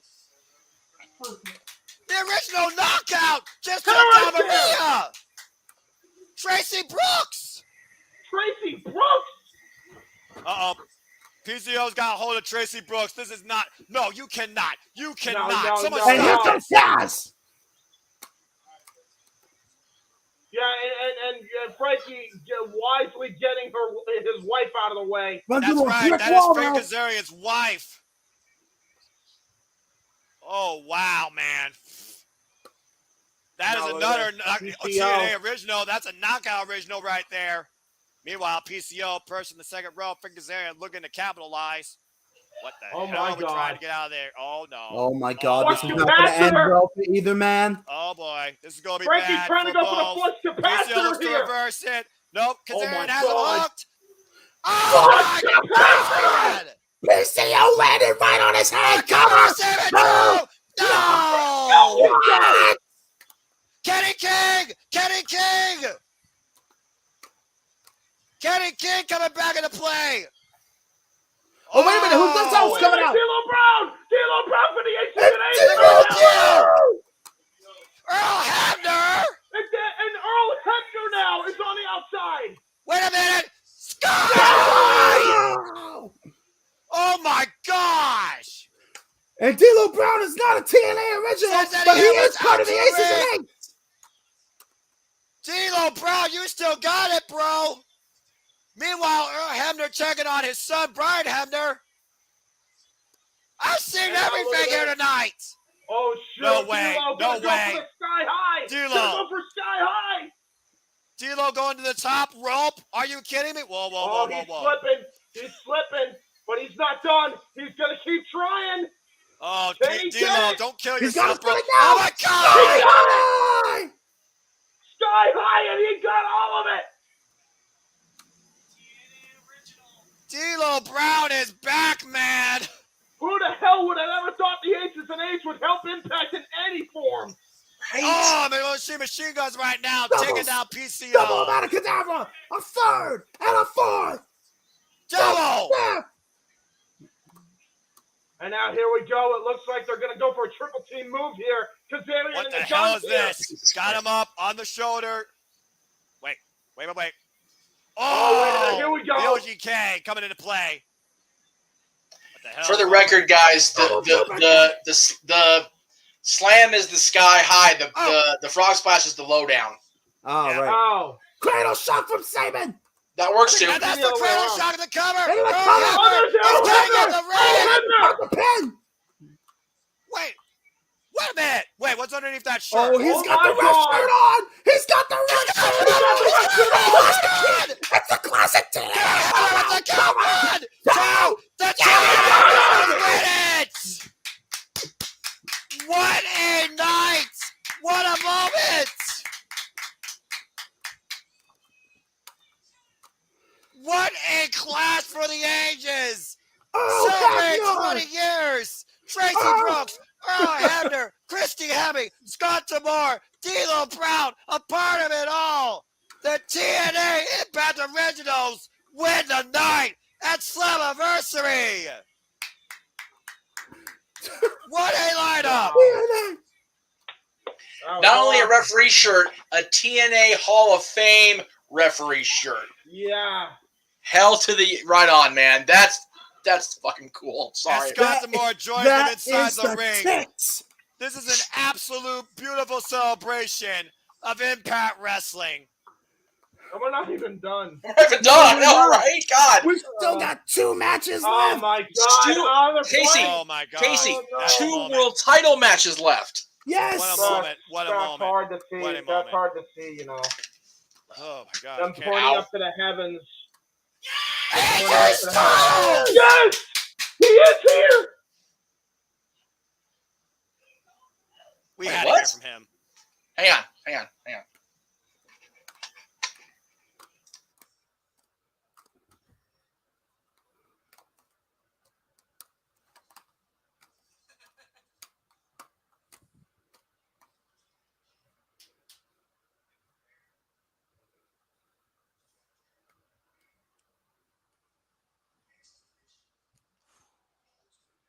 Casey, I think it was on the video screen. I thought he was in the arena. I'm like, oh shit, he's there. He's on video. God, you guys freaked me out for a second there. No, I knew he was going to be in video. Yep.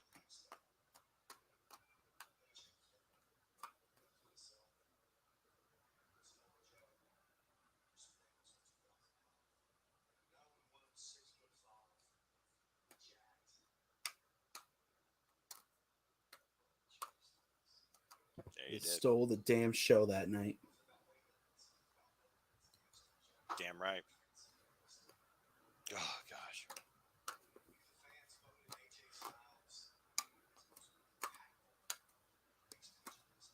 Damn right.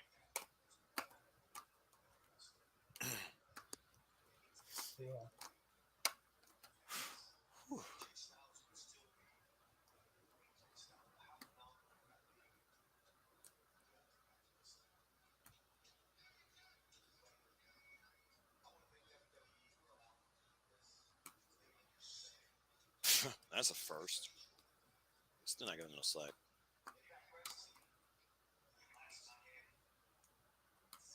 Matt, good to see you, brother. Appreciate you being along for the ride. Even though you're a little late to the game, we appreciate you being here, brother. That was It a is time for the- beautiful, beautiful message. Wow. And now it's time for some beautiful madness. It's definitely The cool to Queen see of the AJ. Mountain. Even from his house, even from Georgia, it was still cool to see AJ on the show. Yes, indeed. And now we're about to see a cool piece of beautiful madness. The Queen of the Mountain match is next, boys. So here's my thing here. We saw arguably Mr. TNA as far as in the ring goes with AJ Styles, right? Yep. Who is definitely a WWE employee right now. Yes. Yep. We saw Dixie, who, in and out with Dixie as far as the company, whatever, but she was there. Just because he's on the WWE creative team, how do we not see the founder now? How do we not see Double J tonight? I don't know. I'm going to guess after this, or he comes out and honors this match somehow, because there is nobody more synonymous, I feel, with King of the Mountain. Right? than Yeah, I was going to Double say. J. He is the Just King of the saying. Mountain, damn it. I'm just saying. And now the Knockouts look to make history and set a standard for their division in the first ever Queen of the Mountain match. 5 knockout champions the current one, and 4 previous ones, each with their own legacy with this title, look to cement their name in history tonight as the first ever Queen of the Mountain. It is not just about the title tonight. And lest we forget, a Knockouts legend, a women's wrestling, legend. Damn it! Calling the action, making sure things stay where they need to stay. Yeah. As you did say, Mickie James is the special guest enforcer. In Nashville, Tennessee, you best damn sure believe you're going to have hardcore country. And here You are damn the rules. right. The wrestlers start ineligible to win. A wrestler becomes ineligible with a pinfall submission over another wrestler. The wrestler who gets pinned or submits spends 2 minutes in the penalty box. And the eligible wrestler wins by hanging the belt and is the Knockouts World Champion and the first ever Queen of the Mountain. Now, Get ready, question, Noah. Say a wrestler is eligible, they go to put the title up, and they end up getting pinned or submitted before they're able to do so. Do they then become ineligible? No, you're automatically eligible, but if you do get pinned or submitted, you're going in that penalty box. But you are still eligible once you come out of that penalty box. Once you are eligible, period. Okay. And meanwhile, Mickie James coming in with the stripes, ready to enforce law and order. Such as it will exist in this match. Yeah. Hey, in Nashville, Tennessee, you're damn right you're going to have some hardcore country. Mickie James, a 4-time Knockouts champion. Man, Mickey's drip is unmatched. Unbelievable. This is going to be wild.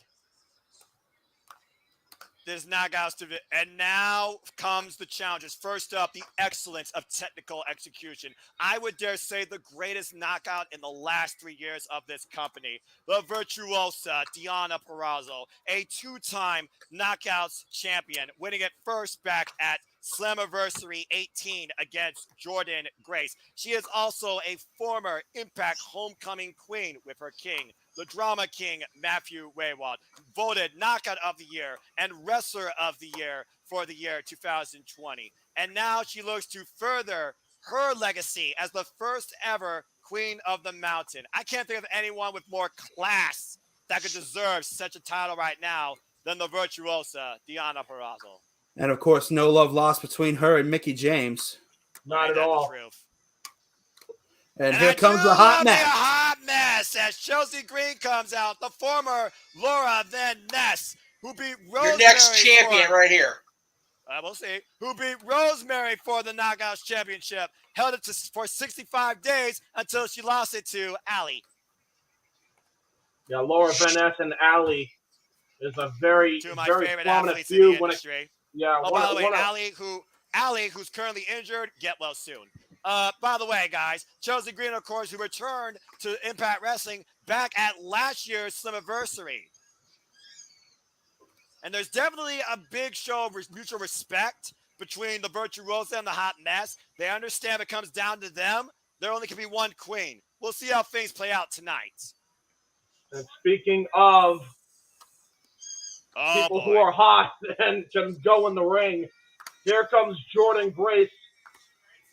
Looking to write herself some history here tonight. Well, we've seen her compete in Ultimate X. We've seen her compete for both the men and the women in that match. Looking to make history now. Thick Mama Pump, looking to become the first ever Queen of the Mountain. Held the Knockouts Championship for 182 days, beating Taya Valkyrie for it, only to lose it to Deonna Purrazzo back at SLAMMIVERSARY. The first ever Knockouts Triple Crown champion, Jordynne Grace. She's held the Knockouts Tag Team Championships too. You're absolutely right. Uh-oh. Oh, I know what this is. Ruh-roh. Oh, I know what this is. The head baddie in charge. She made her return to Impact Wrestling, the HBIC, the former member of the Dollhouse, and a former Knockouts champion for 87 days, beating Madison Rayne for that title. Mia Yim. The wife of Limitless Keith Lee. Again, we're sitting here talking about milestones and longevity. Mia's back at Impact Wrestling. Taryn's with the NWA. And Marty just recently lost the NWA Women's Tag Titles along with Sienna. Allison Kay, excuse me. No, You're talking about Marty Bell, right? Yeah, Marty Bell. Yeah, who was also part of the Dollhouse. So yeah, exactly. We all saw the fallout to that. Yes, Marty Bell, the first ever Dominican women's tag champion in the NWA. Well, you want to talk about Dominican or Dominican Republic? We are missing one more person in this picture that currently Yes, holds indeed. Knockouts And gold. here she comes, the reigning, defending Impact Knockout Champion, who beat Mickie James for this title and has currently held it for 106 days and is the 59th champion in Knockouts history, the Boricua Badass, who Fame says she will do whatever it takes, Tasha Steelz. I remember the very first time I saw this woman compete in pro wrestling. It was against Kelly Klein at Ring of Honor Summer Supercard. She's been involved in the NWA to a degree. And with her insurance policy, Savannah Evans, you gotta imagine she's coming in here with the biggest advantage. Is Savannah Evans injured? Yes, no, but I will. No, but I'll just put this out there right now. You want to talk about Savannah Evans? That's the difference maker in this matchup right here. No kidding. That's who the knockouts in this matchup have to really watch out for the most. Without Savannah Evans, I will put this in perspective, and this isn't an opinion. This is just straight up fact. Tasha Steelz would not be the Knockouts champion going into this matchup. Ouch. And I think the women know that, and they got to watch out for her on the outside. Tasha Steelz has always been one you count out, that she couldn't do it on her own. Kiera Hogan was the one that was carrying her when they were Fire and Flame and the Knockout Tag Team Champions. Since Kiera Hogan has no longer been part of the company, though, Tasha Steelz, whether you like it or not, or believe in her or not, she has been building her own legacy. And she is the Knockouts champion for a reason, whether we like it or not, beating the likes of Rosemary and Jessica Havoc. One of those two, I might add, James, she did all on her own. And I will say, Tasha is kind of out of her element in this match. She is in a sea of thick pretty much right now. Including the enforcer, Mickie James, on the outside that she took the very title from. I know, look at that. And Tasha Steelz knows that she's public enemy number one, and she slid right out of that ring here and is looking to go over game strategy with Savannah Evans. Say what you will about her. Say what you will about her. That is smart as a champion in this match. And now they just brought out a table into the outside here. They're just setting up furniture for later here. Yeah, they clearly have a game plan to take somebody out. You got to think about this. Who's the biggest threat to the champion? Remember, it was Gail Kim who made this announcement, and we saw the disrespect that Tasha Steelz showed to Gail Kim. As I add, the very first Knockouts champion in this company's history, 7-time Knockouts champion. Oh, here we go.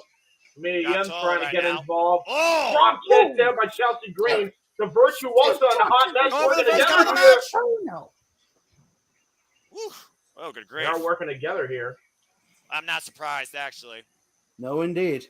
Those two have it will be a smart strategy. And if you actually work with the Knockouts champion and her enforcer, that could really spell disaster when it comes to Mia Yim and when it comes to why am I blanking on the other name? What is going on with my brain? And right now on the road, top Jordan Grace. There we go. What the As Mia Yim takes out Jordan Grace and Savannah Evans, and right now Chelsea Green and Deanna Purrazzo. Whoa! We're going to begin with a short haul. All right, I gotta ask this: am I coming in at all? No, I hear you. Chelsea Green on the top. All right. Cross body. I'm just making. I'm gonna ask every now and again because my microphone's actually semi-busted. Deanna Purrazzo up on the second rope. Oh, Swanton bomb out of the pile. As you heard Deanna, she is out to become a free bleeping time Knockouts champion. Meanwhile, Chelsea Green cover on Tasha at 2. And Tasha, oh. 1, 2, no. Wait a second. Uh-oh. Tasha Steelz has just been pinned by Chelsea Green. That means that Tasha Steelz now has to go in the penalty box for 2 minutes. And Chelsea Green is now the first one eligible to try and reach the summit and become the first ever clean the mountain. I told you. I told you. Is it her night? Is it her night? Is she always ready like her husband? That is what we're going to find out tonight. Yeah, we're gonna see that. And again, look at this. And now here we go. She's jaw-jacking with Mickie James. Shoves Oh Evans my and God! Tasha Steelz into the cage. Suck on that, you two. And look at that, Mickie James laying down the law with both women here. And definitely no love with the Cardonas and the Aldis James family. No, indeed. We got Evans and Tasha Steelz in the penalty box. I like this sight. Meanwhile, we got It Mia is, Yim right it is now. a fine sight to see. Rocky and Chelsea Green might be looking for a cover. 1, 2, and Deonna breaks it up. It is a smart strategy in a matchup like this because you Keep don't your eye want on Jordan any Grace. other women eligible to actually get the championship hooked up onto the top of that ladder structure. You think about people that have held this Knockouts championship: Madison Rayne, Gail Kim, Awesome Khan, Taylor Wilde, the Knockouts that have gone through this company, and the Knockouts to the day with this company. This title has been one of the most prestigious titles in all of women's wrestling since 2007. Now look at that, Mia Yim and Jordan Grace working together here momentarily here against the Virtuosa. And meanwhile, Tasha Steelz right now is just waiting for the clock to run out. So we're at 48 seconds. Yeah, look at her antsy here. Yep. And now look. ODB, Angelina Love, Velvet Sky, Tara, the Black Widow. Okay, Victoria. And right now, Mia Yim with a cover, Deonna! And Grace breaks up the cover. Interesting. We saw the miscommunication that Mia Yim and Jordan Grace had this past Thursday in a tag team preview against Savannah Evans and Tasha Steelz. Again, it's every woman for herself in a match type like this as well. Yes, indeed. And when you add the weapons... The only one eligible right now is Chelsea Green. She has had zero chance to climb the ladder and hang the title. Oh, look at that, trying to go for an Irish whip maneuver here. Gets caught by the Virtuosa. Tasha Steelz and Evans, they are now free. They had to be released from the penalty box. You know, I'm not trying to. I know we're in the middle of the Knockout Championship match. I'm trying to find the Jeff Hardy picture for later for open mic night. So I go to Aaron's Facebook to type in Jeff Hardy, and 99% of the posts on Aaron's Facebook in the last 15 years have been about something to do with an arrest. Yeah, pretty much. It's so sad. Anyway, go ahead. I'm sorry. Go ahead. No, you're fine. Right now, Tasha Steelz trying to go for satisfaction. There you go. Steelz, all right. 1, 2, no. Tasha Steelz can get the Duke there. Yep, the Bunny Alley, Kiera Hogan, Tara, Brooke Tessmarker. She was quite a champion. And Evans is getting involved now, and Mickie James will not allow that. I'm going to say, you want to get Mickey's attention, Stratisfaction is the way to start. Yeah. Wait a minute. What? Did Mickie James just eject Savannah Evans? Good. Yep. Oh. Yes, she did. Oh, Chelsea Green with a roll-up. 1, 2. Oh. Remember, she is an enforcer. Yep. It may be every woman for herself, and weapons might be legal, but she still wants this to be as fair of a contest as she can make it. If Tasha Steelz is going to win this, she has to win this on her own. PK! Ooh, PK there by Chelsea Green, too, and Mia Yim breaks it up. Remember, Chelsea Green is still the only other woman eligible here to hook that title on top of that hook. Yeah. And now Chelsea going to try and make it sure she stays that way. Oh, wait a minute. Mia Yim. Oh, cover. Go. Got her. Oh, and now Chelsea Green's in the box. Chelsea Green is now in the penalty box. And Mia Yim now is eligible to climb the ladder and hang the title. You know what's so sad about this whole thing? I know, Allie's your girl. Yes. Wouldn't it be just awesome if she was in this match? That way she gets pinned. You go put the bunny back in the box. I'm throwing it out there. Throwing it out there. That was a cheap shot to Mickie James right there. Hot mesh triggered. Ooh, face first into the ramp. Meanwhile, Chelsea. It's Father's Day. The dad jokes are allowed. Leave me alone. Anyway, kids. There's no love loss, apparently. Look, all I'm going to say is this. Yay, Allie. And I'm just going to move on from there. Meanwhile, Mia Yim, you all shut up. Meanwhile, Mia Yim is climbing the ladder. Uh-oh. Oh, now look at this. Deonna Purrazzo. And this is the first ladder brought into play, set up anyway, in the matchup. First of many, I suspect. Jesus. Jordan Grace with a haymaker. Look how right onto Tasha Steelz. Guys, and look now, how tall that ladder is, by the way. yeah, Just saying. that is a tall ass. I think they ladder. wanted the big one. I'm getting Amazing Red low key vibes when they were in a freaking ladder match for the X title. Chelsea Green might be watching. Wait a minute. Oh my God! Oh, stunner! You got to be kidding me! Stop! Avalanche Stunner stepping off Jordan Grace from Tasha Steelz. God, that was ugly. Taking Mia Yim off the ladder the hard way. And you gotta imagine that Mia Yim has got to be feeling that her jaw might be broken from that stunner. That was a hard. And Deanna with the cover.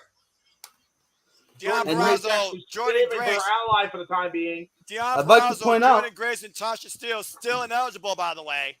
I'd like to point out, gentlemen, I believe all 5 of these women have been Impact Knockouts champion at one point or another. That's the whole point of this match, by the way, Casey. Fujiwara has the armbar. Fujiwara. And look at this, Grace. Wow. Oh, what a transition by Deanna onto Tasha. Oh, my gosh. She might literally put Deanna on the socket. He is looking to snap it in half here. Oh, ow. You might have just done that. Almighty. And Chelsea Green has now been released. Oh, it takes down Jordan Grace, but went underneath the ladder. Is that bad luck for the Hot Mess? The Hot Mess doesn't believe in bad luck. And there's the Tasha tap Steelz taps. Tasha Steelz taps and might have lost an arm in the process. That means that Deanna Purrazzo is now eligible. Yeah, that's a bad omen for Tasha Steelz. She's been in the penalty box twice, and she might have a broken shoulder socket. And right now, Tasha Steelz has to go back in the penalty box, probably with a broken arm, and Chelsea Green and Deanna Purrazzo are working together against Jordan Grace. Oh, big nice boot by Thick Mama Pup. Sends down over the top, lands on the apron. Oh, God. Another haymaker. Haymaker. Wait. Why Deanna Purrazzo wrecking balls drop kick. Scaring the cat. Chelsea Green, though, backstabber. Right into the backstabber, though. Ouch. Jordan Grace fighting for her life in this match. You got to imagine. You got to imagine the Queen of Strong Smile, Rachel Ellering, is watching this match very closely. And meanwhile, Chelsea Green with a cover on Mia Yim. Bit of 2 count. Trying to put her into the penalty box with Tasha Steelz. Tasha Steelz stuck in there now for another 1 minute and 18 seconds. And both Mia Yim and Chelsea Green are eligible. So right now, they're just trying to fight out to see who can climb the ladder. And look at Tasha Steelz, too, by the way. Tasha Steelz still favoring that arm. Curb stop, Super Dragon style. Right that might be it. Turnbuckle. 1, 2, no. Kick out. And now the 2 women paint brushing each other. It's almost like Mia Yim isn't even affected. It's like she's been in this position before. And Chelsea Green right now unleashing a bit of a hot mess. Excuse me.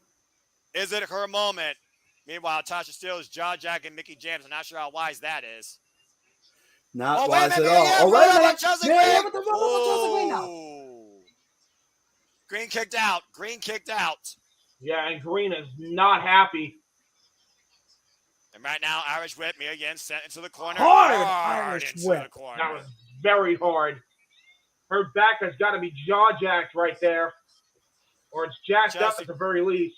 Chelsea Green, of course, she has been pretty much just tossed aside at times in this industry. Really has been trying to make a name for herself here. Can she once again become the leader of the Knockouts in Impact Wrestling? 3, 2, 1. Cut Tasha Steelz free.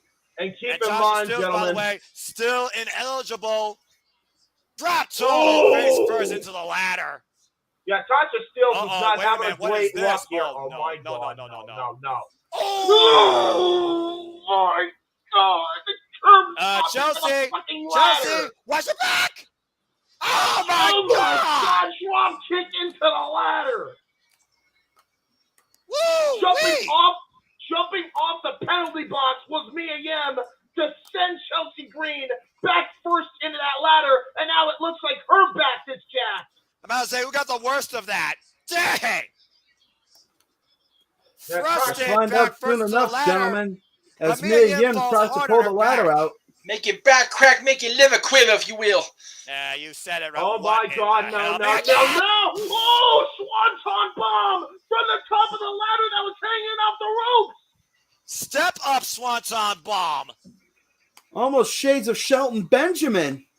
Literally, look at this. Takes out both Jordan Grace and Deonna Purrazzo. And meanwhile, oh, Tiger Driver 98 by me. Get come on the floor. 1, 2.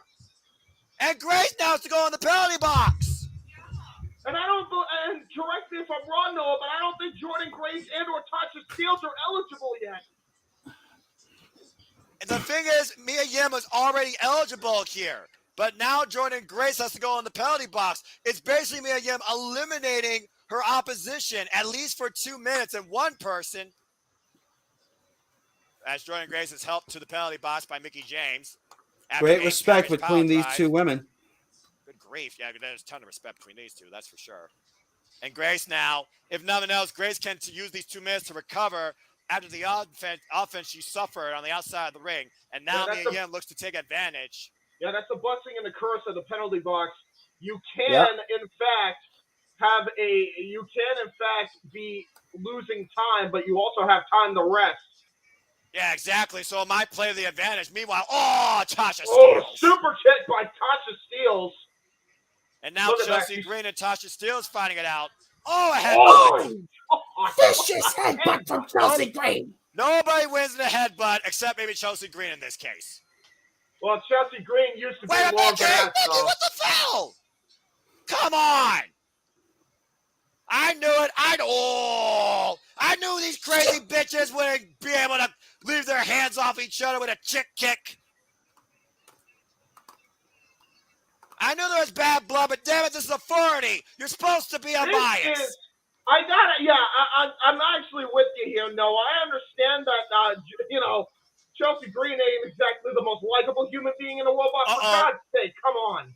Wait, what is Deonna Purrazzo trying to do with Mick? Oh, no. Oh, my God, what a damn powerbomb into the ladder.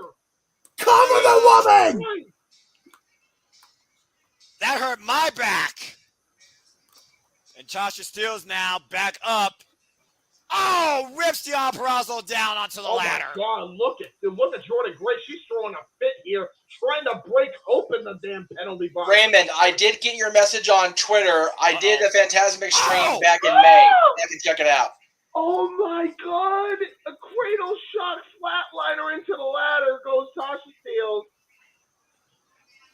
Heavy is the head that wears the crown, and it might be worn by Chelsea Green tonight as Chelsea Green and Deonna Purrazzo both climb both sides of the ladder. Both are eligible. Chelsea Green with the title.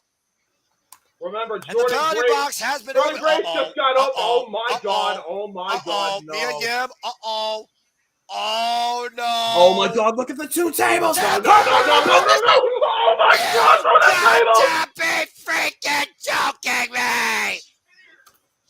That was the craziest, most insane thing I've ever seen some knockouts do. Holy fucking tea! Chelsea Green and Deonna Purrazzo crashed from the top of the ladder to the floor through 2 tables. It's freaking unbelievable. Jordan Grace needs to pin one of those women right now because she actually could be eligible here. But instead going after Mia Yim with a... Oh, wait a minute. There's a cover. Oh. Wait a minute. They're both eligible. I think they're both eligible now. Wait. What's the ruling? Hold on. What's the ruling? Both are eligible. Both of them are eligible. Uh-oh. That means everybody now is eligible. Tasha Steelz, Jordan Grace, duking it out of the ring. Meanwhile, Mia Yim goes in the penalty box. Oh, what a cutter. What a breaker by Tasha Steelz. This has been a car crash and a half with some of the most beautiful and most hard-hitting knockouts this industry's ever seen. And right now, Tasha Steelz looks to do whatever it takes and once again claim history, putting the ladder in place, grabs her title, and starts trying to make the ascent up the ladder. Tasha Steelz with a chance of a lifetime. It might be her only chance, but Clubbing shot to the back. Oh my God, Muscle Buster! Muscle Buster! Oh, no. Muscle Buster! And a cover! 1, 2, Tasha Steelz is back in the penalty box! It has not been Tasha Steelz' night! She might be eligible, but now she's gonna fight Angry And Me Jordan again Grace in has the the penalty title! box. She's climbing! She's climbing! It is all alone! Jordan Grace up there by herself! All she has to do is hang the title! Can she do it? Can she reach it? All she has to do is She put hangs it that over a belt. little bit. That is it! That is She it! got it! Jordan Grace wins! And Queen of the Mountain, Wow. Jordan Grace! Jordan Grace, the emotion. first ever Queen of the Mountain, and now a two-time Knockouts champion. History made tonight at SLAMMIVERSARY. What an effort by all 5 of these women. And look at Jordan Grace overcome with emotion as she scales the ladder down and holds up the championship close to her chest. Her pride and her joy regained in the possession of Thick Mama Pump. Congratulations, somewhere right now, Jordan Grace. somewhere right now, Rachel Ellering is grinning her ass off. Not to mention Scott Steiner. Huh? Oh, shit. Goldilocks is back. What? Holy. Hello. All right. Well, now I've seen everything.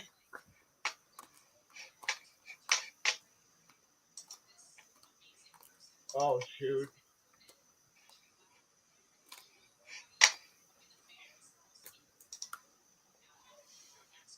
It's got to be Kill Cam.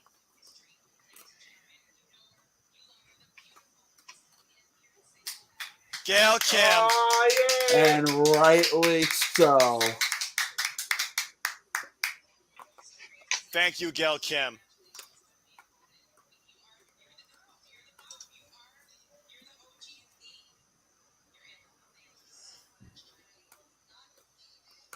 Definitely cool to see Goldie and Gail. Gail. The first ever Knockouts champion. Oh yeah, it's definitely cool seeing Goldie and Gail here. I mean, that's a hell of a makeup job, but God, Gail Kim looks like she hasn't aged a day. No, she's absolutely just something else.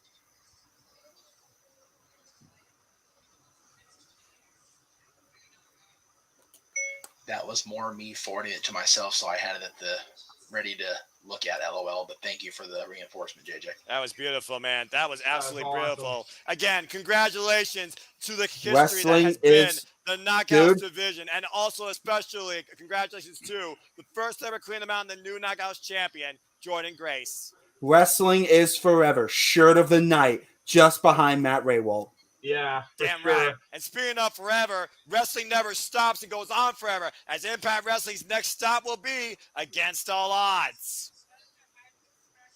Who gets July it? 1st. Right I here. love here. that logo and the backdrop. That looks nice. Hey, place your bets. That's all I got to say about that. That's it. But Oh, guys, time for glory guys, then. why Against All Odds is next, the biggest night to come in Impact Wrestling is, of course, Bound for Glory. Yep. I don't know, man. Slammiversary seems to always top it. They might again. Oh, man. Now, guys, Against All Odds will be on some sort of broadcast, correct? Correct. But Bound for Glory is October 2022, only on pay-per-view. Well, right now I'm asking for Against All Odds because that's a Friday night. We ain't got nothing planned on the calendar right now. Impact Plus. Impact Plus special on the YouTube channel. You are correct, Jeff, for insiders, Ultimate Insiders. Good to What know. time is that? Because SmackDown and Rampage all happen at the same time. Yeah, balls. I forgot about that damn television shows. Honestly, honestly, just skip doing a stream because that day is going to Yeah, it's true. Yeah, because everybody's been watching SmackDown. Yeah, okay, good call. No, SmackDown. what's today, my kid? Joke, kid. Okay. Some people watch Friday, and some people watch Fire on Friday as well. They're all the same time. Yeah, I feel you. But yeah, Bound for Glory. We'll definitely be here for Bound for Glory. No doubt about that. Yeah, no doubt. Yeah. No doubt. All right. Whoever planted the guy in the WCW hat behind Tom is my hero. Yeah, for sure. I just happened to see that guy. You know, he looks like Josephus. Actually, He does actually. That's God it's kind of scary. I'm like, God rest okay, the question Joseph. mark. All right, Joseph, are you sure you would? He's like, no, I didn't. I'm not the Great Beyond. I'm in the Impact Zone, which is just as obscure. There you go. The question mark. Yeah, God bless that man.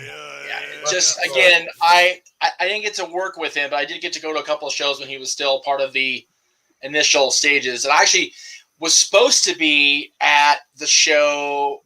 I was supposed to be at the show the same day they taped the Empty Arena match with him and Tim Storm, which was by God believable. But I was not able to be out in Orlando that day. So for the record, Stat Boy's on his way home, so he'll be here for open mic night. And JJ only has one right tonight so far.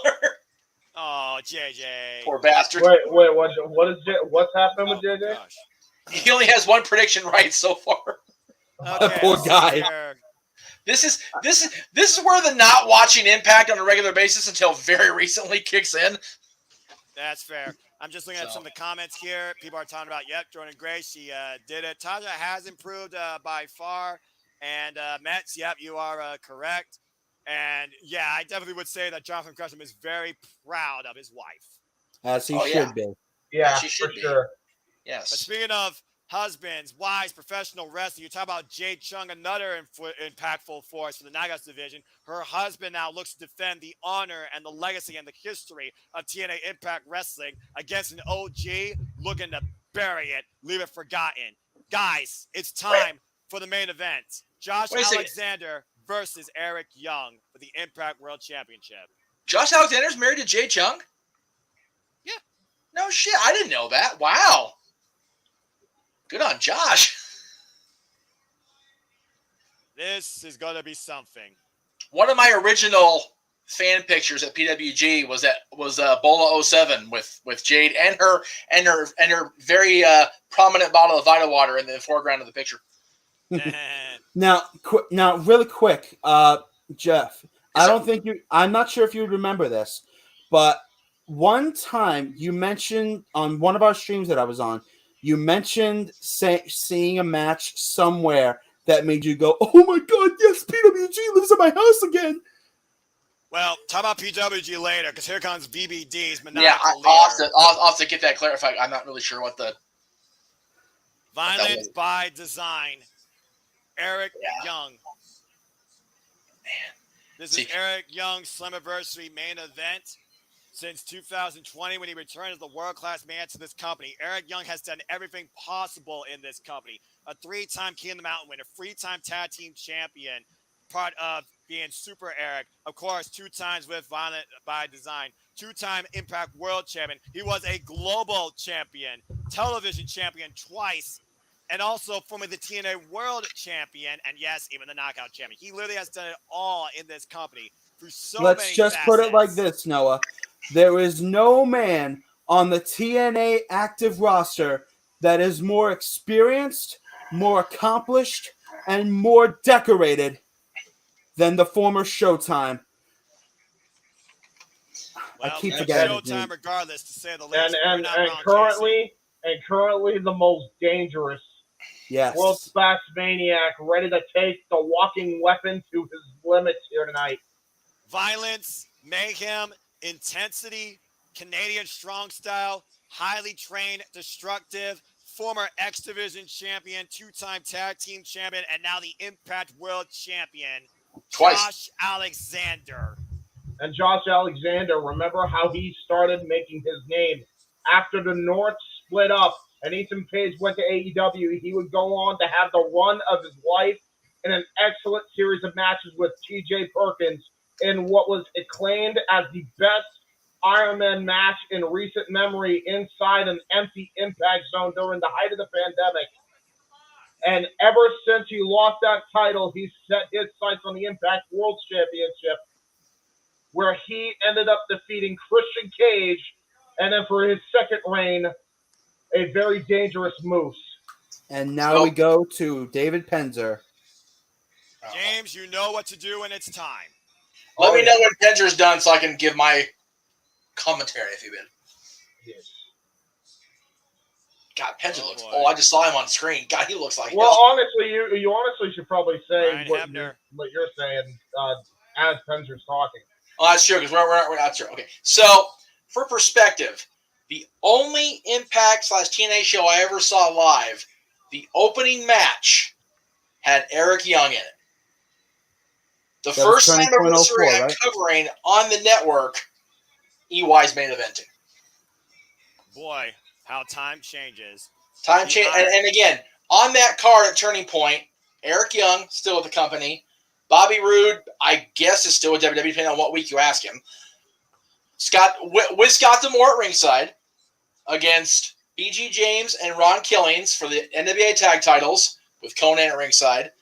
Sonny Siaki, Hector Garza, and Sanjay Dutt against Kid Cash, Michael Shane, and a man who helped fight for the honor of Impact Wrestling, Kazarian, with Tracy at ringside.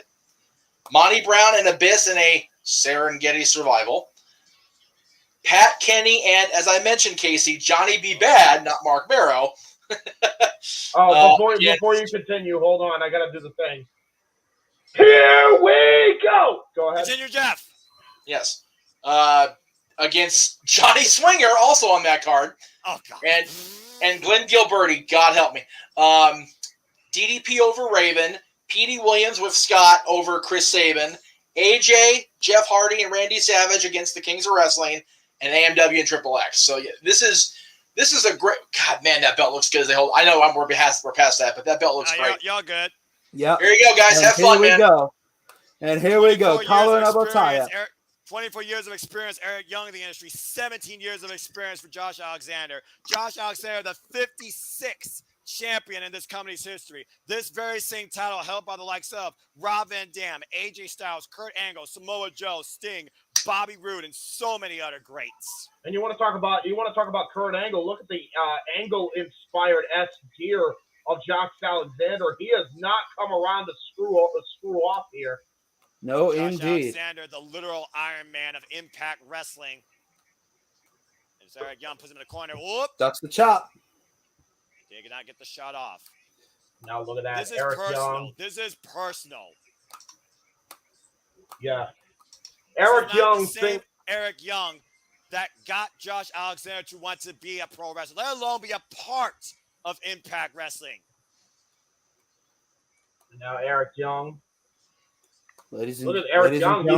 He's actually donning the yellow tights from his old Showtime EY days when he was advocating for him not to be fired into a hip toss. Nice up kick. And now going 100 miles an hour, Josh Alexander and Eric Young. All the gold, all the marbles. All the marbles are on the line in this one. The TNA Impact World Championship. That belt is the centerpiece of this company. And Brian Hebner calling for these two men to get it back on. And look at this. Eric Young. Omega, Matt Hardy, Magnus, Austin Aries, Pentagon Jr., Brian Cage, Bully Ray, Sammy Callahan. You're right, Matt. So many greats. Chris Sabin. I appreciate that. You're helping our algorithms, man. Please keep listening to champions. It's great. All the comments. Honoring Impact Wrestling, because that's what it's about tonight, damn it. Meanwhile, Josh Alexander pushes Eric Young in the corner. And right now, both men tied up in the ropes. Brian Hebner will force the break. Oh, and Eric Young takes advantage, clubbing shot to the back. Now, sending him into the ropes. This is the issue between Eric Young and Josh Alexander into a Green Bay plunge there. Perfectly executed by Josh Alexander and the Canadian moonsault, but nobody home. Eric Young able to move out of the way momentarily. And now look at that. Eric Young looking to go for a moonsault on his own here, and he misses. These guys are move for move. Dustin needs a clothesline. Oh Collision my in the middle. And both men face to Jesus. face. Oh, man, and here we go. We're not wasting any time, gentlemen. They're going tit for tat here. Shot for shot, James. Shot. Oh, sorry. Oh, you're good. You're not wrong, Jeff. Private Party. Oh, what a shot. Right now. I can't be comfortable sitting the way I want to sit, and I can't do it on camera because then I'll make you guys have to not be on the show anymore. Do you really think we'd puke that badly? Yes. Oh, what a shot. What a shot. Another chop. Okay. Oh! Stiff right hand to the side of Josh Alexander's head. Thank God for that ear guard. And that mouthpiece that prevents a KO. Meanwhile, oh my God. Theoretically prevents a KO. To the side and the head of Eric Young. Alexander unleashing Eric Young. Doesn't help. It doesn't hurt, though. Oh, and he's got TNA on his knee pads. Look at that. Oh, geez, there we go. There's the history. Watch. Paint brushing Eric Young's face. Face washing him. Keep in mind, guys, Violent by Design is at ringside. Both Joe Doring and Cody Tater. Oh, my God. Notice how Josh Alexander's wrestling, channeling some of the greatest champions in the history of Impact Wrestling. Kurt Angle, AJ Styles, Samoa Joe, Chris Daniels, Mr. Anderson, EC3, even Tessa Blanchard, for that matter, even held this title. Drew Galloway, yes. Daniels was not world champion, was he? Oh, nice. He was not world champion. No. Cover. Wasn't it? I could have sworn he had a cup of coffee with the world title. Ring of Honor, yes, not TNA. Correct. For the record, by the way, he channeled Samoa Joe earlier, but Eric Young just channeled his old EY days with that neck breaker after that fireman's carry. And now Cody Dean are getting some hardware. Pulling out a table. I'm not sure how wise this ain't good. Good crowd on got hand. the table set up on the outside. I don't think Brian Hebner knows what's happening behind him. Brian Hebner is going to have a lot of leeway in this match. He knows what's at stake here. He knows look at that. I think there is a cut on the top of EY's head. I don't know if anybody else noticed that. There's a slight cut there. I did see that, yes. I don't necessarily know if it's bleeding, but it is there. Well, keep in mind, guys, it was Thursday where he did this pile driver on exposed wood on the canvas to Josh Alexander. Oh! Did you hear that? I felt that. Oh, Eric Young over the top. Oh, there's Eric Young with the trademark. Whoa! Hold on, fade away. Table is set up. Eric Young in a very precarious spot. And Eric Young, victim of his own design. He's holding up for dear life. Oh, wait a minute. Uh-oh. Oh. It looked like he was trying to go for a pounce, channeling Monty Brown there, but EY cut him off at the pass. Eric Young, well and now Josh Alexander cuts EY off at the pass. Might be looking for a superplex. Eric Young, though, fighting him off. Oh, what a shot over the head. That was stiff as hell. He's going for the diving elbow. Got a diving elbow. His already started coming out covered. Oh, no. That was shades of that steel cage match where Eric Young was also in a Slammiversary main event, taking on the likes of Bobby Lashley and Austin Aries for the title. Oh, that was a while ago. Oh, no. And I see a guitar under the ring. What are we looking for? Oh, no. I think he's trying to repeat what he did on Thursday, guys. Oh, boy. Yeah, this is the difference between Eric Young and Josh Alexander. He's living in the present, but he's living in the near past, as opposed to Josh Alexander, and he's looking to tear up that canvas. Brian Hebner, meanwhile, has no idea what's going on here. Oh, but Josh Alexander gets a foot up. You got to think about this. The plan by design is giving Josh Alexander plenty of time to recover. Looking for the suplex. Oh, here we go. Belly to belly. Oh! Belly to belly suplex there by Josh Alexander. And meanwhile, Josh Alexander sends Eric Young off the ropes. Irish whip. Eric Young. Ooh. Taken down by Josh Alexander. Hard. And Josh Alexander with his wife and daughter in tow. Former knockout great Jay Chung. Meanwhile, Oh! And right now might be. Oh, what is this? C4 spike? No, wait a minute. Powerbomb! Oh, went for the powerbomb. That's up too. No. Oh, and there goes that Samoa Joe influence. Going for the Boston Crab right after. And Diener trying to get some love and gets knocked off. And now Joe Dory trying to. Oh, wait a minute. Takes him out. Oh, drops him face first on the apron. And the All Japan Pro Wrestling import got caught with a face stun for his troubles. Meanwhile, John's And now off the going for top. the top rope. Crossbody! Cover! 2! No!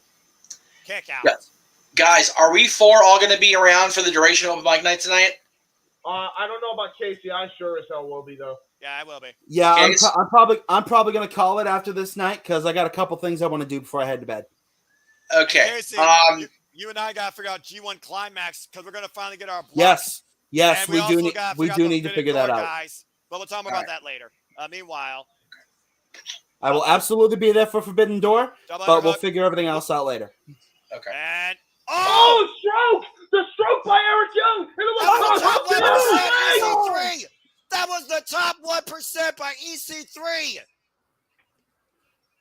Pretty sure. Oh. All right, Eric Young can play back the game of old school TNA classics. If anybody can, Eric Young can. He's been there since like day one. Ain't that the truth?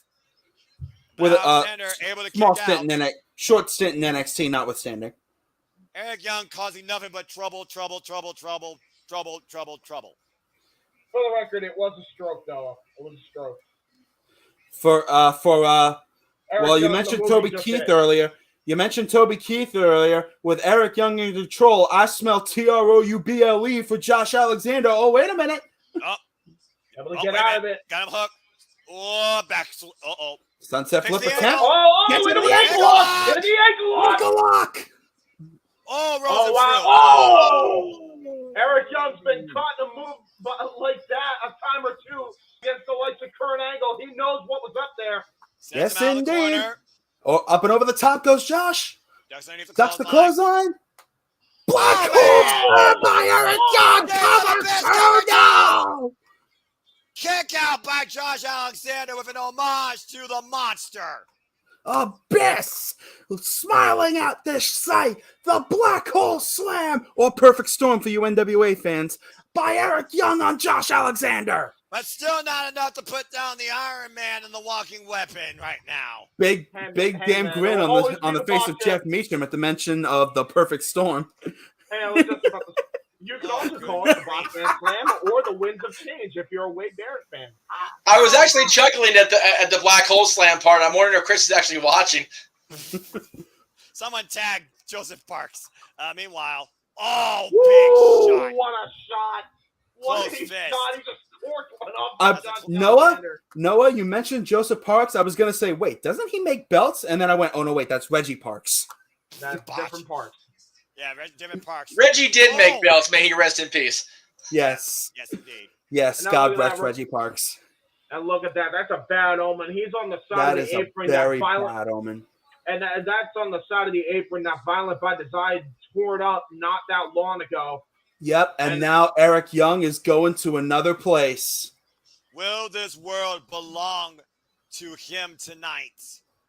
Mets 2128 in the chat. Click Doomsday. Been a while since I've heard that one. Oh, it's an XTO there by Josh Alexander, bringing Eric Young right down to the ground here. Walking Weapon right now. Takes the elbow pad off. Oh, he's like, ask for it. Again, you're kidding me. Another one? BME! Cover middle of the ring, hooks the near leg too. Oh. Brian Hebner was this close. He got all of that best moonsault ever, too. Josh Alexander actually almost had it that time. Shades of Christopher Daniels. Channeling every impact great that has ever wrestled here. Right to the face of Eric Young. Got all of it. He caught him flush. Now try to go. Was he looking for the Angel's Wings? Try to go for the C4 spike here. Oh, gets backdropped for his troubles. Discus Lariat! intercepted. Wraps him Oh, up. shit. Here we Oh, go. no. Nope. Eric Young Young's drops to a fighting knee. it. Dropping his base. Oh, wait a Uh-oh. minute. Yes, Go up. Cliff, looking for C4. Are you kidding? Are you kidding me? Splash! Splash! Splash! Stop! Spider-Man, Spider-Man 2! No! And he Brilliant floats over maneuver the into an ankle. ankle lock. What a transition by Alexander. Oh my gosh! Can he snap the ankle of the world-class maniac and make him submit tonight at SLAMMIVERSARY? Eric Young screaming in pain here, whatever voice he has left here, trying to claw at that rope here. Oh, And Alexander, grapevine the leg. Oh my gosh, all the pressure, all the weight on that ankle. Oh, what come the on hell? now. What the hell? Yellow powder in the face of Brian Hebner thanks to Cody Deaner. God damn it. Literally, as soon as he Oh, wait a did that, minute. he He tapped was and in the ring. Deaner set for the ride. Oh, And Joey Alex trying to Young get involved. Right to Joe Doring. Oh, crossbody onto the outside. All of Violent by Design taken out by Josh Alexander. And this thing is breaking down, guys, in a hurry. Oh, wait a minute. Here comes Joe Doring. Wait, what's Joe? Uh-oh. Wait a minute. Oh. What on earth are you thinking? There is a table there, right? Oh, my God. There is a table there. No. Oh, Jesus. Go for the ankle slam. You Go gotta for be the kidding me. ankle slam. Oh, Right my God! He got it. He got all of it. What Take a 8 look at feet that of again. strength! Joe Take a look at Doring that shit again. over the top rope to the floor through the table! Unreal! If you take a look at it too, Noah, hit the back of his head literally smashed off the floor. Doring is out. An angle slam for the ages. Joe Doring down and out. And God. Joe Doring is no small man. He weighs close to 300 pounds. Meanwhile, Deaner looking inside the ring with the flag of Violent by Cody Design. Deaner does. And now what the hell? What is he looking for here? Wait. He found a Canadian flag with a hockey stick. Found the Canadian flag. Scott D'Amore's flag. That's Scott D'Amore's prop. Team Canada vibes. It's Violent by Design versus Canada. It's Violent by Design versus Impact. Oh! Oh my Breaks God! the flat plumber Deaner's Wait a back. minute. What does Eric Young have the guitar? Oh my Guitar shot God! by Eric Young. He pissed him off so bad, he wheeled him over the head with a guitar. Brian Hebner just now coming to. Is this going to be highway robbery here? Not like this. Not like One, this. The counter. Two. No! A 2 count. Josh Alexander gets the shoulder up. My heart stopped for a second. I swear to God that was it. both. Damn, what a shot. Look at that. Alexander is busted open, by the way, guys. Number He is one way with a busted open. bullet.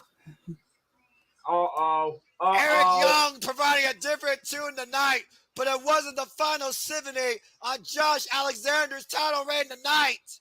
But maybe this will, as Eric Young exposes the plywood, or 2x10s, I should say, that make up the surface of the ring. And you can ask Jeff Mutum about that. He knows how hard those are, let alone assembling them for a ring. Getting flashbacks to Bully Ray versus Sting for the TNA World title in 2013. Oh no. Oh my God, pile driver into the one. 1, 2, no! It's not over! It's not over! Alexander kicked out! He kicked out! He kicked out! What does Eric Young have to do? Josh Alexander is not freaking human. Oh my God. And now, oh no, he's going to try to go for a back superplex here? Or what the hell is he trying to do? Whatever it is. No, not a top rope version. Avalanche, No, Eric Young, pile no. driver from the second rope on the exposed wood. Josh on fights right out out. of it. Oh, into the canvas. Into the ankle lock. Yeah, he went tap out, Eric. Tap out, Eric. Tap out, Eric. Grapevine the leg, Josh. Eric Young rose through, though, with an up kick. Oh, my God, that knocked off the headpiece. Josh Alexander's head. Oh, wait a minute. Oh! And down comes the straps. On the exposed wood. Oh, my God. Josh Alexander with the straps down. Hooks him up. C4 spike. C4 spike. On the wood. The cover. The cover. Brother. Hooks the leg. No. Two. Josh Alexander retains. Wow. It was 20 years of pride on the line tonight. And Josh Alexander, with an entire company being defended on his back tonight, is victorious and will walk into the future still Impact World Heavyweight Champion. A bloody Alexander at that, Noah. God. Josh. Shades of Samoa Joe with that spike Uranage on the exposed wood, and then the walking weapon, C4 spike, that brought him to the dance, wins his biggest clash tonight. Josh Alexander took every shot from Violent by Design and has come up standing. Tonight we celebrated 20 years of Impact Wrestling, TNA, and now we know for a fact we have a very bright future ahead, for the world still belongs to the Impact Wrestling fans. And that concludes Slammiversary tonight. For James, for Casey, for Jeff, I have been the Seminole Foster, concluding part 1 of this fun, wholesome showcase tonight, because that was professional wrestling. Damn it! Damn it! Damn it. Oh, my God in heaven. And now I will turn it over to Jeff Meacham. Top of the hour, guys. Come on back. We'll take a brief little break here. Casey, we will say goodnight to you, apparently, sir. So goodnight until we meet again, sir. And we'll definitely... again, great job, everybody, tonight. We will see you guys back here at the top of the hour for open mic night. Yes, those are the topics. Yes, we're going to talk about Vince. Yes, we're going to talk about Jeff Hardy also. But we'll talk about those for sure. So come on back at the top of the hour, guys. We will be right back. Yes. See y'all very soon. Casey, later this week, G1 Climax 3 predictions. And guys, stay tuned also next week, Sunday, the Forbidden Oh, yeah. Plenty of plugs coming up after Open Mic Night's over for everything coming up in this month and next month. Lest we forget. We'll be right back. Hi. Let me try that one more time when I'm not drunk. We'll be right back. Oh, my God in heaven. Woofa. Woofa indeed.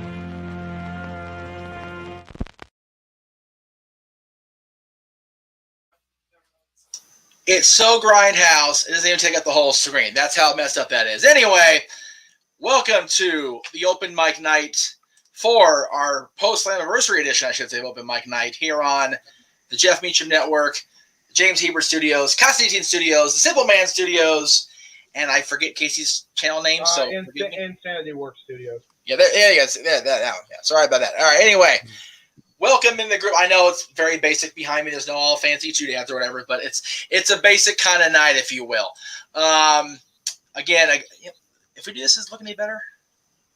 Yeah, actually, kind of. You cover up more of the black background as long as people. That's how Aaron does it when they can hear us, they see us, they know what this is about. And the background, who cares? That's it. So let me welcome in the gentlemen. First of all, who are with me all night tonight so far.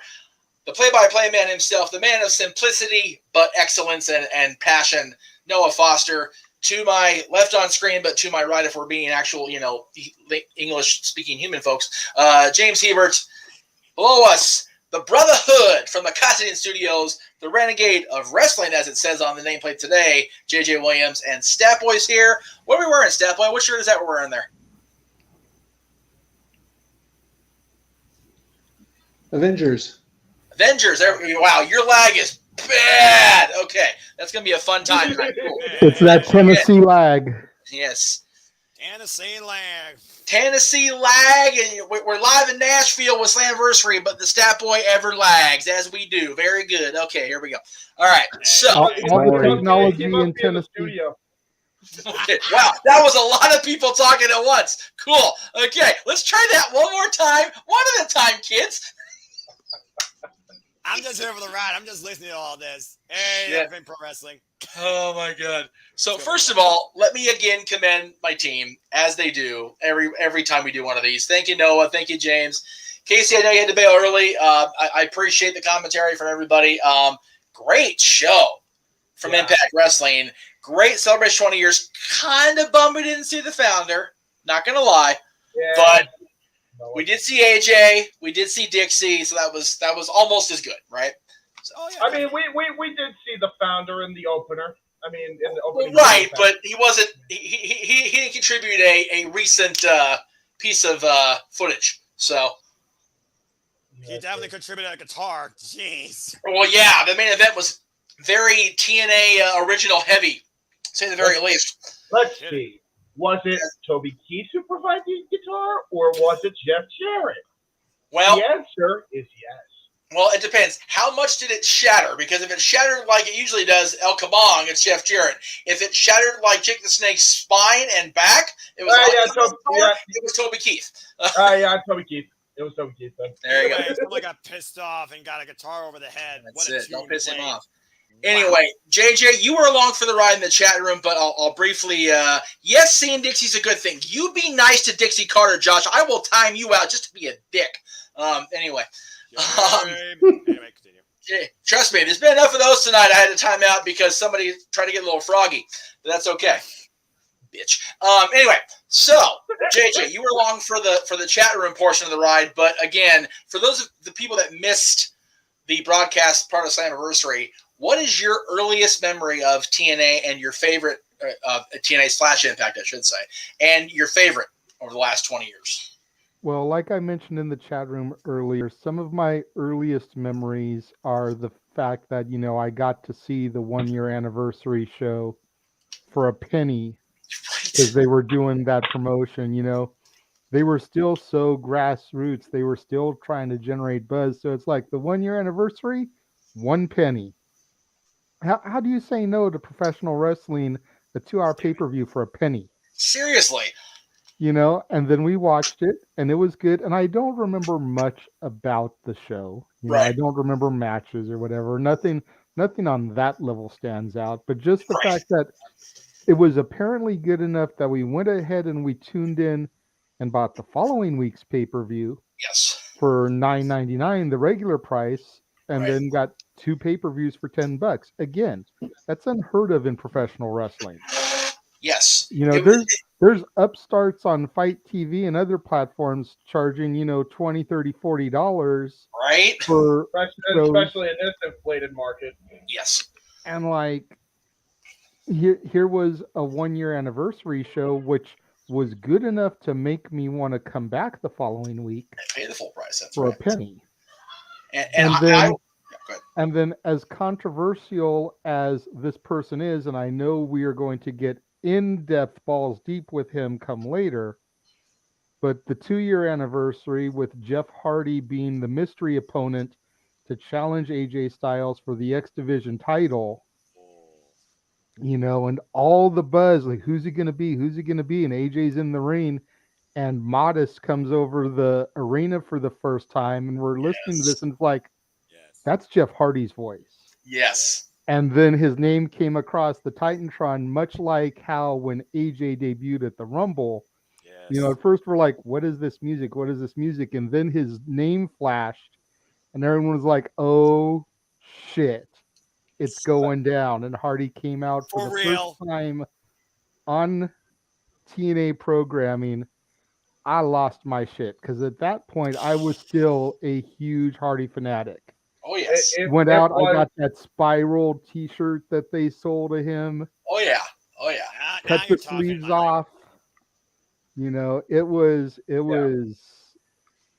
big time. When you think about that, Mikey, I promise we'll get to your memories here in just a second. Once if not, we'll make sure we're patient with through your lag issues when you give your answers to this story. So this question, I should say, within a 12-month period, you got to figure, Jay. I was at my first live TNA show, Turning Point 2004, which saw the memory you mentioned earlier about Elix Skipper and the Six Sides of Steel walk, which I'm pretty sure my arm is still cut from Val digging in with her damn press-on nails. I still try to forget that 6-man tag with Paul, Nash, and Jarrett. Oh my God! Elvis garb as the Kings of Wrestling. When we all know who the real Kings of Wrestling are, Chris Hero, Claudio Castagnoli. Thank the Lord that wasn't the main event that night. But I try to forget that stuff that went down, and honestly, I don't remember half of anything else from Turning Point. But that image. And it's like that image, that ended up being part of the Raw opening for years of Shelton Benjamin springboarding into the super kick. Like, they used that clip of Elix walking the Six Sides for damn near, it seems like, their entire existence in highlight packages. Whenever they would talk about Turning Point, whenever they would talk about Six Sides of Steel, whenever they would talk about anybody involved in that match, they had to throw that clip up there. So it's so ingrained in my skull. Yes. So you had that at the end of 2004. You get Jeff Hardy debuting at Slammiversary, or not Slammiversary, but the anniversary show in the summer. By that fall, you had that triple threat ridiculousness between AJ, Daniels, and Joe. Yeah. That's a hell of a year. And then a few months later, you get the debut of Christian Cage. Yeah. Exactly. It was... Yeah, so you seriously, from Turning Point 04 until the following November, TNA had maybe not the greatest year in their history, but certainly the most newsworthy, certainly the most impactful.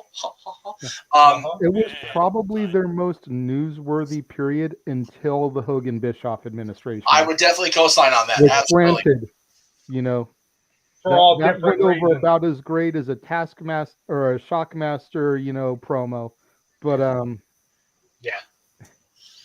still newsworthy nonetheless. Very much.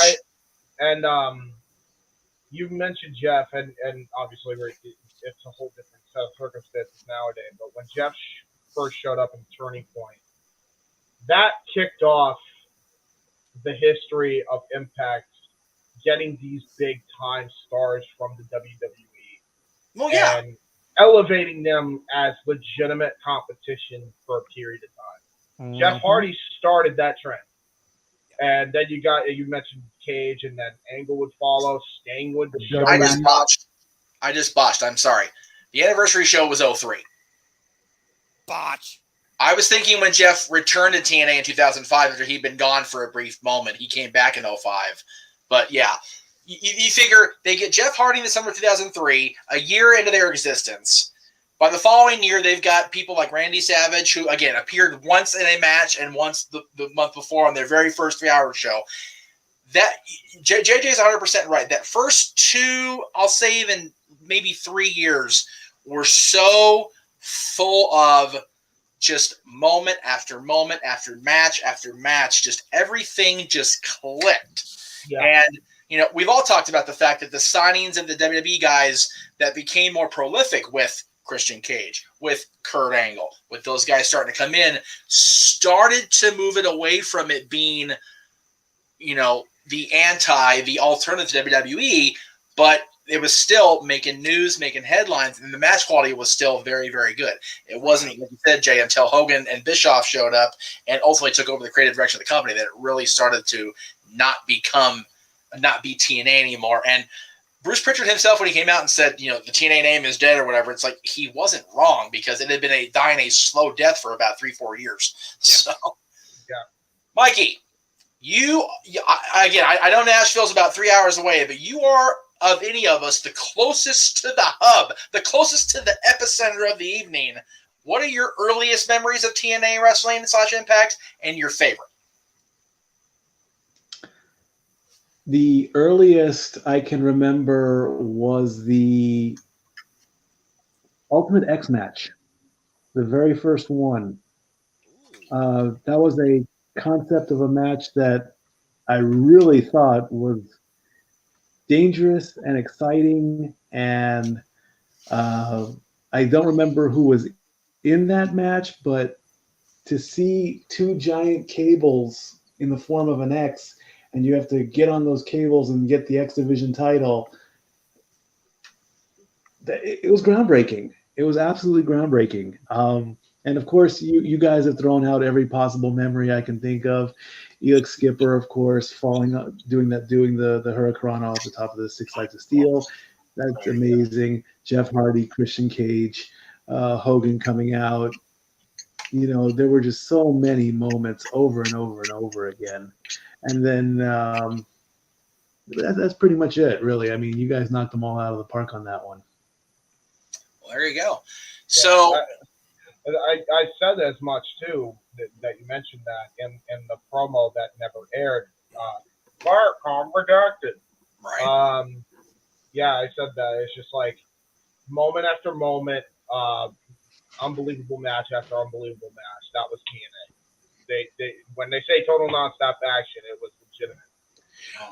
Well, that was why the original title of my history thing was 20 years of total nonstop action in the history of Impact Wrestling, because they are one and the same still to this day. In the actions, the in-ring action, other than there was a good chunk of time where the in-ring quality was what it was, but for the most part, these 20 years have been, if nothing else, solid in-ring work by everybody involved. Yes, sir, Mr. Williams. You got to figure, and I know TNA gets crapped on a lot in the modern era. Granted, it's gotten better in recent years. Yes. But especially as we've touched on, you know, ever since the Hogan-Bischoff administration. Right. For all the crap that TNA gets, or excuse me, let me be honest here, you know, Impact Wrestling. Let me call them by their proper name now. Yes, that's right. For all the crap that Impact Wrestling, NWA, TNA, whatever you want to call them, refer to them as, gets, they were innovative, if nothing else. Yeah, right. Say what you will about Vince Russo and his booking and other people that booked the company during those early days, but for better or for worse, going for a 4-sided ring to a 6-sided ring, 6 Sides of Steel, Ultimate X, King of the Mountain, Monsters Ball, you know, just to name a few. Yes. Yes. You know, things that the competition either never considered or just thought was too stupid to even try. And then they ripped it off at a point. Was what defined their identity during those days. Yeah. It's funny you mentioned that, because literally every idea I feel like that Impact ever introduced, good, bad, and different. I think the locker room at that time, and even to this day, is the purest definition in the sport of turning chicken shit into chicken salad. Oh yeah. That was that locker room. That was that locker room, man. Vince Russo and Jim Cornette could have recommended garbage upon garbage for years upon years, and they make that stuff memorable every single time. Like, here's a great example. I still remember that brutal brawl between Jay Lethal and Sanjay Dutt at the Pink Taco. Right. Such a dumb concept, but they made it work. Yeah, they really did. That was the level of commitment that this roster had. It did not matter what dumb idea that Russo or Cornette came up with. I remember a flag match. We watched it recently. That, like, the concept in and of itself is so outdated. I think nobody said it itself. Cornette made a flag match between Team 3D with Spike in tow, I believe against Team Canada, and the match was so good. It was so much better than it had any right to be. That's how amazing this roster was. It was stacked to the gills, man. For real. And then you think about the where are they now type of guys that had all the potential in the world.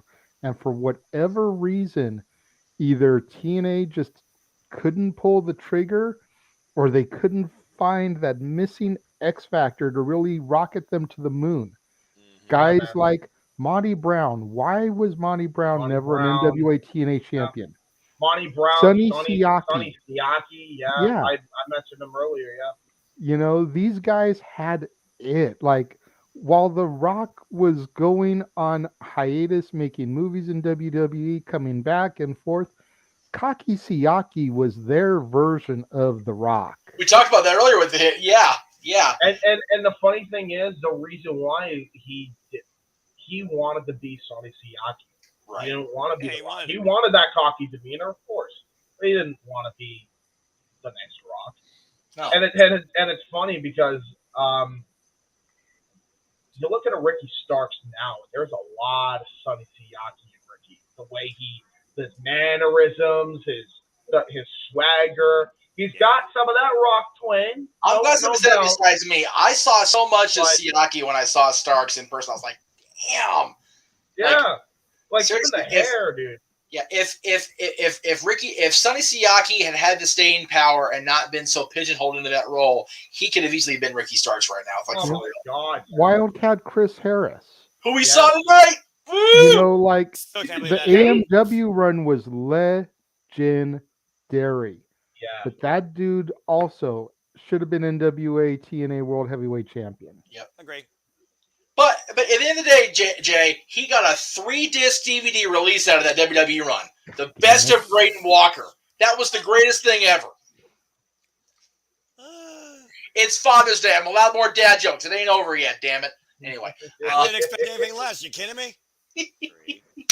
Since you mentioned Father's Day real quick, let me take a moment while we're on the air here before we get balls deep into our topics and publicly on the air thank my daughter for my Bianca Belair Funko Pop. Nice. That was my Father's Day gift. Atta Nat. Atta girl. Way to go, Natalie. It was the only job. one there that she recognized and remembered me talking about because she doesn't follow wrestling.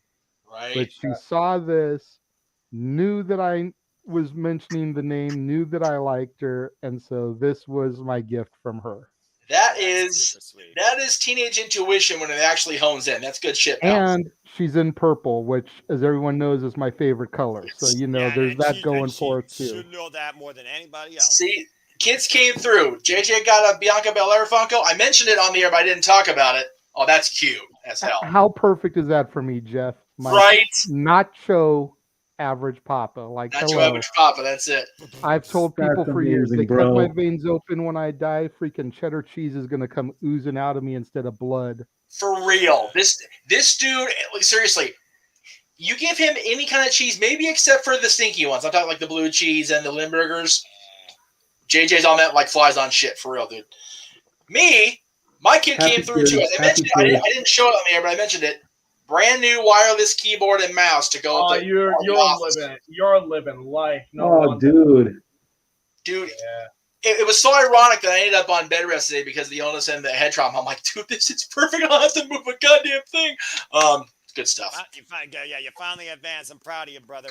Yeah, right? I'm out of the Stone Age when it comes to the mouse and the keyboard. Woo woo!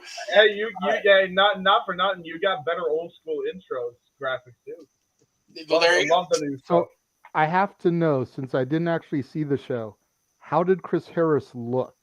Because I remember the last time he came out on Impact TV, he was fat, he was rugged looking, like he looked bad. He looked out of shape.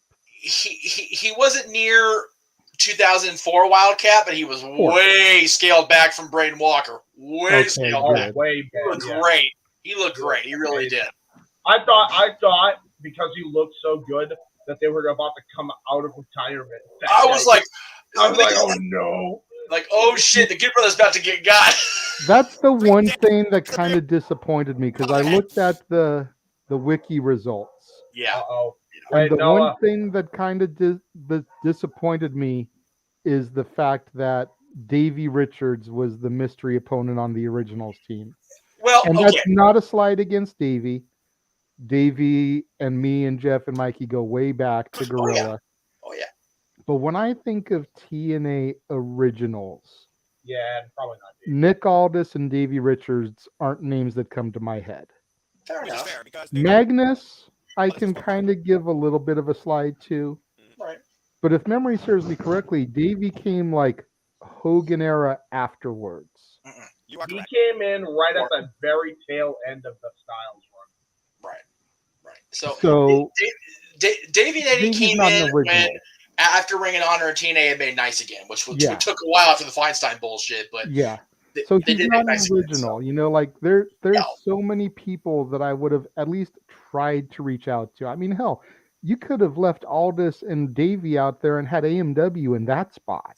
Very true. Very true. Or Storm. Yeah, You're not wrong. You're not wrong. And again, Jay, I know you were counting on AJ, but at least AJ did appear on screen. That was pretty cool. I wasn't counting on it. I knew that it was a long shot. Right. But that's just the way I would have booked it, you know, as a thank you for Mickey appearing at the Rumble, Knockouts, Women's Champion, everything. Fill that final spot, man. The phenomenal AJ Styles.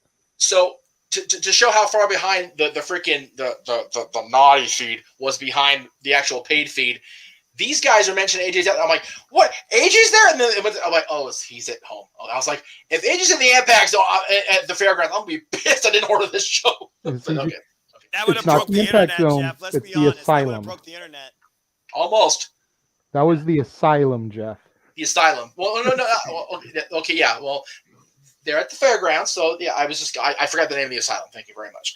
So you mentioned not going balls deep yet into the topics. Let's go ahead and go balls deep into the topics. Let's just go ahead and start off right off the bat here. Let's just talk about balls deep, shall we? Oh no! Oh god! Very good. I went there. Very good. Okay. Dad joke. The dirty. Oh, these two ladies! I swear to God. Okay. So again, you never know in this day and age of the tweeter versus reality, right? But these two got a little naughty on social media against one another this week. Of course, they are headed for a showdown. I'm assuming at Money in the Bank, if not, SummerSlam or whatever. But there was a Twitter, a pair of Twitter posts, and Rhonda said, "Someone needs to tell your discount OnlyFans sister fetish YouTube channel is weird and embarrassing." And of course, Natty not one to allow her sister to be besmirched, even though OnlyFans is what it is. Replied, "It's either do a channel with my hot sister or bring people to a rock at the back of my farm to cry and talk about conspiracy theories." Shit. I chose the sexy sister thing because we might be weird, but we're not as weird as your hot takes on life. It's like, God damn, Natty, I guess. So, and then links her sister's OnlyFans on top of that. So over Rhonda's Cheerios. Yeah. So to kind of update everybody, okay. The following portion of the Jeff Meacham Network Presentation Open Night is not necessarily rated for those under the age of 18. Let me just go ahead and say that right off. You need a banner running across your thing saying that. I'll do that right now. I mean, okay. Now these are just YouTube images, so I'm not doing anything that y'all can't see on YouTube for free. Okay. But Jenny, of course, has the OnlyFans page. She established that recently-ish. I believe it was the first of the year, maybe a little bit earlier than that or sooner than that. But, Natty appears on their YouTube channel, the Nyhart Sisters YouTube channel, and Natty's dressed like she's dressed in these pictures. And, JJ, I know in particular, but, we're all red-blooded males, and this is not horrible to look at. Good grief, Charlie Brown. So my question to everybody, let me go ahead and take the distractions away because Lord knows these are distracting as all hell. There we go. There we go. There we go. Good grief. Actually, no way. There we go. Okay. Got a little hot. Hello, ladies. So since he introduced the topic, I'll let him give his opinion first because I don't want him to get trumped on a topic that he brought up himself. Yeah, go, JJ. It's your opinion. Maybe. Okay. So he's breathing right again. Now that I've been completely thrown under the bus, just call me Regina George here, and if you get that reference, then you're good for the room. Hey, JJ, don't forget. Oh, God. He's watching. Did we just go butt fucky? What the hell just happened here? Whoa! Noah, with OnlyFans being mentioned, you don't say that here. Oh, shit! Right? Okay. Okay, enough! Right to censor. Bring it in, kids. Bring it in. Please bring some decorum back here. What the hell? Gentlemen, please. JJ, go. So, number one, they are fighting at Money in the Bank. That's where the match is scheduled. Okay. This is obviously totally a work. Right. They're just trying to drum up publicity for the match. Yeah. We know these two ladies respect the hell out of each other. Yes. But it's just so goddamn funny to watch because Rhonda, with that cold-hearted stare, you can buy her just trashing the girls for this type of stuff. Right. And Natty could give less than an F. Right. You think about all the scandals that have been involved within the Hart family to begin with. Right. Between screw jobs and sunny days, and do we even need to go on from there? Happy endings, that's for sure.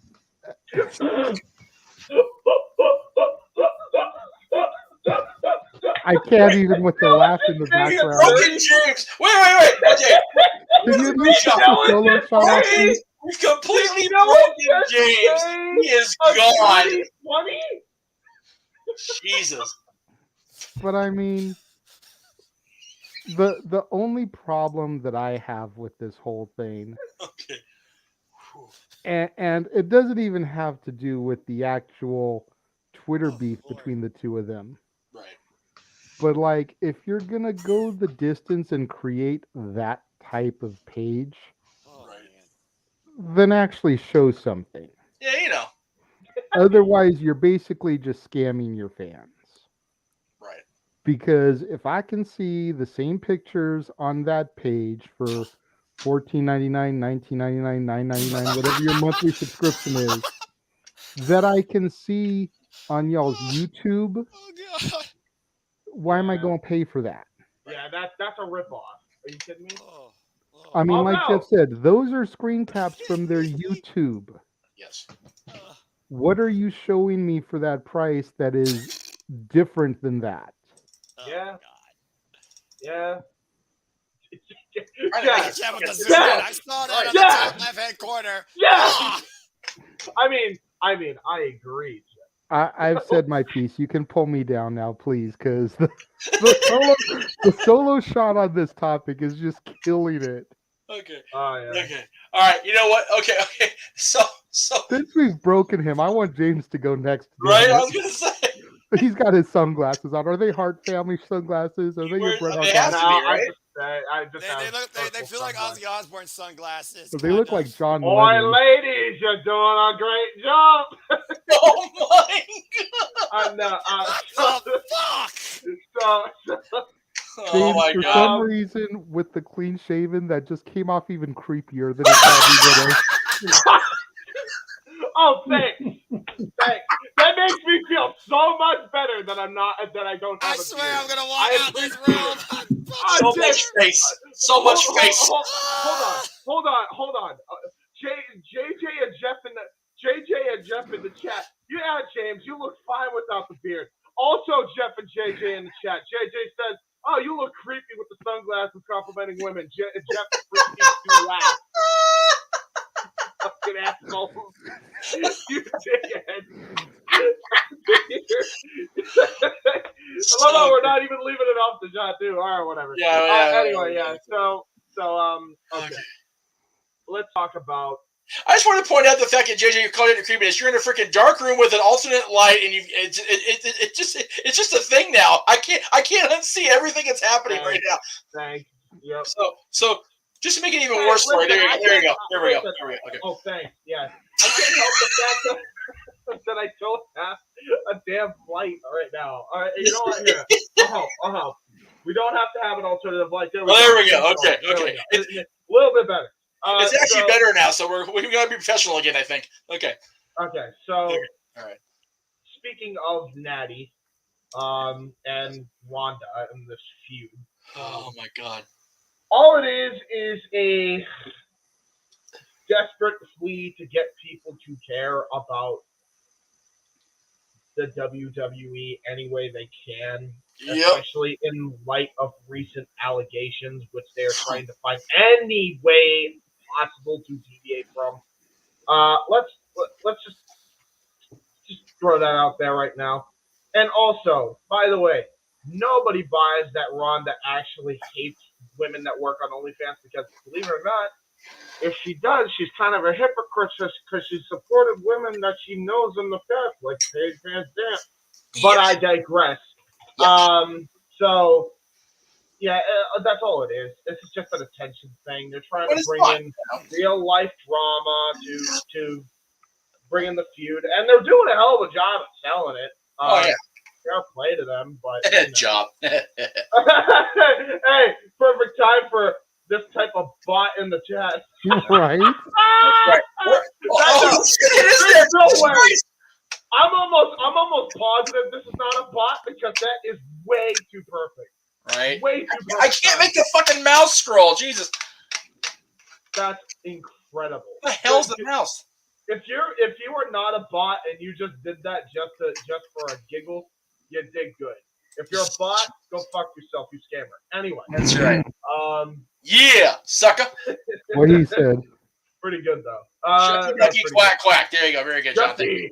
Shucky ducky quack quack. And then Booker. Anyway, God damn it.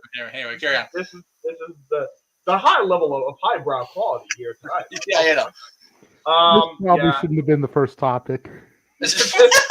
No, this is perfect. Right after TNA. Are you kidding me? That's the right show. Damn it. Tell me Perfect. you did not just say that. Oh, I did in fact say that. Oh, God. Okay. The messed up part about all this is that you've got Bianca and Rhea, which is going to be a banger at the pay-per-view. Jesus Christ, Jay Banger, really? And they're getting a serious kill. He's not. No one's going. You had to, Jeff. I think the concussion is making your brain funny, dude. Oh, I got a headache now. I gotta stop laughing so hard. It hurts my head. Okay. Jesus Christ. Oh my God. But they're going to have an amazing match, and they're getting the serious build-up. These two women are amazing workers. Ronda really is a legit badass, and we all know Natty's pedigree. They don't need this type of hype and build-up to make a match that we care about. No, You want to really sell is Dana the topic Brooke versus Carmella, or Ronda versus Carmella, or something like that? Yeah, give me this type of build-up, because I don't buy Dana Brooke. I don't buy Carmella. I don't buy those type of people. You know, you want to use that against those type of people, cool, but you don't need to use this type of angle in this storyline with Natty. No, Jesus Christ, more freaking bots. I don't know if it's a bot. No, it is. It is. That's the bottom line in this, is that these two women are good enough competitors that they don't need this type of angle to build it up. I'm with you, JJ, 100%. For real. That's what kills me the most at all this. Granted, true. okay, Natty's the one with the sister that has the account. Yeah. But, I mean, come on. Like, why are we bringing poor Jenny into this? Like, why? Rhonda did. That's why, because Rhonda did, honestly. I guess. Yeah, probably. I don't know. I mean, is it insecurity because Rhonda still has some of the mom bod going on and Jenny look like Jenny do? You know, I find Rhonda attractive, if we're being I always serious. have. Yeah. I always she have. was like crush for many years. Like, in if you look at the UFC, women WWE. if you look at the women in WWE, I've always had a crush on Natty, Oh, yeah. Rhonda, Victoria, Lita. The women that probably could freaking cripple me if I was given a chance.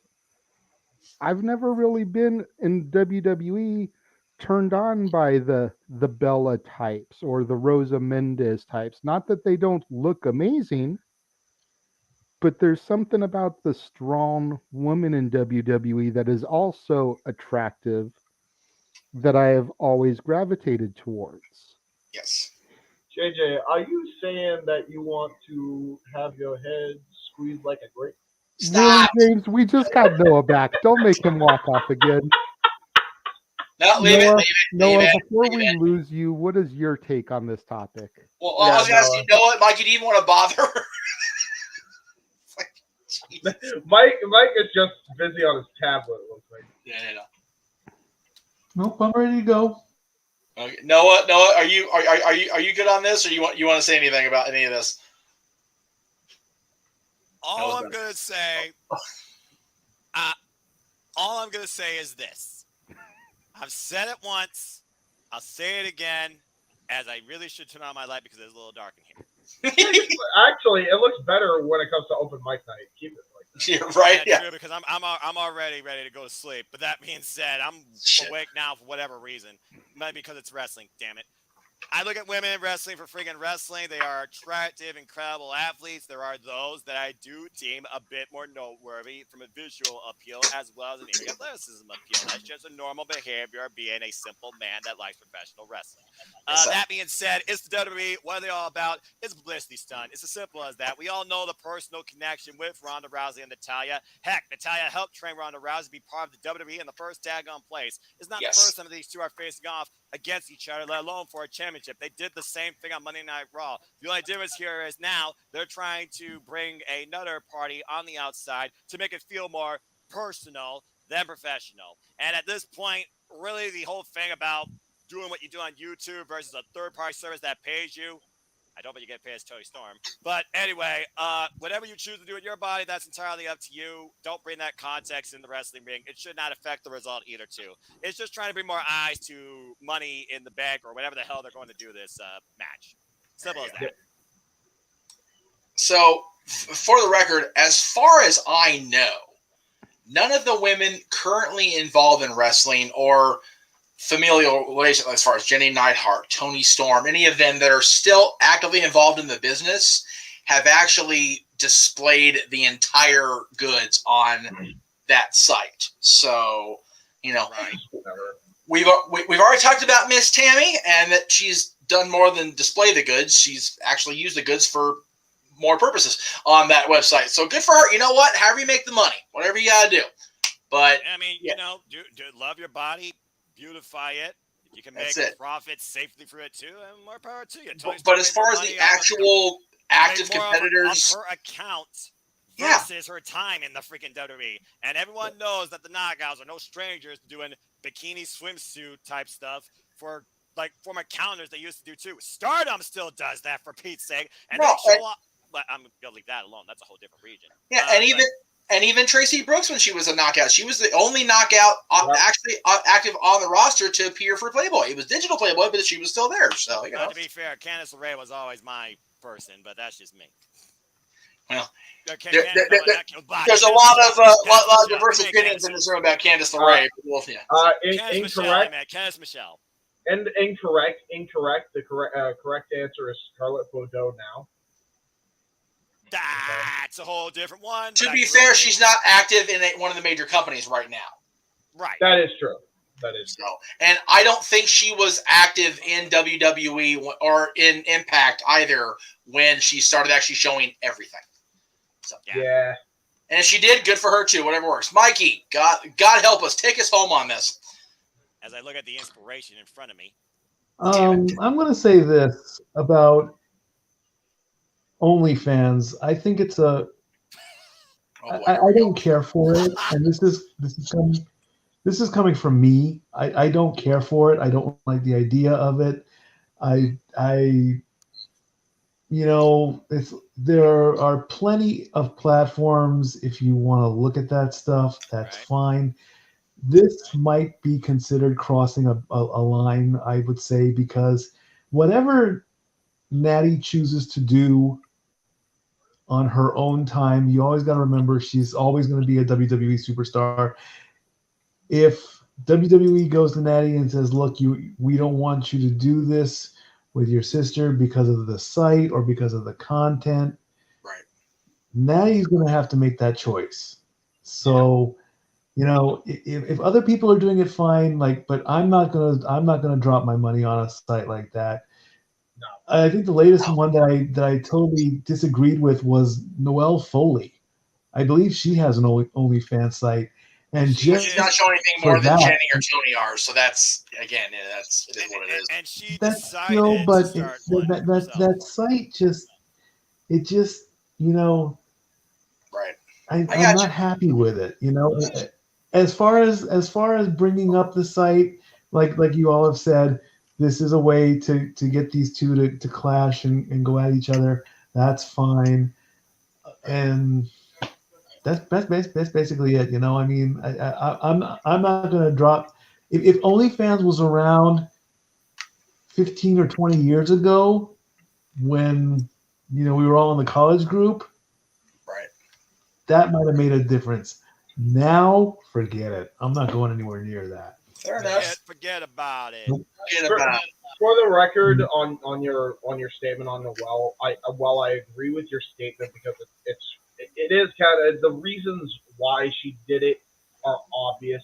It's the only way she's gonna be able to get the money properly to actually get the treatment she needs to finally wrestle again. I mean that's why she made it. I know it's screwed up that it had to come to that, but let's be honest, any other job wasn't going to pay what the hell that was. Sorry for the dizziness. I'm just trying to get this in order to get to where you needs to be health-wise, Yeah. Yeah. I'm aware of the chat. Okay, so if you guys all can do me a favor on JJ, your channel, Noah, your channel, James, whatever channels you run. Oh, why? I check my channel. I'm just saying, just keep an eye on the chat in case I miss it. The two that are in the streaming right now, that's already been blocked. I can't make everything go away. Once it's blocked, it's just kind of there. So anyway. I got you. All right. So next topic's a little more, actually much more serious. Thank God for that. So, I'm okay with the championship being introduced in AEW, and this was brought up by, I believe, James. Yes.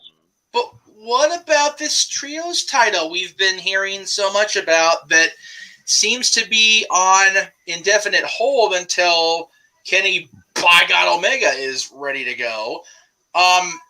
And the consensus is that he's going to be out for the rest of this calendar year, which we're only halfway through said year. Do we really want to wait another 6 months for a championship? Well, no. If we're going to have a championship debut, either we wait and actually be patient, or we do what Tony's done, which is create this All-Atlantic title. The problem with this championship is the Atlantic,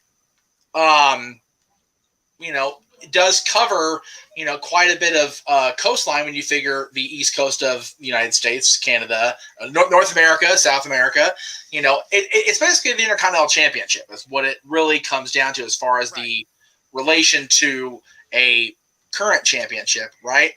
But at the same time, you have a company that, introduced another championship, but there was somebody in this tournament that, is supposed to end at Forbidden Door that's now not going to be at Forbidden Door because the company he works for in Mexico has a direct conflict of interest with AEW working with New Japan. Boo. So you figure Penta's not going to be at Forbidden Door, so it's already a foregone conclusion he's not going to be in the finals of this tournament, which is like, okay, then why are we bothering with having it be there? So again, it seems like, and again, the way I phrase this is more, it should have been phrased better, but the bottom line is this another thing of Tony going, hot-shotting because he was trying to get something done, didn't get it done, and went to plan, Q at this point? I don't know if this was the right idea. I'm all for Miro winning this if that's what they're going with, is what I'm hearing they're going to go with, which is fine. Because I think Miro really got the short end of the stick there when he was TNT champion and didn't get to, really showcase the badass that is Miro. Noah, I'll go ahead and start with you here. What do you think? Is this just one of those that we want to get a championship on Miro? We want to showcase this badass now that he's back, and that's all they've done really is showcase how incredible he is throughout this tournament and since he's returned, which of course he returned when I was at the forum back on the 1st. Is that what this is, or is this another Tony Khan panic, or both? It could be a combination of both when you consider that one of the biggest criticisms of AEW is how overstacked the roster is, especially when it comes to people outside the World Championship picture. I think at one point, Tony Schiavone even said on commentary, this would be like for the upper echelon to a degree of what they call the middle of their roster, mid-card per se. You look at the TNT Championship and those that contend within that tile picture and those that are within there versus the international flavor with this tile here and the people that are involved with this, several of them haven't been involved anywhere near towards TNT Championship. I think the only one, like you said, is Miro. That might be the audible, as you call it. But I also think about how AEW wants to, bring everybody in through the door and, of course, showcase and spread out wrestling. If this tile is going to be defended on more than just AEW, playgrounds, like maybe Mexico, UK, if they decide to go over there, or Japan, with the fact they got New Japan Pro Wrestling involved. And seriously, Tomohiro Ishii deserves to be a champion. I feel it's one of these experiments that they're going to try to a degree to try and bring more depth to what the roster is kind of being classified as. And as far as the Trios Championships, I think, like you said, this title probably was something already planned beforehand with how many homages they've done to Mid-Atlantic Championship pro Wrestling. I mean, look at the Women's Championship, per se. Just saying.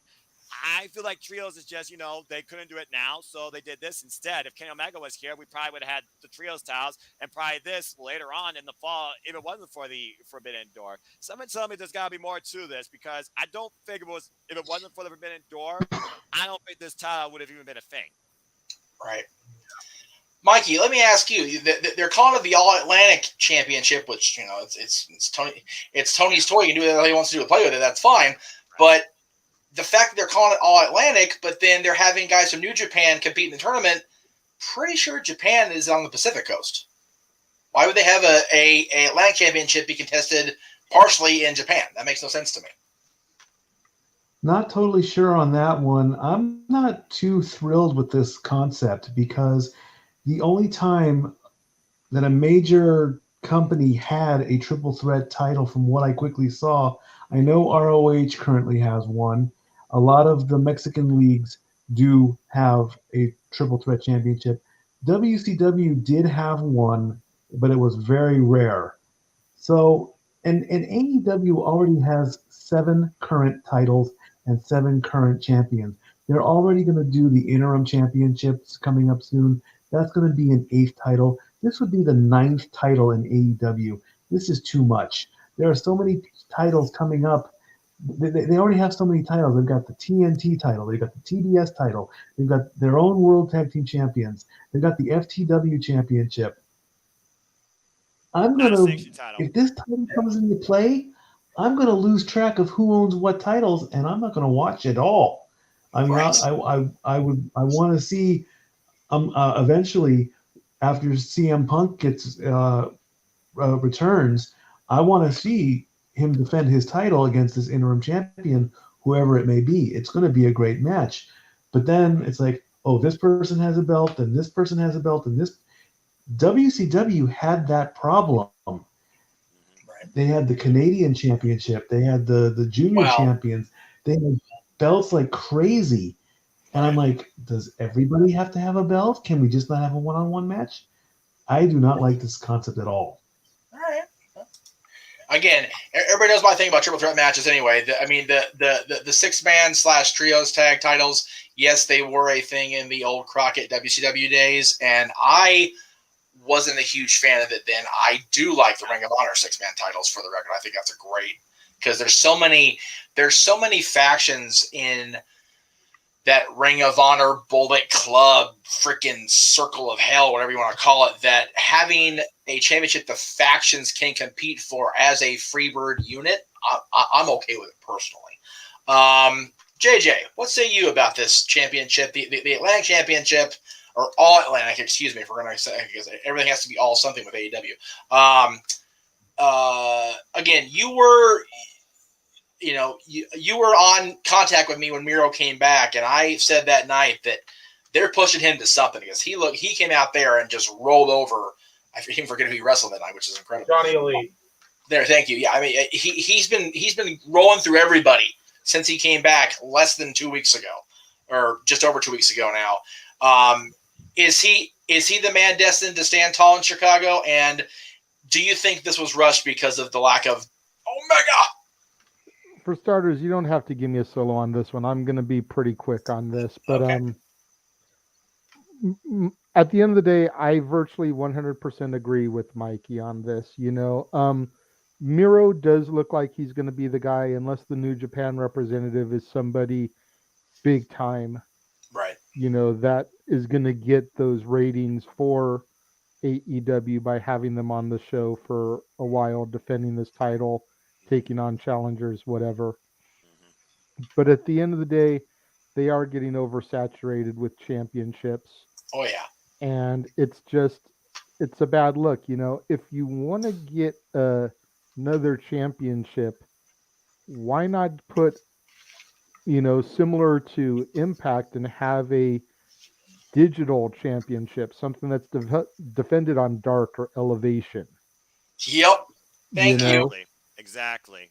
That would be what I would try and do until the trios title, is give those shows something to contend for, something to make me want to tune in to the internet and YouTube and watch those shows. Because as of right now, I don't watch those. No, I don't either. There's nothing worth my time on there. Well, it's like how even WWF would occasionally pop and have a title change on Sunday Night Heat. Right. It's like, oh crap, a title change on Heat? Yeah. And it wasn't leading into the pay-per-view, it was just a random Heat? Yeah. Okay, maybe I need to start tuning into the show more often. Yeah. Right. You have a championship on Darker Elevation, you're going to make me more interested to check it out. Yeah. Versus just showcasing a championship for Ring of Honor like they've done primarily with Mercedes Martinez. Yeah. And that's the other thing. Mikey started rattling off all the titles that they have. Is like they've got all the ROH belts in their fold that they've got on TV too. Yeah, I mean, FTR's on Dynamite on the regular. So it's like that episode of Oprah. You get a title, and you get a title, and you get a title, and you get a title. I was thinking the exact same thing when Mikey was rattling them off. I'm like, this sounds like Oprah. But he's right. Eight championships.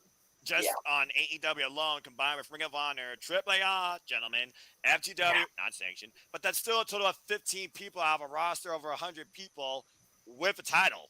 If you want to get command of, and that's without, and that's not even, 15 people on a roster of 100, and when I tune in on a weekly basis, I maybe see 40. Right. Pretty much. Yeah. You figure, Jay. 40. As far as the people the interest on Dark Elevation, the people they have on those shows are definitely worth our attention, but they don't advance story. No. Mm-hmm. Period. Velocity, very match rarely match after fit. the first month, did not advance story. Jacked, sure as shit didn't.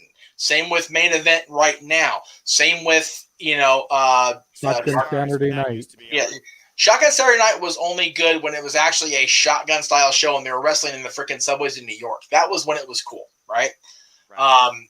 These secondary shows are fine. Figure Thunder early on was pretty good, then not so much. But Rampage is still, when it's live, I actually enjoy watching Rampage because I don't know what's going to happen, but they tape it so much again because of the schedule, especially right now with playoffs and both basketball is finally winding down, or actually has wound down, thank God. The Stanley Cup's about to wrap up, so hopefully they'll get more TV time back for Rampage to be live more often, hopefully.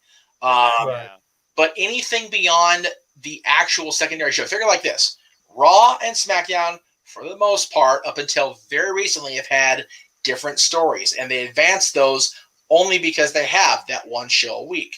NXT advances because they only have one show a week.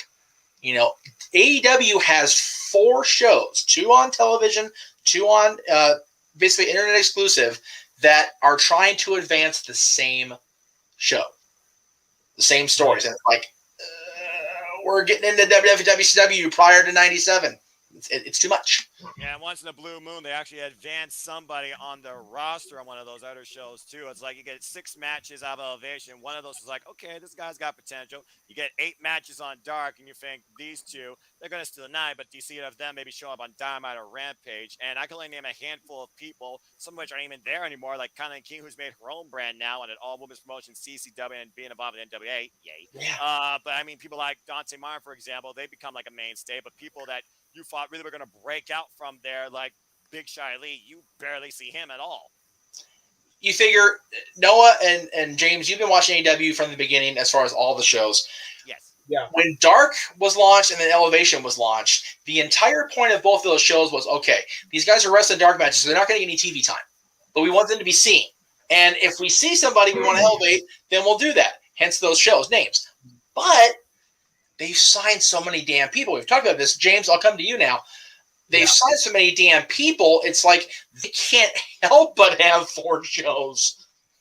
It's ridiculous. Yeah, I mean, opportunity. So I was the one who introduced this topic. Okay, I'm sorry. Okay. No, it's totally fine anyway. The reason I actually brought it up is for all the points that you're mentioning.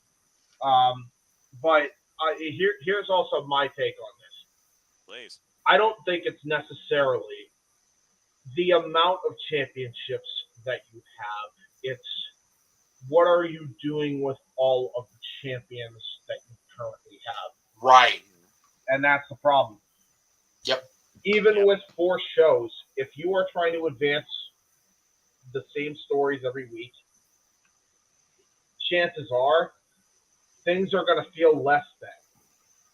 Whereas if you did a brand split with your shows, there'd probably be a lot less of that happening.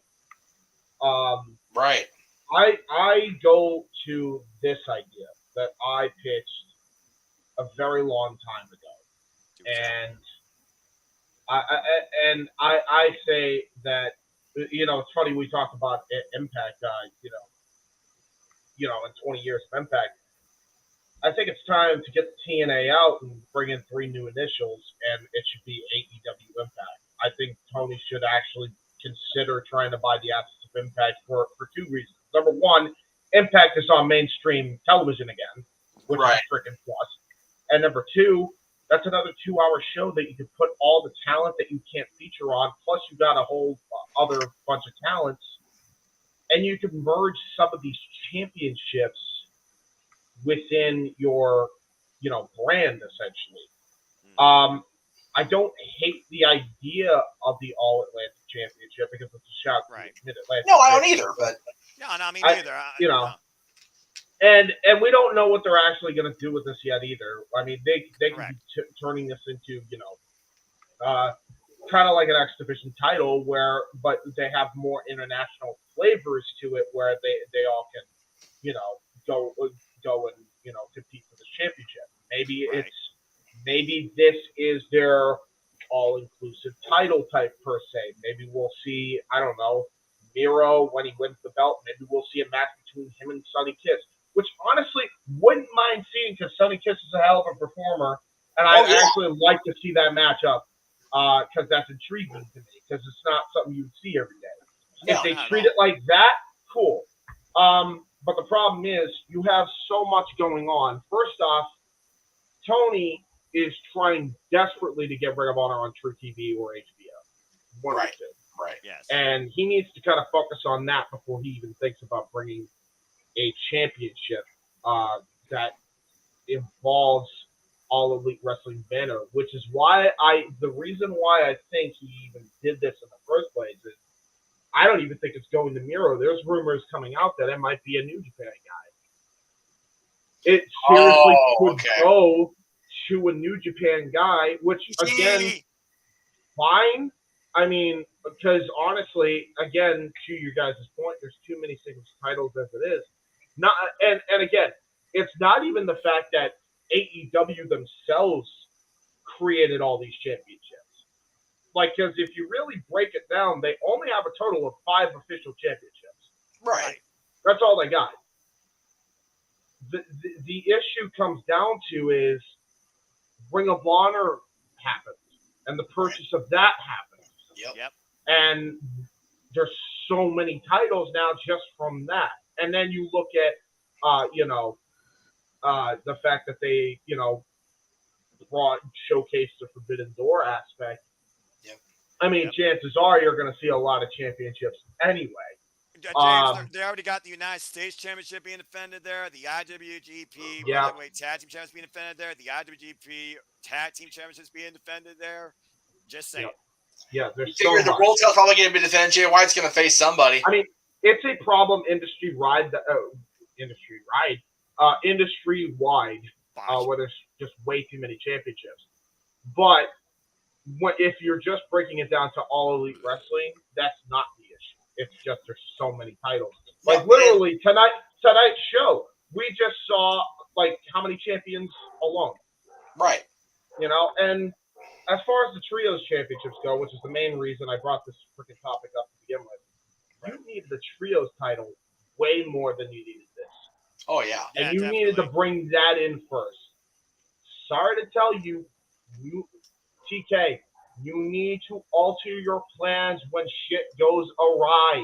Yeah. I understand wanting to keep your word with people, and I get that. But when something goes down, you need to alter the plans and find a way to bring them back into the fold. Yep. If you want to have Kenny Omega hold the trios titles, you could literally put him on a current trio right now as we freaking speak. Right. There's plenty of trios that could benefit becoming the first trios champion.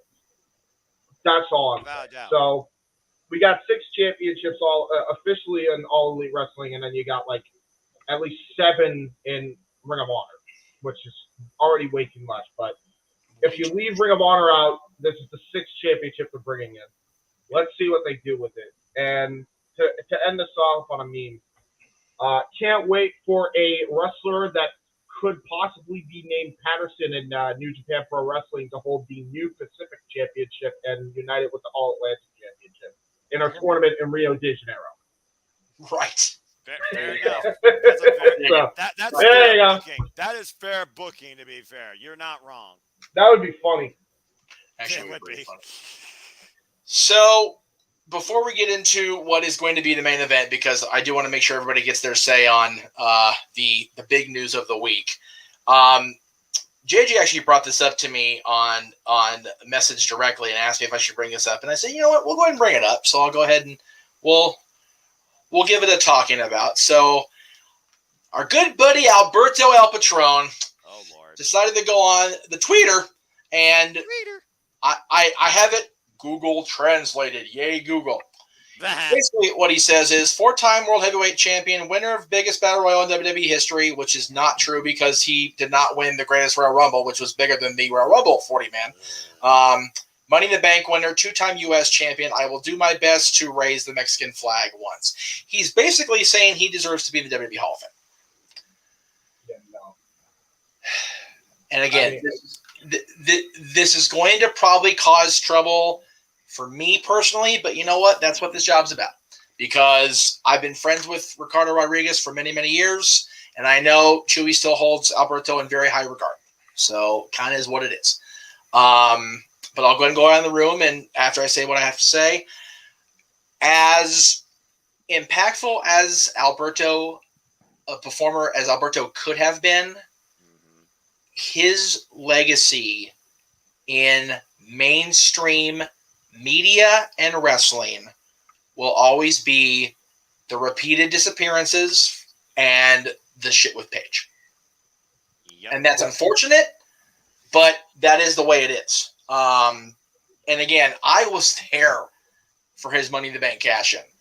I'm not saying it was the worst. He was definitely not the worst Mr. Money in the Bank. Looking at you, Corbin. What? Mm-hmm. Yeah. Corbin was the worst. Sorry, Baron, but you were. Otis, you didn't even get the cash in. Miz took it from him. God. Okay. I forgot about that. Okay, yeah, Otis. Statement redacted. He wasn't the worst to cash in, because that was definitely Corbin. Oh yeah. Okay, no. When you talk about actual cash-ins, you're not wrong. But the fact is, and again, I know, Jay, you weren't there for. Actually, no, you were there for 2011. I take that back. So, the fact is, we had this amazing story. The summer of Punk had kicked off. He'd walked out of the company. He'd come back. It's undisputed champion match. Triple H is refereeing. There's a false finish at the end with the foot on the rope. You know, there's dispute to the championship. There's money there. And then Big Sexy comes down and, you know, shits in the Kool-Aid, or shits in the girl's bag. I guess we're going to talk about WWE. And then Alberto capitalizes. So I, sitting in the cheap seats with my son, his mother, and our other buddy Bruce, not JJ's buddy Bruce, but the other buddy Bruce I had, actually got me started on this thing. We're like, yeah, we can go now. It wasn't even so. Him being champion was like, okay, cool, you became champion, and he was world champion. Do you know what I remember most about his world championship reign? Dolph Ziggler's most memorable thing. The fact that Dolph cashed in on him was just circumstance.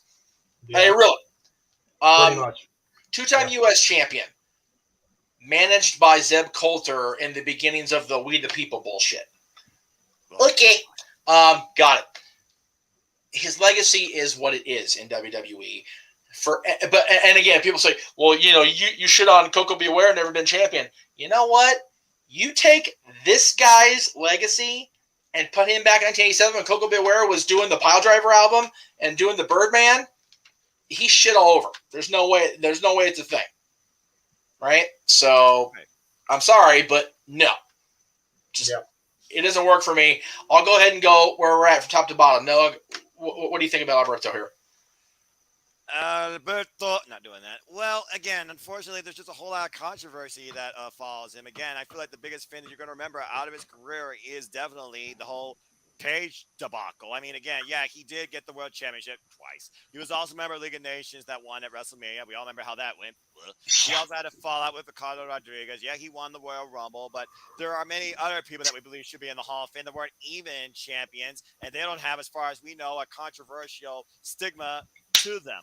Man or woman, per se. We've talked about several names at times, like, why is insert names here? Not in the Hall of Fame. Alberto, whatever you want to call him, making a case for himself, probably off of his own family's merit, knowing that Mil Mascaras, of course, is in the Hall of Fame. Yep. I feel there's just more negative to the positive that outweighs his argument in that he should be going into the WWE Hall of Fame. And in my opinion, no, I don't think so. I don't think the accolades that he accomplished versus the mistakes that he's made outweighs basically him having a right to say he belongs in the WWE Hall of Fame. James? I'll say this much. You could put him in probably a lot of Lucha Libre Hall of Fames because Because I mean, if we're gonna be honest, a lot of Mexican Parliament doesn't really give a shit about if men beat women. So, you know. Well, yeah. You're not wrong. You're not wrong. No. So Sadly, you're not wrong. So, real quick, both of these middle fingers to you for that. Yeah, I'm not okay with a well-known, even if he was proven out of court, which if you stack up all the evidence of abuse that he's ever been accused of, it's like, you know, oh, he didn't physically hurt someone because they didn't have enough evidence. Doesn't mean it didn't happen. Right. So, sorry, no. And even if he never did all of those things, newsflash, and Ricardo, you can get pissed at me and block me for all I care. Alberto was never really that good. Yeah. He was never really that great. Not even as a baby face. As a baby face, he sucked. As a heel, he was the one. It was so. Here's the problem with Alberto.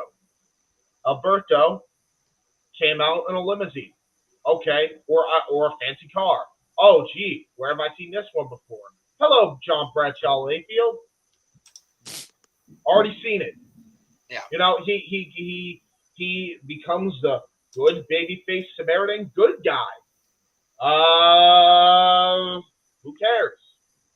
Already seen that. Rey Mysterio did it way before you were even conceived of doing wrestling because your father did it. In fact, your own father did that for the longest time.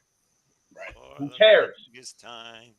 You know, like, there are people that you chose to do the basic bare bones minimum to get over, and you didn't do anything to make yourself a standout. And because you wanted to take the shortcuts, your personal life suffered as well as your professional life. So, sorry. Don't feel sorry for you. So, JJ, before you go, Kevin, I do see your comment there. I actually did read it out when I first brought it up, but I'll read it again. Translated from Spanish by Google, it says 4 times World Heavyweight Champion, winner of the biggest Battle Royal in WWE history, which is not true. Money in the Bank winner, 2 times WWE United States Champion. I will do my best to raise the Mexican flag once. First of all, the Battle Royal thing is not true because the greatest Royal Rumble was bigger than the 40-man Royal Rumble in 2011. So, yeah. Already, and by the way, he said raise the Mexican flag once. Hey, guess what? Rey Mysterio is going to beat you to that idiot. He has way more credibility than you. Oh, and by the way, you're talking about the same damn. You're talking just strictly credentials. Bushwhackers would like to speak to you. Honestly, the whole, I mean, his handle on Twitter is Pride of Mexico. If he's talking about raising the American flag as champion, Eddie Guerrero defeated Brock Lesnar in the friggin' Cow Palace and did the exact same thing. So, you know, already happened. So. Yeah. We've been there, seen that. I literally bought the T-shirt. It's hanging in my closet right now. You know, it is what it is. JJ, the floor is yours, sir. I was going to say, can you go to Mikey first and I'll close it out since this was my topic? Sure. Absolutely. Mikey, if you're listening, you're on, sir. This is having lag. I don't believe that Alberto Del Rio deserves to be in the WWE. I'm sorry. His accomplishments are good, and they are facts, except for the Battle Royal, Royal Rumble. Call it what you wanted to. Call it what you will. Exactly. There are. It's not enough.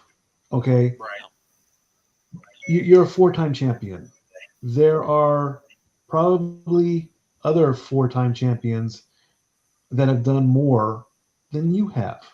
Okay. Without a doubt. You're a 2-time U.S. champion. You've done this. You've done this. You've done this. Okay, that's good, but there's somebody better than you. Okay. Why do you even want to be in the Hall of Fame? Give us, if there is the Mexican federations, if they have their Hall of Fame, their highest level, right. Fine. Go do that. Did I like Alberto Del Rio? I didn't hate him. Right. I loved the car gimmick. I loved seeing all those expensive cars being driven into the arena and how much they cost, you know. But there was just nothing about his gimmick and his character that, because you never heard me say, wow, I want to tune into Raw and I want to watch Alberto Del Rio. And that's the thing. So, that is exactly it, Mike. He wasn't a draw. Exactly. So why would I want, if I was voting, if I was like a Hall of Fame voter, no, you would not get my vote. I'm sorry. You don't deserve it. Your accomplishments are great. That's fine. Good. Yeah, you won the title 4 times. Did you carry the company on your back like a champion is supposed to? No. Flair did that. Sting did that. Hogan did that. Cena did that. Triple H did that. Austin did that. Bret Hart did that. All those people are either in or will go in to the Hall of Fame because we know Cena hasn't gone in. You, sir, have not done that. You did not carry this. You did not carry the company. You did not carry WWE. Therefore, sir, you do not deserve that ring. There you go. Yeah, that's the bottom line. Stop being a self-entitled asshole because your father's no masquerade. You daft bitch. Well, number one, it's his uncle. Number two, I don't like the last one anyway. I don't think he deserves the WWE Hall of Fame. What's the difference? Sorry. Jeez. Well, no, it's different. If we're going to attack personally, we're going to at least have our facts straight, James. Exactly. Don't be like one of those empty, people in the toxic known as the internet wrestling community. Yes. And JJ, before you go, I forgot we do have one more topic before the news of the week that you also introduced yourself. So we'll go ahead and this one first, and then we'll talk about our semi-main. All right. I'm going to try to be as diplomatic about this as possible because when I first saw the initial post, I literally fell off of the couch laughing. Right. Okay, but I'm gonna try to be good journalist. I'm gonna try and be diplomatic here. Okay. You don't got a journalist degree. Keep it real. No, I don't. But we I almost had a journalism degree. Here's my stance on this. Okay. Is Alberto Del Rio more deserving than some of the people that is currently in the Hall of Fame? Absolutely. Yep. Agree with that. Are there people that aren't in the Hall of Fame that are more deserving than Alberto Del Rio? Hell yeah. Absolutely. That's a fact. One that comes to name right off the top, and I actually did have to double check, make sure he wasn't already in there. Magnum TA. Yeah. Oh yeah. Yep. And he was never a world champion. No. So you can take your 4 world titles and shove them up your El Patron ass, right? Because he deserves to be in there before you do. Yeah. Oh, JJ, I love you. Okay, but like has been mentioned a couple times, unfortunately, his legacy is always going to be tied back to Paige. Yep. If he goes into the Hall of Fame, may as well have Chris Benoit go in the same year. Yep. Yeah. There you go. Yeah. Granted, before I get booed out of the building in the chat room, what Benoit did was a lot more extreme. And a lot worse, yes. But you also have to keep in mind his mental capacity at the time. Yep. Does that forgive him? No. But you've got to keep things in context. True. Alberto Del Rio knew 150% what he was doing to Saraya. Yep. Thank you. That's a fact. At the time of the incident, Benoit's brain was jacked, to say it nicely. Oh, yeah. 80-year-old. It had the brain of an 80-year-old Alzheimer's patient. So Accurate. that is my diplomatic stance on this. There you go. He I appreciate deserves it. He deserves it more than some of the people that are already in there. But there's people that are way more deserving than him. Hell, go back and watch me and Jeff's top 10 people that aren't in the Hall of Fame list in the Dad's archives and look at some of the names that we came up with. A lot of them already went in because we're that freaking clairvoyant and shit. Some of them went all of them. in Some of because people watch our channel, but there's still a lot of names that are on those lists Yes. that deserve a spot in the Hall of Fame. Absolutely. We're looking at you, Cyndi Lauper. Right. God damn it, WWE goes Hollywood. Put her in there. Yes. She was with Captain Lou Albano for Pete freaking sake, heading into the first WrestleMania at Madison Square Garden. Okay, I'm sorry. There would have been no WrestleMania without the Brawl to End It All and the War to Settle the Score, both of which she was a part of. Exactly. The entire WrestleMania class went in at WrestleMania 21. There was no celebrity inductee. Nope. It either should have been her or T at that point. Yep. Damn right. T went in almost 10 years later. We're still waiting on Cyndi. As far as I'm aware, there's only been 1 year since the relaunch of the Hall of Fame that not have celebrity inductee, and that was the one here. Yeah, So when Just they come stupid. back here next year, they need to do 2, damn it, to make up for 21. So Exactly. you said you had this as your diplomatic stance. What is your undiplomatic? No, Fuck no no, reaction. no. Wait. James. You said you laughed, right? Hold on. Let's all laugh at Alberto. Hall of Fame. What's funny is that if you go back and you watch some of me and Jeff's like Dad's episodes from like 10 years ago, we totally were putting Del Rio over back then, you know. Because of Chewy mainly, but you know. Well, that and because the Lady Killer was on the show, and he always did the "I'm the Lady Killer," but you already knew that. It was like he had the shtick down, so we were putting Del Rio over back then, and back then is way different than now. Oh yeah, exactly. Times change, people change. Porn bots is always the same though. Definite change, and yeah, just I never got the bottom line though. No. I never got the hype about him, even back then. Nah, me neither. I was like, Rey shtick was Mysterio versus catchy. Alberto. Yeah. The shtick was catchy enough to imitate and mimic and try to get some views and some boosts to our stuff. But other than that, it's like, eh. And let's be honest, when he didn't have Ricardo introducing him, his stock went down even lower because Ricardo was the one that was definitely carrying that character. That's why I says Chimera is amazing. And again, yeah, that's not a knock on Chimera / it's just the fact that once the introduction's over, the shtick's over. It's like, okay. Pretty much. Yeah. And even then, it's like, and here's a stacks because I guess his name is Chewy, but I'll call him Ricardo because I don't know him that personally. Ricardo is a better wrestler and a better character. So okay, all right. So and I don't think I'm out of line of saying that either. No, you're not. Let me just be clear. Let me just be clear. Pedigree or not, lineage or not, Ricardo has been around. Ricardo's a SoCal guy.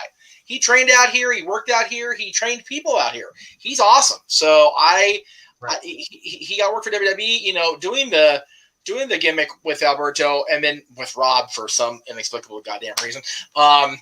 But WWE never really saw the potential in Ricardo because he wasn't in WWE shape at the time. He just wasn't. Right. They even lampooned it when they had the entrance with him in the Rumble. Where he came out in that freaking jalopy that he had, and he came out looking like a freaking pale, untanned version of Alberto. It was the whole thing. It was like, dude, he's so much better than this shit. The exact opposite contrast. Yeah, very much contrast. All right. So this is the semi-main I actually meant to say semi-main for, because this was actually brought up by JJ, and he wanted to introduce. So we're going to have him either go first or last, whichever he wanted to do. It's up to him. When he comes back, I think he said that to go take care of something. So we'll go ahead and talk about it. I'll go ahead and give my piece on it. Mercedes Bernardo. Lord. The woman currently still under contract at WWE, and that we've all come to know and have in our lives as Sasha Banks. So, with all that's going on in the news this week, the talk has turned around to, okay, is she going to stay? Is she going to, her lawyer's going to get her freedom? Is she going to remain in wrestling and go to AEW? Is she going to continue the path she's taken into a galaxy far, far away and stay in Hollywood and expand her role on The Mandalorian? What is next for Mercedes? And I think it's actually a good question leading into the main event. And I'll see if JJ wants to go first here. If he does, that's cool. I personally think that Mercedes has been unhappy, and we all jumped on this topic when the suspension first happened, when they first walked out of the company. So it's not like it's a new thing, but she's been unhappy for a long time. She really has. She's been in and out now twice, and as far as we know. Right. And she's just not content to be a WWE personality at this point. She's not happy with the way the company's run. If what we found out about talent relations director is true this week, then I can see why. But again, it's so ridiculous that it continues to be a thing with that. And again, we were all very, very critical of her, arguably rightfully so, right? Because of the now twice that we know walkouts. Right. If she's not happy, then she should be able to go elsewhere. Now, the whole talk about, you sign WWE contract, you sign your life away, and that is true if you actually sign a contract and you make your name based on your WWE appearance, which is why you notice she's not gone out. She didn't do Star Wars as Sasha Banks. She did it as Mercedes Bernardo. That was in the credits very clearly on Mandalorian. So what would you do, JJ? What would you do if you were Mercedes? Would you remain in the business, sign with AEW or the NWA or Impact or whatever, or would you continue pursuits in Hollywood and see exactly how far you can go in that area of the world? I think a lot of it depends on if Hollywood is already knocking at her door. Okay. I discussed this a little bit on the No DQ review. Wherever she goes, whatever she does, she's going to be fine. Oh, yeah. Right. She's got enough of a name draw that if she wants to go to Tony, if she wants to go to Impact, if she wants to go to Billy Corgan in the NWA, she can negotiate herself a nice deal with whatever creative control that she feels that she needs, more than likely, right, and be good. Yeah. However, she also has the acting. She, did the role in Mandalorian. She's been on the Kids' Choice Awards. She's been somebody that's been doing red carpet premieres and having her face out there in the industry ever since her role on The Mandalorian, including the FCs. The fact that she, small part or not, has her hand in that Disney Plus cookie jar now, right, could be all that she needs to be set for life with that company. Yes. All it takes is one experience, a positive experience, not being difficult to work with, good ratings on her episode. She's already got the name recognition. She's going to bring fans into products. For all we know, they could be looking for a starring vehicle for her as we speak. Right. Oh, you're out of your mind. She only had a couple minutes on the show. Like I said on the No DQ review, ask The Rock how the line Hakuma Shinte turned out for him. Exactly. Granted, The Rock was a main eventer at the time. He was big. Sasha Banks is a main eventer in the women's division. Main evented WrestleMania. Yep. On more than one occasion. Yep. First all colored main event in WrestleMania history as well. That's a big deal that a lot of people, even if you're not a wrestling fan, paid attention to. That's right. So the wheels are just beginning to spin for Mercedes. Right. And she literally has, as the old song says, the whole world in her hands. Yep. Sky's the limit. It's a matter of where she wants to drop her pin on the map as far as where she wants to go. Yeah. Exactly. And I think that's what frightens WWE. Oh, yeah, definitely. It's stuff like this, which is why they don't want to make money and establish characters under Mercedes Varnado. Yep. Because they can take their real name wherever they want to go. WWE doesn't own that license. Yep, exactly. But she can't take the gimmick of Sasha Banks anywhere, which is how she's been marketed, how she's made her name, how she's known. Right. In wrestling, yeah. But let's be real, outside of wrestling, other than The Mandalorian, she doesn't have a whole lot. No. Yet. Exactly. But that's what WWE wants to prevent. That's why they're so opposed now to people working under their real names. That's why so many people are getting repackaged, and even just a slight name change so that it can be something that they can copyright, they can trademark, they can make money off of, that they can't take with them once they leave in their future endeavor. Daniel Bryan. Yeah.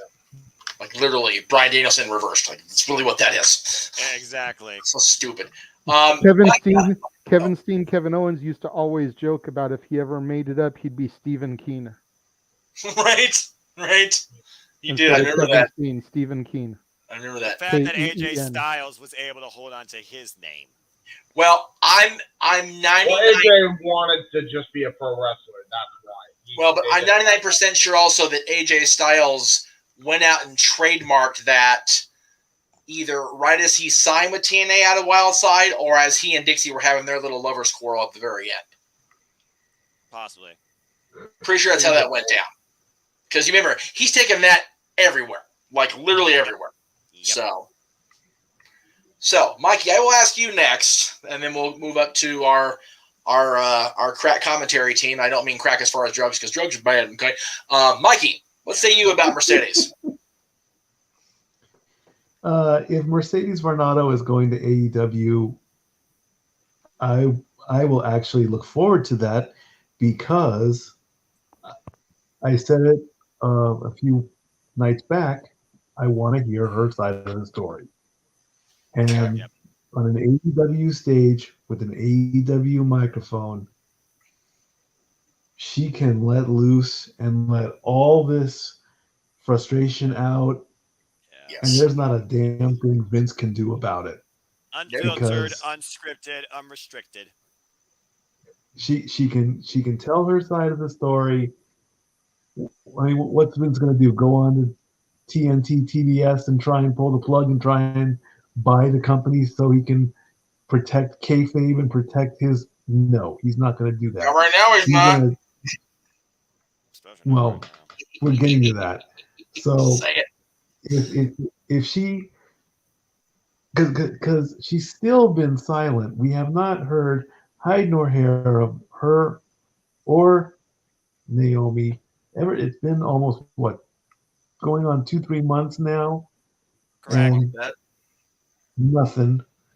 If she wants to continue the Star Wars universe, if she wants to do the Star Wars universe stuff still, if Star Wars will keep her around in that franchise, it's like you guys, like you said, it's something to fall back on other than wrestling, and I'm all for it, but don't be surprised if she gets something kind of big in whatever big Star Wars project, and people will still be yelling, Sasha, why did you leave WWE? Sasha, this, Sasha, Mercedes, you're gonna go back into wrestling.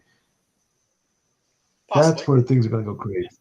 So I say go for it. Do it. Let's see it. Make it so. Yeah. There you go. Zach, I see your comment before we move on to the next person. She's not actually been released at all yet. She's still under contract. But yes, it would be 90 days. It would definitely be 90 if unless her contract is allowed to just roll, then no, she'd be free and clear. Well, again, those lawyers might be the difference maker, especially being backed by Snoop Dogg money. JJ, yes, sir. Really quick before we move on. It's funny, as Mikey was talking, I'm imagining a conversation between Tony Khan and her over the phone, much like Paul Heyman and Stone Cold. Yeah, no doubt. Damn, kid, come up, drop money, come to promo. Yeah, for real. Here's another thing. Here's one. Why not both? Well, yeah. Like, that's another thing. I think a lot of people forget that, Mercedes' schedule, if she went to AEW, would be a lot more free to do outside projects. Exactly. So she could do both if she really wanted to. And case in point, not on necessarily the same level, but Moxley. He was wrestling practically everywhere as much as he could, even though it was the height of the pandemic. Created a movie, created a passion project that he was passionate about, did that. Wrote his book. Wrote his book. When the pandemic lifted, he was wrestling practically everywhere. Still is pretty much doing that now. His schedule. Heavyweight champion. There's a lot more freedom in AEW than there is in the WWE to do stuff like this. And if she were to utilize that schedule, that could be a benefit plus for both parties involved, because if she were to go to Star Wars and use her real name to generate buzz in The Mandalorian and other projects relating to Disney movies like voice dubbing and all this other stuff, then she can do this. She can bring that audience over that she got from her initial hype in The Mandalorian over to AEW. I mean, and not even just in Disney, but anything really. Like, because keep in mind, like, Rock didn't just do Disney movies. No. So, she could do anything. And then if she could bring that audience over to All Elite Wrestling, that's a much needed boost for their not even just their women's division, but their product overall. And keep this in mind as well. I know a lot of people are going to bring up the Nielsen ratings, as we mentioned. That's crap. We don't have all the figures, but if we're just judging by that, she was still like the number 2 rated freaking person every Monday night on Raw. Yeah. And she was like number 3 on SmackDown, minute by minute. So she's a name. And if you are wondering, here's another thing that I think a lot of people forget. And this is why I say Nielsen box is not the end-all, be-all. All it takes is a simple Google search away and a click on Wikipedia to realize they're still wrestling. Right. And then they're like, oh, what is this company? All Elite Wrestling. Oh, let me check this out. Yep. That's all it takes. Yep. So there's a lot more potential benefits for both parties here, or for all 3 parties practically. For Disney, for AEW, and for most importantly, Mercedes Bernardo. And honestly, there's potential for WWE to just be like, you know what? We already have a bad rep as it is. Let's just cut this loose and be done. I mean, really. JJ. The only problem I foresee, James, for what you mentioned about her doing both, wouldn't be as much of a problem in the beginning, but as she becomes more successful, you run into the issue that The Rock has now with the insurance and everything.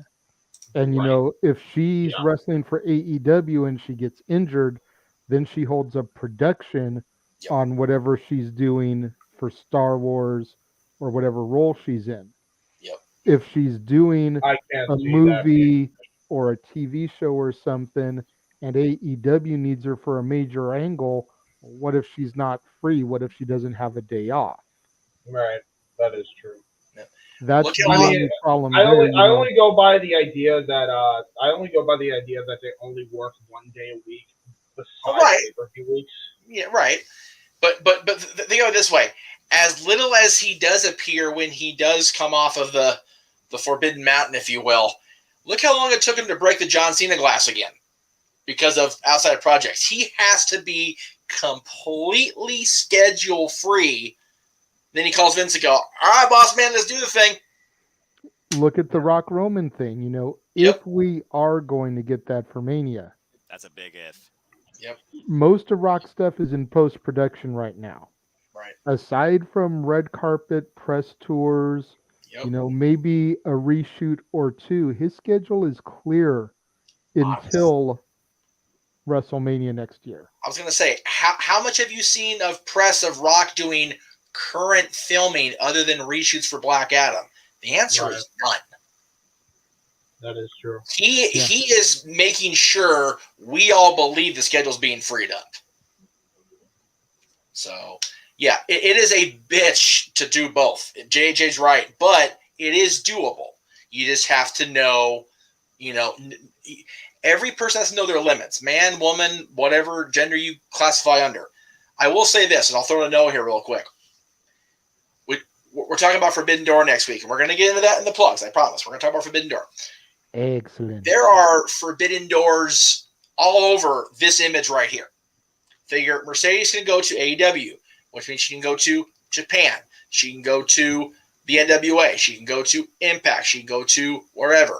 She can go into a galaxy far, far away, which means she can cross through the multiverse store, into Marvel, into any Disney project they feel she is a good fit for. She could be the voice of the next Disney princess. Like her song, either the original or the remix with her cousin says, sky's the limit if this image becomes a reality, either way. Yep. It just has to happen, though, am I right? Yeah, and that really what it comes down to, confirmation versus right now where it's all just speculation and observation. There's no doubt in my mind that Sasha Banks, aka Mercedes, is going to do whatever she deems worthy. We look right now at two universes, the universe of entertainment and the universe of professional wrestling. Where the two collide primarily under WWE Sports Entertainment, she had all she could stand, she could not stand no more. In one of those two aspects, she felt disrespected and she was tired of their shit. Simple as that. We've heard how Mercedes has been encouraged and inspired by the likes of Eddie Guerrero to even get into this industry of professional wrestling in the first place. We know she can thrive in the entertainment industry because of Snoop Dogg, per se. That's been a heavy influence on her, and we also have that connection with her. Which, by the way, we haven't even touched on the fact that if she wanted to, she could go into the music industry too. Like that's exactly. Another Okay. avenue. It comes down to what Mercedes feels comfortable in doing.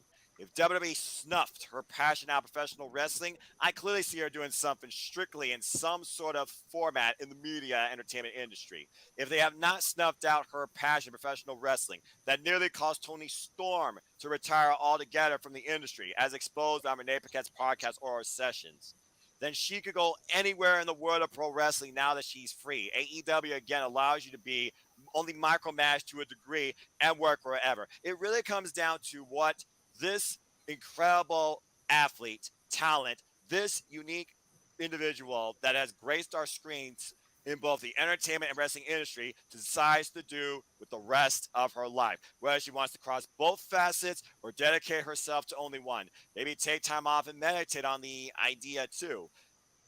Either one of these is entirely possible, but it comes down at the end of the day what she chooses to do. Because at the end of the day, she just wants to be happy and comfortable in whatever she hopes to spend the rest of her life doing. And at the end of the day, it's not necessarily about putting herself forward. It's putting whatever she's doing forward. And that's what this all really stems to. Because again, she didn't want to be in that creative spot that they were trying to do that not only degraded what she was trying to do with this title, but also what she was trying to elevate with the women's division too. And that's the thing. Right now, this stems to the fact that she feels disrespected as a professional wrestler and the outlook of women's professional wrestling. We're not so much figured about, has there been any sort of disagreements per se in the entertainment industry, or has she been, appealed per se to get heavily more involved in the entertainment industry? We're just going to have to wait and see when she finally speaks up on her own behalf. And honestly, it wouldn't surprise me if it's with Renee Paquette on Oral Sessions. But both of these are just the tip of the iceberg in the endless possibilities that awaits for Mercedes. Yeah. Comes down to what we finally hear from her, not what we read. I think just to kind of add to your point, Noah, as well. What you said about her feeling disrespected in wrestling, I guarantee you there are plenty of people in the back, men and women, but if we'll stick with the gender here, that feel the exact same way, and you can tell by the way they smile. And I've been saying for years, you can tell Sasha's forcing it. And I don't blame her, because that's what you got to do if you're in a company like this. You got to try to do with what you have. She tried for so long, and she just couldn't do it anymore. And there's going to be a lot more that happens to that. It was happening to Rhea Ripley before she ended up joining Judgment Day. It was happening to Liv Morgan for a little while. It was happening to Naomi. It's still happening now. She's the other person that walked off. There's going to be more of these. So what can you do? It's just, this is the system. If you're going into the WWE, good on you. That's fine. You made it. Know that this is what you're getting into. Exactly. And also keep in mind, in WWE, you don't go there to be a professional wrestler. You go there to be created as one of Vince McMahon's sports entertainers. Yeah. Yep. His vision. Exactly. All right. We are now on to the main event of the evening. Let me go ahead and get back over where I need to be. Hang on. There it is. All right. Before any of y'all say a word, let me just say this real quick. Go for it. I need to thank these two gentlemen in front of us here. I'll tell you why. Shit. Lots of money. Pretty much. I really. So the first, where am I at here? Okay. The first 11 days of this month, my revenue was under $9, right? Mm. As of now, just in June, I'm almost at $27. Yeah. So, again, I've tripled the revenue in a week because of these two guys and their screwed up lives. It's, I mean, I hate to sound so cold and callous about it, but it pretty much is what it is. JJ, you and I kind of said our piece on Vince this week. I know that Mikey, you talked about Jeff Hardy on Talk Wrestling with me last week, so we'll go to you first, and we'll get your thoughts on Mr. McMahon's shenanigans, and then we'll move on to James and Noah to talk about both of them. But I do want to give JD really quick and a chance to say anything else you wanted to add to what you offered up on my shows this week on the NotiQ Review regarding either of these gentlemen. I'll wait to go to the end. That way I can kind of piggyback off of what else may be brought up and mentioned in the meantime. Very good. By the way, I did see the comments, so I apologize. Zach, the only way I see Tony backing up the truck for Mercedes is if she's not going to lean toward wrestling and strictly with Disney, because I think her going with AEW would be minorly problematic as far as their partnership with Warner Media. HBO Max could be an issue down the line. That's the reason I would see Tony backing the Brinks truck up. And yeah, Joe, even then, so I will say this though. Even then, if she doesn't do any more Disney stuff, Warner Brothers could come knocking for somebody like Mercedes Renato. Right. Sasha Banks versus Jade Cargill. Jade versus Melina. Yeah. Let me count the ways this could be awesome. James, I'm going to go ahead and jump right to James after Mikey. But Mikey, anything you wanted to say about Mr. McMahon? Oh boy, talking about opening the floodgates on this one. Right. Do I need another can of Mountain Dew? I messaged you that morning or that afternoon, and I had no idea that Vince stepped down. I had no idea this was going on. Oh man, yeah, it got crazier as the minutes went on. It seemed like. And then there's I read the story, hush money, allegations of an affair, $3 million. WWE's investigating. Vince is cooperating. Yeah. Well, let's see. If you're cooperating, then this really must have happened. And if this is true and Vince had an affair, then I have lost a lot of respect for Vince McMahon, because you have broken one of the biggest promises that anybody can make to anybody, saying, I'm going to love, honor, and cherish the woman I intend to marry for until death do us part. You screwed up big time, Vince, and that is almost unforgivable, And then you're going to give this person $3 million of probably company funds, because that's why WWE is investigating. If it was his own money, his own personal out-of-pocket money, none of this would be happening. But maybe it is company. See, I don't know all the details on this, so it's all allegedly and whatnot. So, and then Vince is going to show up on SmackDown. Okay, what's he going to say? I mean, there was a press release out of Stanford, even CNN brought this up, that Vince is stepping down. Vince knew what he was going to say, but he didn't say what the fans wanted him to say. He just wanted to make a quick appearance and walk off.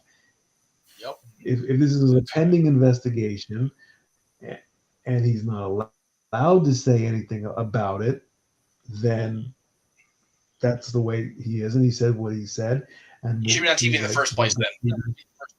Yeah, we'll get through this together. Let me remind you, we're then now forever together. So we're going to get through this together.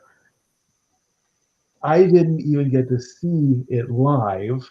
I was having issues with my cable provider, so I was on SmackDown. I was focusing more on Riddle versus Roman, and let me give a quick shout out to Riddle. Great match, excellent match. Riddle can hold his own. Yeah, I mean, when this last week when this match came up, I said, Riddle's going to get eaten alive.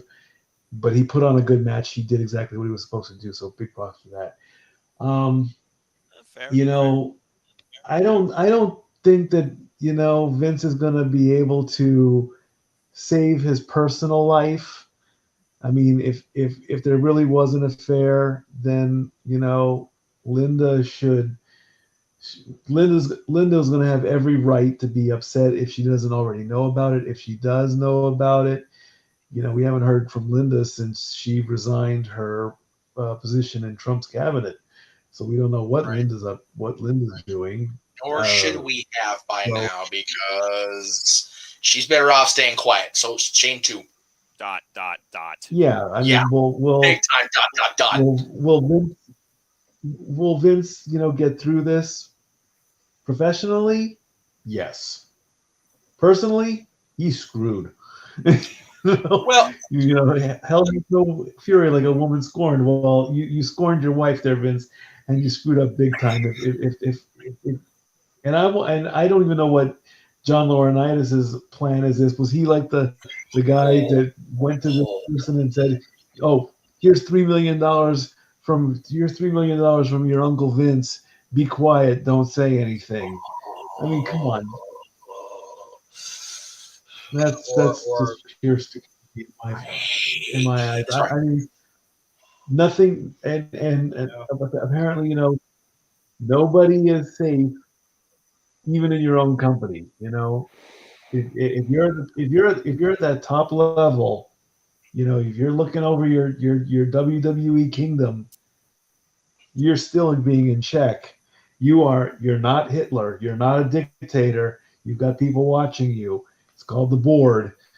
You know, that's the way business is. You know, you can't just have the times of I'm the boss, I'm in charge, I say what happens, this is it, my law doesn't work like that. You are responsible for your own mistakes. And Assemble the High Council was a movie I remember it. It's like nobody's above the law, not even Mr. McMahon. So that's right. So before we move on to James's comments about the old man, because we heard all about his thoughts on Jeff Hardy, and we know how much James loves Vince anyway. Couple things. Yeah, absolutely. Couple things. First of all, Vince has admitted to affairs before. So this is not new. Unfortunately, this is not new information from Vince, Mikey. Unfortunately, like I said, very unfortunately, it's not a new thing. But the fact is like you said, the hush money involved is definitely a major component of, oh shit, this is really bad. Flat out. So no sugarcoating that. It's only going to get worse if it comes up that it was actually corporate funding rather than Vince McMahon out of pocket. All right.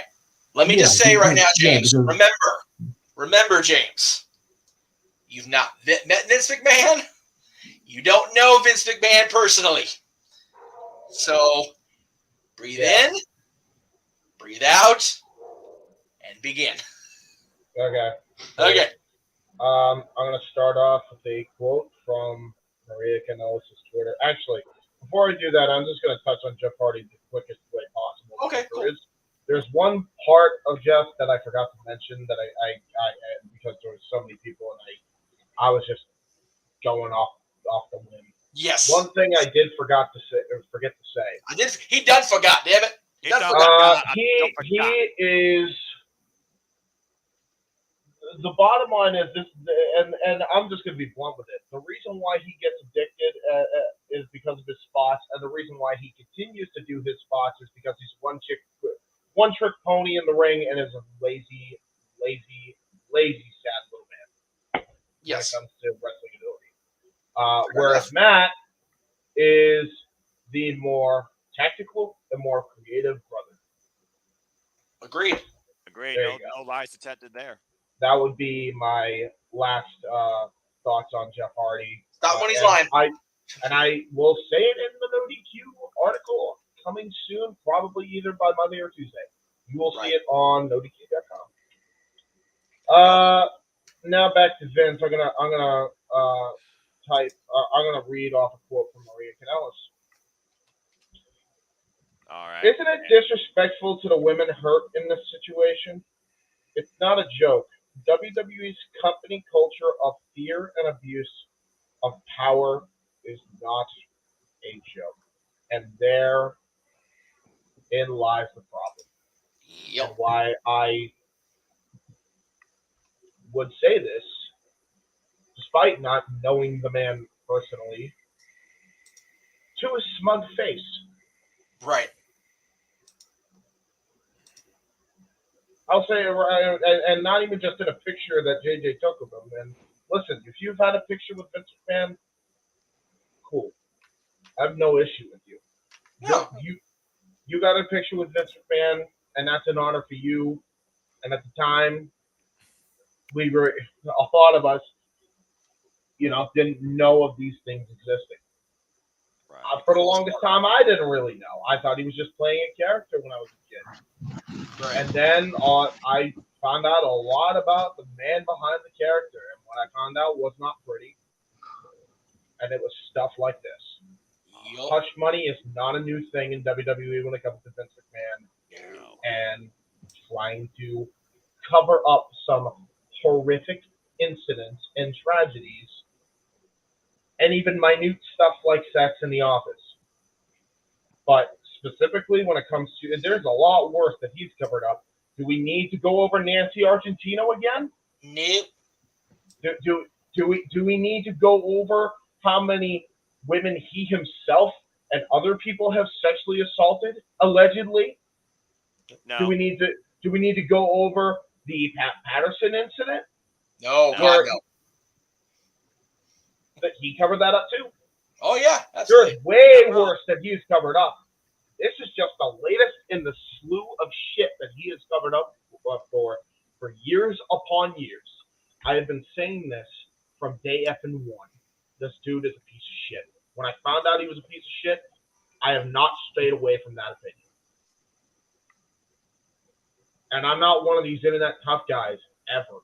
And I don't plan on fighting Vince, but I'd say this to his face. And I wouldn't be scared. What am I going to be scared of?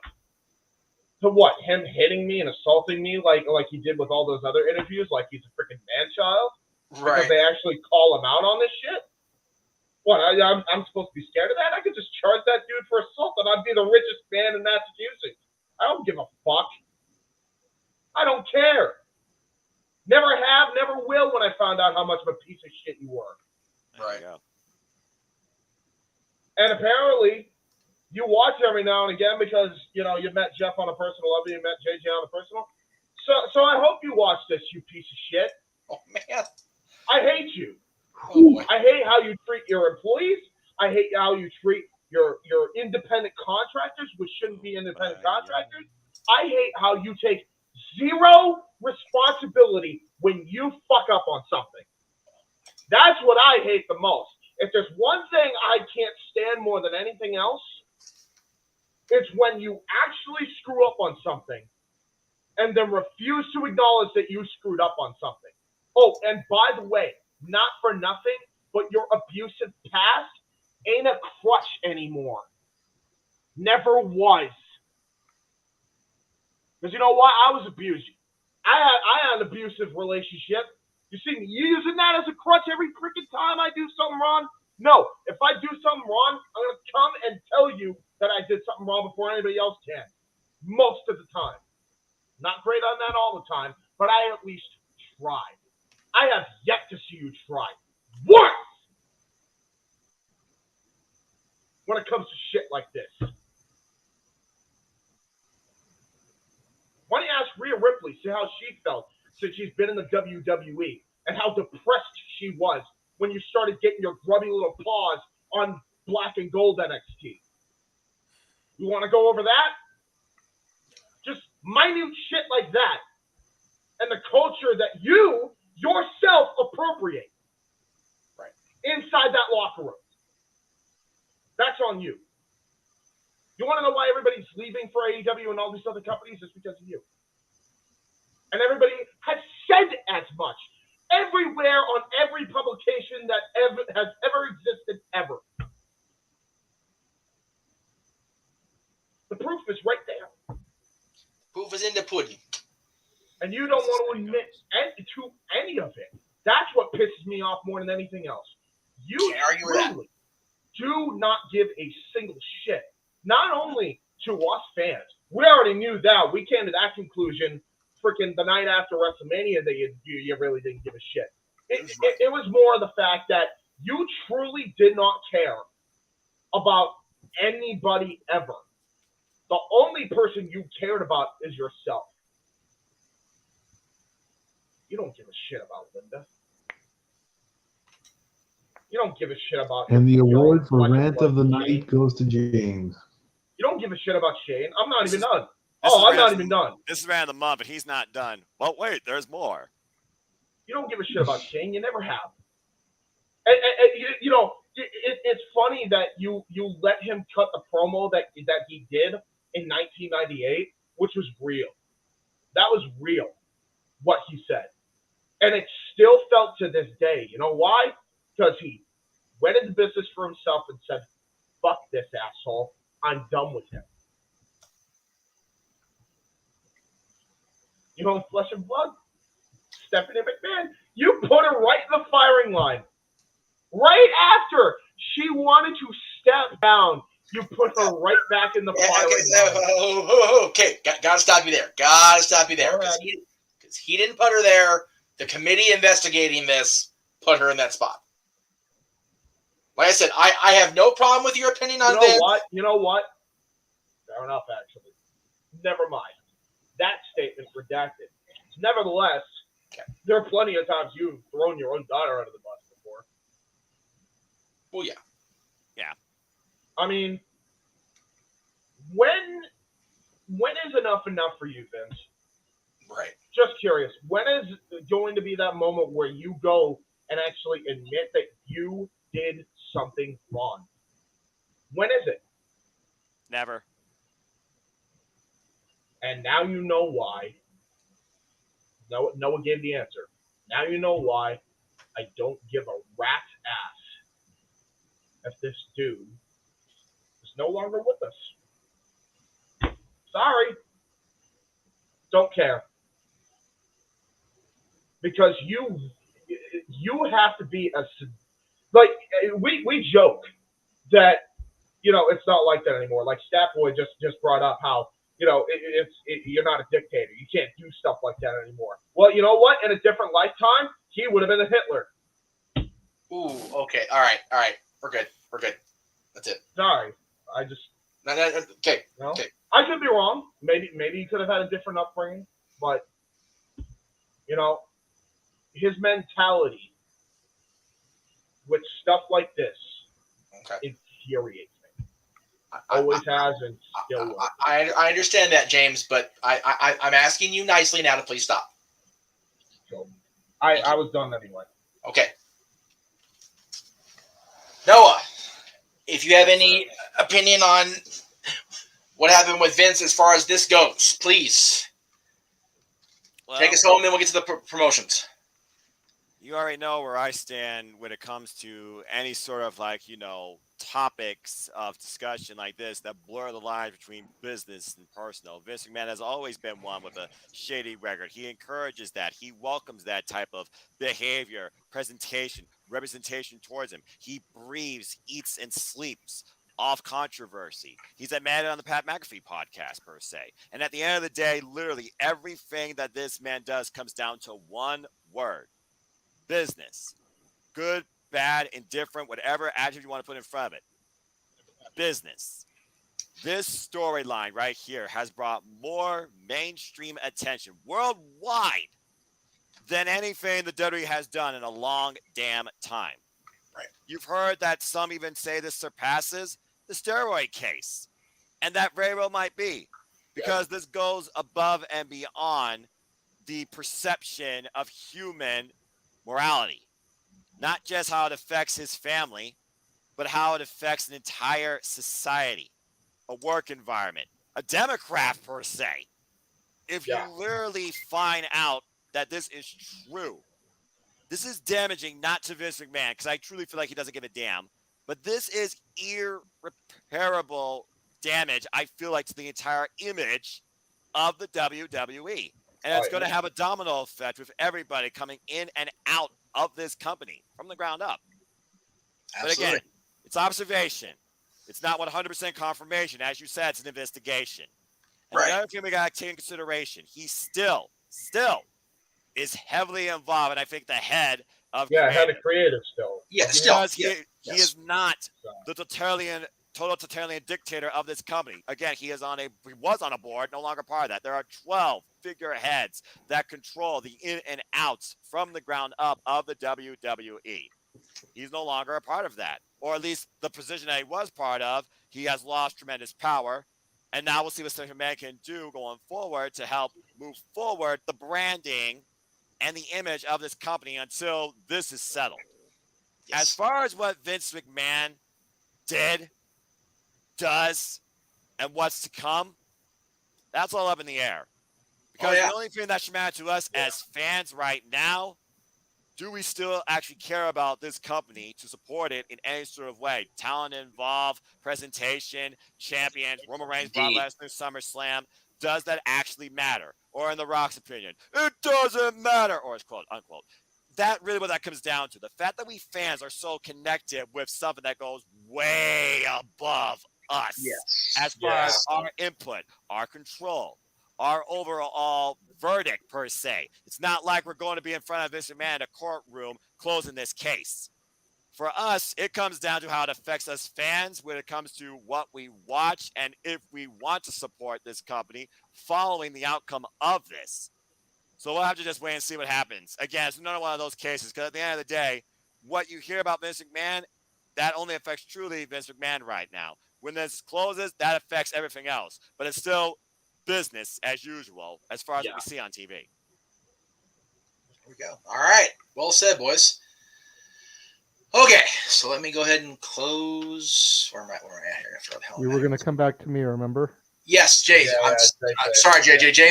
James is thinking you threw me off, to be honest with you. I'm sorry. By the way, let me just put this out there in case this probably shouldn't be obvious. The views that I say are not the views of everybody in this panel. So if you're going to direct hate at somebody, go ahead and direct it at me. I can take it. Like, and I'll even admit, I was probably out of line with that comment that I mentioned.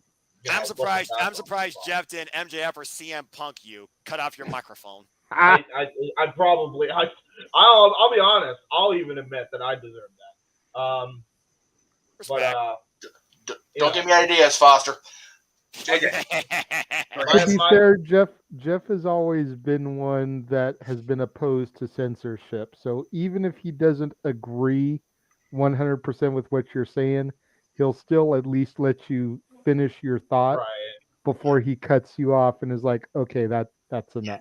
JJ knows why that comment hit home, and we'll talk about it off air, brother. Don't worry. He won't mute you and cut your microphone. Right. No. I won't do that. But JJ, your stance on this entire Vince McMahon debacle. I'm going to say three things here. Please. Okay. And the first two are statements about Vince. One that ties to the Vince situation, one that ties to the Hardy situation. And then I'm going to close it with a tweet. Okay. Right.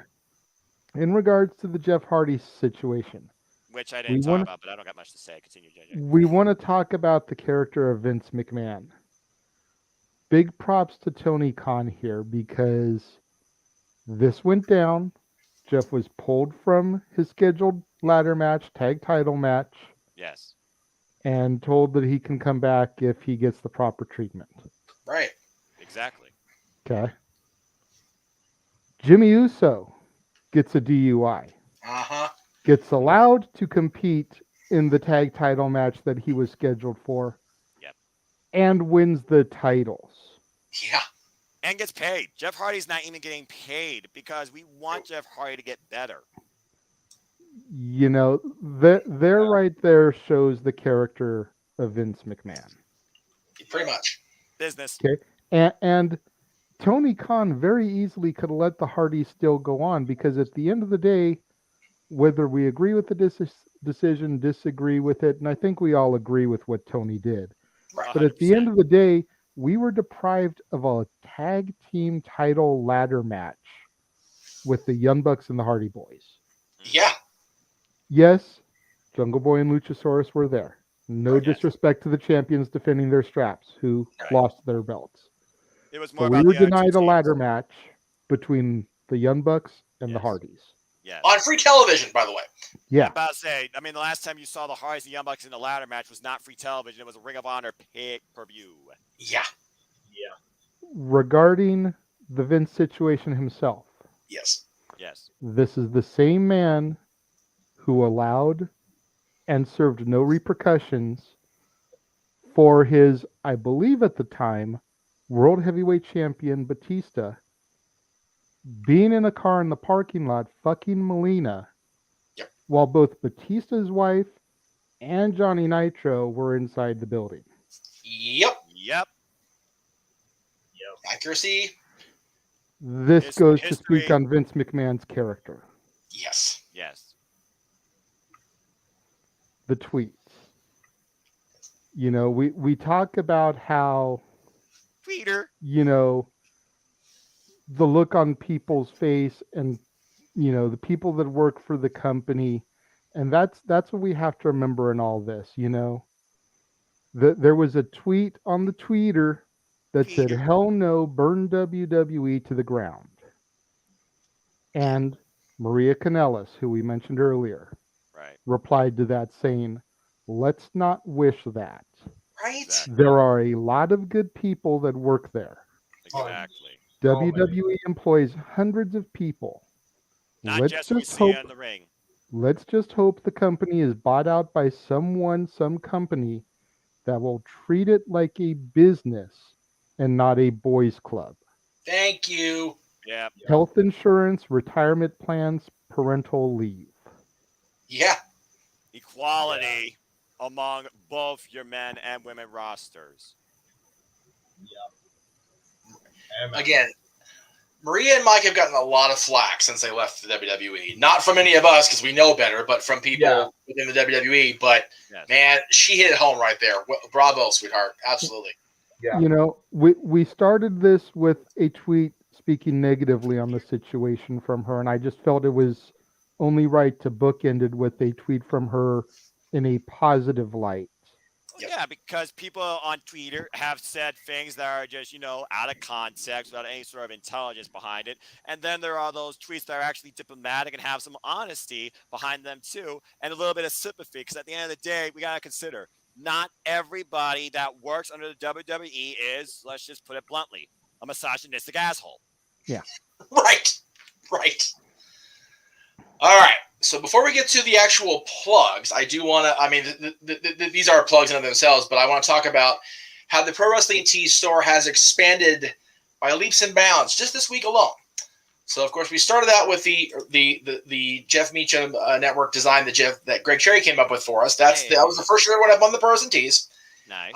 Per the request of Statboy, we now have the Statboy Sports Bar featured Dory Lou shirt on Pro Wrestling Tees. The back of that, I forgot to load the graphic, Mike. Sorry, is their avatars, which is awesome.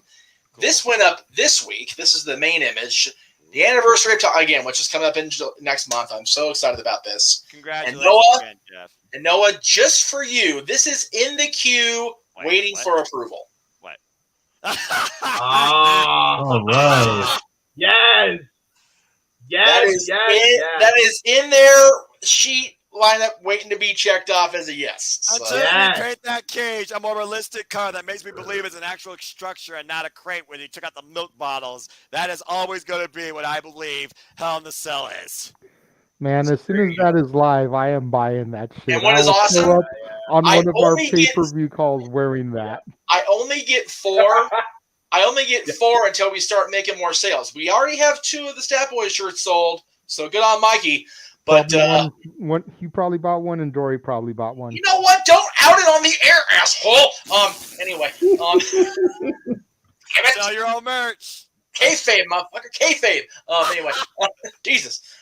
All right, so now it is time for the and plugs. before we get into the main plugs, let's spend a moment to seriously hype our next open mic night. Yeah, before we get into the individual shows, because I am looking forward to this. Hell, James is looking so forward to this. He freaking messaged the group chat asking if this could be a 20-match 2-night card. What the hell, James? I you don't understand, bro. Not only do I have a 20, not only do I have a 2-night card, I have a whole tour for the whole week. That's how many matches I was able to think of, like just off the top of my head. So, like, it's almost like I've done your booking thing for quite a while. Yes. See, and I told him, I was like, a 2-night card might be easy for you, might be easy for Noah to come with. Right. But when you figure Jeff isn't a fan of fantasy booking in the first place. Yes. When you figure the fact that I don't really know the New Japan guys, except for what little bit of the crossover I know there is between them and AEW. Right. When you figure that I'm just treading the water of AEW and Impact, I've only got 8 matches booked. I'm going to be racking my brain this next week trying to come up with 2 matches just to have my full 10. Right. And JJ, to support your point, remember, I'm just a simple commentator at heart as a professional wrestling fan, and I have 0 written down right now. Well, there you go. And then Mikey, I don't know if he's going to participate in this or not, but he's probably in the same, wheelhouse as me and Jeff, where his knowledge of the other companies is slim at best. Right. To be able to come up with, 6 or 7 matches, let alone 10, let alone a 2-night WrestleMania caliber 20 match thing, James. Jesus fucking Christ. Y'all trying to give us a stroke over Jesus here? Christ! JJ dropping the Thank name, you, bro. name bomb here tonight. Good grief. Well said. But for all of you that are still with us here at 10:20 on the Pacific Coast and God knows 1 o'clock, whatever, 1:30 almost 1:30, shit. on the East Coast, make sure you guys tune in next Friday for myself, Jeff, Noah, and James. Staffboy, if he can come up with it, he's more than welcome. Our Forbidden Door fantasy booking. Immediately following Rampage on all the channels, Jeff Meacham Network affiliated. Man, I am so looking forward to this show because, as I've stated a few times on the air, the pay-per-view itself just doesn't feel special to me. Which is fair. Because there's so many talents that are New Japan that are also AEW talents. So it's like, how forbidden of a door really is it? Right. And then you've even got an AEW championship, the women's title, that is being defended between 2 AEW talents. Yeah. You can't save that for Rampage. You can't save that for Dynamite. You're seriously going to put that in a spot on this Forbidden Door pay-per-view. Yeah. Not a fan. There's other matches that are being announced that definitely have my interest. Osprey versus Orange Cassidy. Oh gosh. The 3-way winner take all for the ROH and IWGP tag titles. Yes. Those definitely have my interest peaked. Yeah, no kidding. The rest of the card, Jay White against whoever, freaking take my money. I haven't seen JJ White on a live pay-per-view since, except for Japan, when my groggy ass has been like, oh, it's Jay White. Cool. Yeah. but the rest of the card, as someone who's not really acclaimed and accustomed to the talent, I'm just like, I feel you. Again, yeah, it's about the connection, JJ. And kudos to you, my friend, who at the end of the day, you are in this to assess and experience. Because as I subtly heard from commentary, JR said, I quote, he believes that this Forbidden Door is going to set a bar for what he hopes or believes is going to be an annual showcase to come. And personally, I hope he's right. But also, I do hope the Forbidden Door goes beyond in the future AEW and JPW. Because like I said, Impact, NWA, the rest of the world of professional wrestling, damn it, all should be a part of this Forbidden Door. Because when I think of Forbidden Door, I think of the internet, wrestling industry coming together and celebrating why we love this so much. Exactly. And personally, right now, I look at All In being more of a demonstration of that than this Forbidden Door, because right now Forbidden Door is exclusive to 2 companies. Yeah. And keep in mind, to those of us that are watching, this isn't just AEW. This isn't just New Japan. We are opening the door to Impact and WWE for these matches. Right. So you're going to get some true Forbidden Door style fantasy booking. Yes.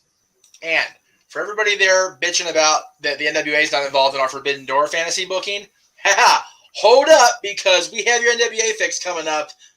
It is official. NWA 74 is 2 nights. We covering that shit on the network. Don't you worry, kids. Yes. I was disappointed I couldn't do Always Red. God bless my aunt that was able to cash me 30 minutes into the show, and I got to see Connie versus Camille, my match of the night. But I guarantee you, ladies and gentlemen, Jeff, JJ, and I will be bringing you play-by-play, celebrating legacy and tradition.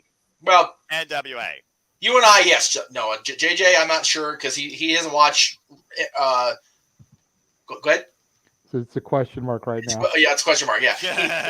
He doesn't watch USA on the regular, but a lot of it depends on my situation at that time. Yes. If things go the way we're hoping to, then it'll be a yes. Fair enough, brother. So now, But yeah, chronologically, God help us, here we go. Of course, you can check out everything No DQ has to offer. We're not No DQ tonight, but I'm going to get in the rub because that's where I started after all, 20 years ago. Yes so to No DQ. the recaps of TV, the No DQ review every week. Again, JJ made his No DQ review debut last week. James has made his debut on that show recently. I'm, as of right now, going to be on this Thursday, but that is still very much up in the air. But yeah, always. We just need to get Stat Boy on there, and the entire panel has been on there at some point. We do. We definitely gave everybody on there, no doubt about it. So that's throughout the week with NoDQ.com. You can check them out every day. There's something going on down there. All right. We start the week with Mr. JJ Williams and his review of Mortal Kombat coming up at 3 p.m. Pacific. I didn't say Eastern on purpose. That's his review of Mortal Kombat as he continues his month of June of movies with only one sequel because Wednesday he is at Mortal Kombat Annihilation. So there is that. Following his review of Mortal Kombat, we're, of course, going to be back with the dads always on wrestling and our latest episode of Ask the Dads. And that's, it is the right, I actually used the right graphic. I'm so proud of myself. Yay, not a bot. So, no botch. The botch will happen. It will be a thing, I promise. I'm ready to say it. Right before it. So, yeah, that's of course, live at 4 p.m. Pacific, 7 o'clock Eastern tomorrow night. Tuesday, of course, Talk Wrestling across the Meech and Multiverse. All 4 channels that I've been on Talk Wrestling now for the past year, so that's a normal thing. Again, Wednesday is JJ's review of Mortal Kombat Annihilation, followed almost immediately at 7 o'clock Eastern 4 Pacific by The Greg Cherry Show. And again, Greg Cherry is busy this week because he starts out our Thursday, as do I. I'm back on Jack of All Trades, and I'm one of the 4 challengers coming up for the Jack of All Trades Championship. And he has told me what he has planned for July. We hope it goes through. But this show, there's no, I don't see the time on there. I apologize for that. That is at 5 p.m. Eastern, 2 Pacific. Followed, Greg, hopefully, by, if not concurrently with, Obi-Wan Kenobi Episode 5 review, Jay? Yes. Okay. Because the series concludes this coming Wednesday, so we'll definitely be looking forward to your review of that to end the month of June. But the next 2 Thursdays will be JJ's final 2 of this show, so be sure you look it out for it. You did mention on this week's show that reviews have been shorter because of the content been allowed to you through the use of reading things. So hopefully the content from Friday, this last week's episode, and the finale will boost it because last week's show was good. So yes, that'll be cool. Thursday also, after Obi-Wan Kenobi's review, Noah for sure, me for sure, we'll be talking. And yes, we're actually going to do this one. 7 o'clock Eastern 4 Pacific with the history of New Japan hit in the United States of America. America, damn it. And then Friday, JJ it begins the conclusion of his month of one. Actually, I take that back. Just kidding. There it is. Botch. Thank you. Friday, he reviews Kick-Ass on Renegades Reviews, and then Monday he completes the set with Kick-Ass 2. That's Monday. Oh, good Lord. In between, of course, we mentioned our Forbidden Door fantasy booking. That's going to be probably the best show we do all week, just because we're all together and shenanigans will ensue, and it's going to be a hell of a card.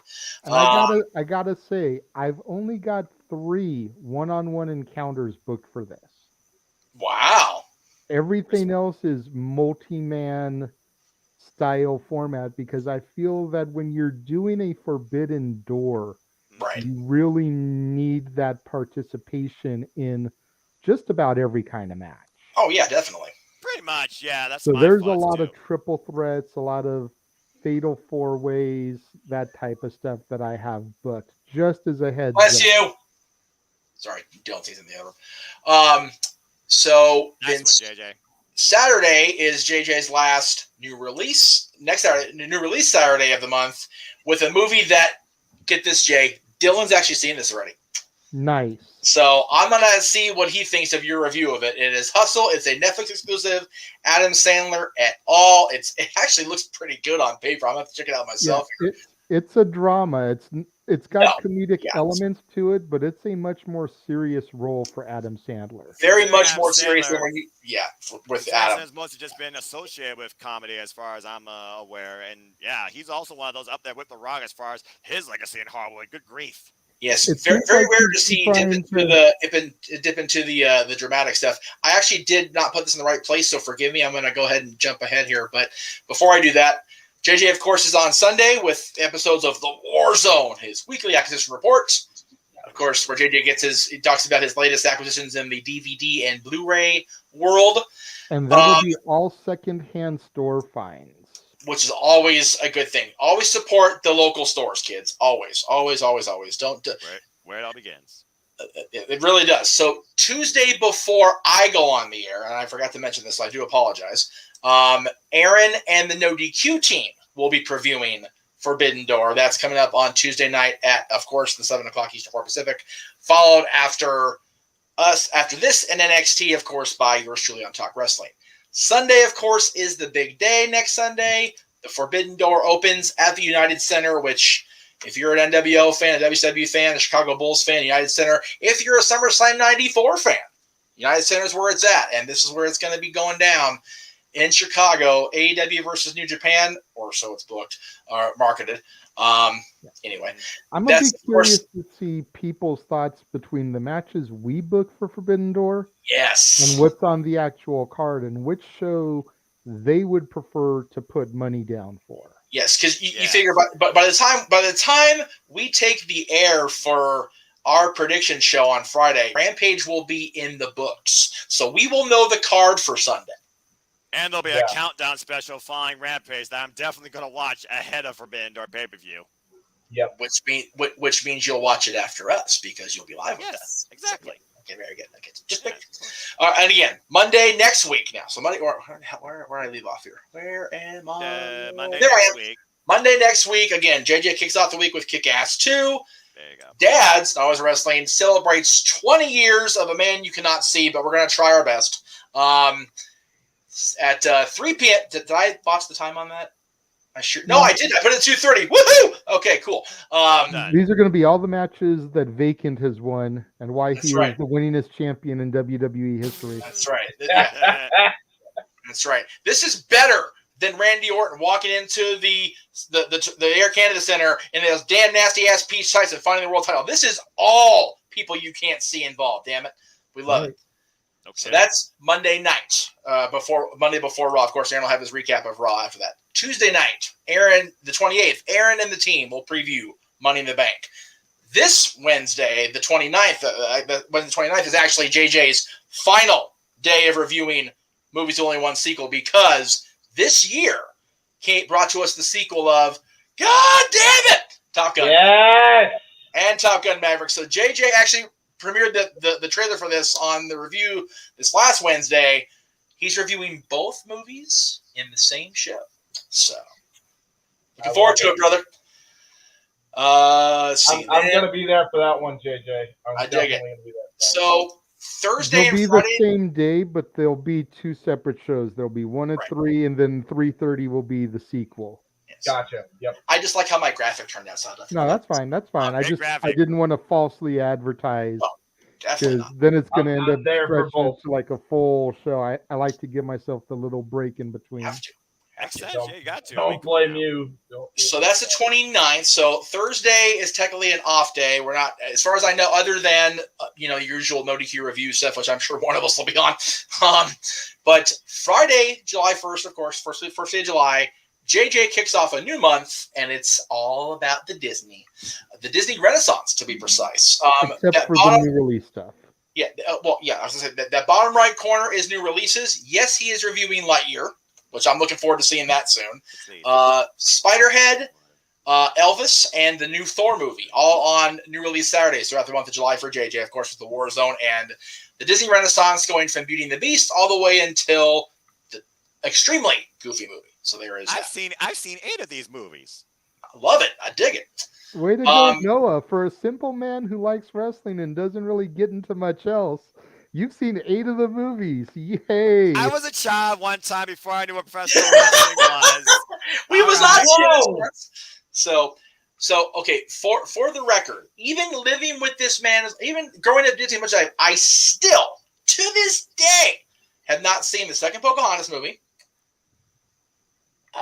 That's it. actually had finally seen the other ones I hadn't seen, Mulan and the other ones in the Renaissance. Not counting the new releases on here, the only Disney movies I have not seen are Tigger movie, Fantasia 2000, the second Pocahontas, right? Extremely Goofy movie, and believe it or not, and I feel like I'm going to get a bitch slap here from Tennessee, I've never seen Hercules all the way through.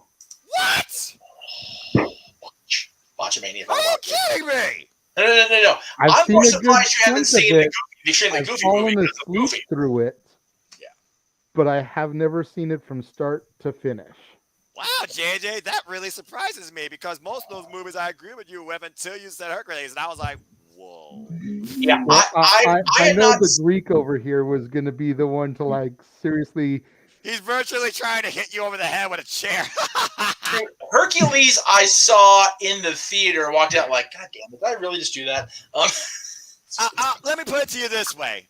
The song, You Know You're in Love, one of my favorite songs of all time from Disney movies, and it still hits me hard. There you go. What's really funny, one of the many character fan days they had at Disneyland during the brief time they actually was doing that, they had every major character from the movie except Hercules out and about meeting people. First time I ever met those people. The villain, again, the names completely escaped my mind, so forgive me. But, Esmeralda, the villain's name again, Jay? Hades? No. I'm sorry, not Hercules. I'm thinking Hunchback. I'm sorry. I'm about to say Esmeralda. Wasn't that? There it is. Botch. There it is. Hunchback, I see. But yeah, yeah. I actually we did meet Hades once at one of the villains presentations. So we all did meet Hades. Right. I take that back. All right. Anyway, so that was continue. JJ has a packed July because we all know the Casa's love of the Disney. And Mikey, if you need me to make it up to you, go back and watch this past week's episode of Dad's Top 10 movie soundtracks. Me and you and the old KLBC days get a lot of love on that show. And to the point where Jeff is trying to call up KLBC to get tapes of our broadcasts because he wants to hear that shit. In public, if you will. Wow. So, all right then. As JJ is going through his month of awesomeness, we start Saturday the 2nd, of course, Money in the Bank. No, it's not Hush Money in the Bank, despite the awesome meme that came out this week. Wow, that needs to be the Jeff Meacham coverage version. Hush Money in the Bank. Oh my I think, Jeff, you need to do that. That'll be shirt number 5 if I get there. Anyway, so go right along with the Red Crate of Hate. That's Hush right. Money in the Bank. That's right. Hey, if we're going to hell, we have a good Red Crate of Hate to protect us and lots of hush money to spend while we're there. Anyway. Well, you go together, right? They go together. For that one, I look forward to calling the action with Noah once again, like I did Hell in a Cell. Definitely. And that was an honor, a privilege, and I went back and I rewatched our show of that. Man, I'm impressed with the job that I did. It really was. Not to pat myself on the back, not to Arn Anderson and toot my own horn, but I'm impressed with how I did there. You should be, man. You provide a lot of great analytical coverage while we provide a balance of what was going on without overshadowing your thoughts and just talking about every single thing, every single minute. It was a great, simple contrast for both nights. And thoroughly, I was entertained and engaged thanks to you. Thank you. I'm still trying to learn that, to be fair. We'll get there, brother. I promise we'll get there. You and Casey both need to learn that. Yeah, we'll get there. We'll get there. Yes, we will definitely get there. All right, so Mondays in July, of course, Ask the Dads on 4th of July. I have my shirt already picked out for that. No, it won't be the one I wore during the Impact show because that's going to be in the wash. But the 18th. On the 11th, I think I threw it up here. At least I did too. There it is. Top 10 of Will Smith's greatest songs. And this was debated about coming off the schedule. It really was after what happened at the Oscars, but the heat's already so gone for that. It's like, F it, we'll leave it on there. Because I already forgot about that already. The heat's off him, but with his wife now. Very much so. So there's that show on the 11th, and then the 25th was supposed to be the 22nd, which is why it was scheduled the way it was. But then I moved the Dad's Brand to Monday. Shawn Michaels' greatest matches coming up on July 25th. Stat Boy has been asked if he so chooses to. He's not officially a dad, but Sean's his boy. So, and I've even talked about bringing Greg in if we can bring in a fourth. I know it's going to get convoluted, but we gave ourselves 2 hours.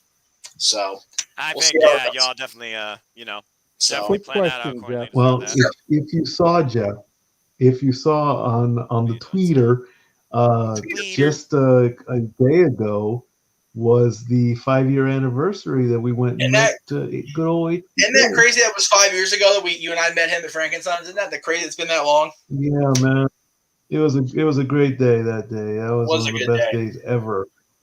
So then we go further into July, Question, Jeff. and we'll talk about the 17th. It's not a wrestling stream per se, but it is on YouTube, so I'm going to use it. I'm going to get kicked off the YouTube and Facebook for it. I really don't care. But I'm going to Disneyland's opening day Sunday on a Sunday. So it's 67 years to the day, literally to the day that it opened. My dad and Dylan and I are all going for the first time that I've ever gone on Disneyland's birthday, and Dylan, and I'm pretty sure my dad as well. So that'll be cool. We're going to stream the entire ABC broadcast from that day, and then we're going to cut to us live in Anaheim as the show ends. So that'll be cool. Fair enough. Again, Jack of All Trades on the 21st. Y'all want to watch that if things go the way Greg hopes they go. And that's all I'm going to say. It's all I'm allowed to say before I get in trouble. And then we wrap up the month with our coverage of SummerSlam, with the post-show Monday night, of course, and then whoever wants to be a part of it, I'm definitely getting at least this show. So Ric Flair's last match will be the way we end July. But in between those 2 milestone Saturdays, Money in the Bank and SummerSlam, a huge milestone for yours truly, coming up on July 16th. That's what's most important here. The anniversary of Talk Wrestling. I can't even effing fathom it's been 15 years since I started doing that show. And again, Jeff, congratulations again. Like I said, man, when I first discovered No DQ in 2017 through Caitlin and then Aaron, and then being privileged and humbled to work with the likes of you, Cindy, and the entire No DQ family, and seeing what my internet wrestling society outlook has become. Congratulations on how long you've been involved, keeping a showcase just like that and still going. Two of the things I should say I find most rewarding about that show in particular. Number one, without that show, these 2 wouldn't be in my life at all, because I wouldn't have sustained past the end of Talk Wrestling, the end of XMV in 2006, and I wouldn't have been able to. We met at PWG during the XMV run, yes, but I don't know if my having gone away after that would have sustained communication with these 2 on a regular basis as a result. And then through those 2, getting onto the Casa after we fell out with No DQ for a while. And now, like I said, here I sit. And then what I find so rewarding beyond that is Caitlin became a fan of the No DQ product when I came back. And then she met Aaron through that, which I was like, shit. The rest is history. Love connection. Call me Chuck Woolery and shit. For real. And I love that. And I love they were able to do the marriage. I'm bummed I wasn't there, don't get me wrong. But it's kind of was what it was, because the pandemic's a mucker feather. But that's all just coming up between tonight and the end of July. There's a lot more shit coming this year. And like I said, we've got NWA 74 in August. We've got, they announced Extreme Rules, I guess, in October. They're doing the Clash show in September. So there's a lot of cool stuff on the horizon. What's that? Great American Bash. Great American Bash for NXT coming up pretty soon. So technically, there's a lot of cool stuff. I wish beyond wishing that I could make it out to Nashville. I really do. And were it not for the actual cost of getting there, cool. I probably could. Because it's just so inexpensive to fly or bus or train or drive. Far from here. Huh? Yeah. Or drive. Well, again, I don't drive personally, but the amount of gas I have to put in somebody's car would just like put it this way: the amount to travel to and from Nashville, I shit you not, is more than a full price of a package for StarCast and the least expensive ticket for SummerSlam. Damn. The entire StarCast package, including Flair's last match, if I was able to get into that, because I'm on the wait list, or I was, is costing less than just the travel to get out to Tennessee and back. Yeah, Yeah, that's bad. the end doesn't justify the means there. It really, you know what? The thing is, Noah, everything on StarCast, or as far as the panels, Ric Flair's roast and Flair's last match are all going to be on Fight. Well, there you go. And they're offering, I think, that package for, like $100 total. That's usually what it is. Yeah. It's like, okay. So it's like $100 for the weekend of StarCast. You know, I can sit here in my underwear if I really want to. Sorry for the mental image again, Mikey. I apologize. And then I already paid $10 a month for Peacock. So we're good to go. There you go. You know, that's where the father brain kicks in. It's like, okay, I can spend this money to go fly out there, or I can, actually save for my kid's trip to Disney World and his education and not do stupid shit like that.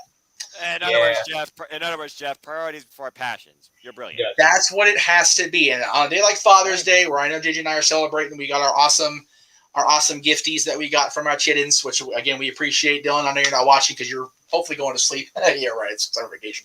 Appreciate that. I'm so cool that Natalie got you, Bianca. I really appreciate you guys sending me the picture of the Tim Allen in the fat suit from the Disney cover of Santa Claus Funko. That was pretty friggin' cool. I'm not gonna lie. Like they actually made a Funko of Tim like in the pose on the cover with that ridiculous red fat suit. It's like they made a Funko the DVD cover. That just makes my friggin' day. That's hilarious. That's hysterical because JJ knows he's the Santa I most identify with now at this point. Yes, there will always be Edmund Wynn, without a doubt, the original on-screen Santa for me. But Scott Calvin's my freaking Santa spirit animal as an ambassador. So that's perfectly fair.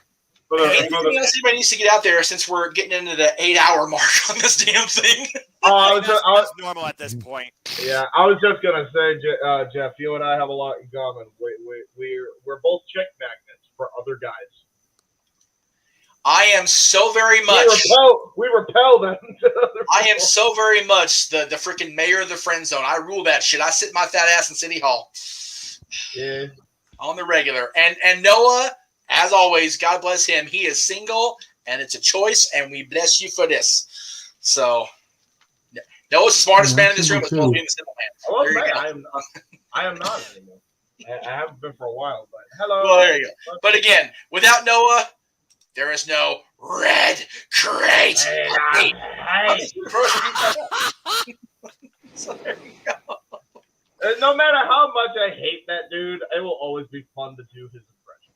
That is without it. We're using his voice, and we're parodying something that he's completely botched and ruined for all of us anyway, so it's okay. Lord. It's a beautiful thing. I'm surprised they got through the freaking inspection, to be honest with you. It's like, whatever, dude. It's totally his fault, totally his gimmick, but whatever. Fire me! Fire me! I'm already fired! Well, go ahead, JJ, I'm sorry. Who are you, Don Callis? Go ahead, JJ. I wanted to bring one suggestion up. Came to my head as you were running through the graphics specifically for Ask the Dads and Dads. The Will Smith one. Do you think it would be possible if we bumped that up to 4th of July week? Since 4th of July was always Big Willie weekend at the box office. True. And that can be a pre-taped episode. That way 4th of July we can actually be with our families doing stuff. Yep. And then Ask the Dads can be on the 11th instead and do back-to-back weeks of Ask the Dads like we did this past month with you at Disneyland, and the week before was Ask the Dads as well. I am Jeff Meacham. I approve this message. There you go. I guess he'll make it official. It is official. There you go. And that being said, Men in Black and Fresh Prince of Bel-Air Fiend better be in your top 5. Well, soundtrack-wise, I don't know. They're both good. They're both good. No doubt about it. Where the hell's Men in Black soundtrack was definitely up for consideration in my top 10 soundtracks, but it didn't crack the list. Yeah, fair enough. But- There If we're wasn't a whole talking lot theme- besides that Men in Black song. But Yeah, but we're as far talking as theme, as far as Will Smith songs, I'm sure Men in Black will be on one or both of our lists. Yeah. Just songs by themselves, Men in Black is just so, like, if I really thought about it for a second, I'm not gonna do this on the air because I know better than this. I can still do the dance, like the part where For he's a going. $25 super chat, Jeff will do the dance for Men in Black. That message was not approved by the boss before you said that out loud, so that doesn't count. Get a super chat goal going during that Let's panel, say- and then you do the dance. listen. No. Hang on. We already established this before he came on the air. All proceeds this month go to milkshakes for our buddy Jesse. Exactly. We did it. We did say that. We had this conversation. Also, let's just put this out there. Jeff is like, he is already dealing with enough post-concussion problems. Let's not add to that. No more. His brain hurts. Okay, for real though, if you guys want to see me make an ass of myself that bad, super chats may be offered on the 4th of July show for the Men in Black dance. We'll see. No, the suit will not be. I won't be wearing a black suit because I don't have a black suit that fits that well. Let's be honest with ourselves. I do. But I do have the USA team. Well, we know you do because you are classy, you are simple, and you are passionate about professional wrestling. Damn it! That's it for us, kids. We're out of here. Have a great Sunday night. We'll see you tomorrow. Damn it.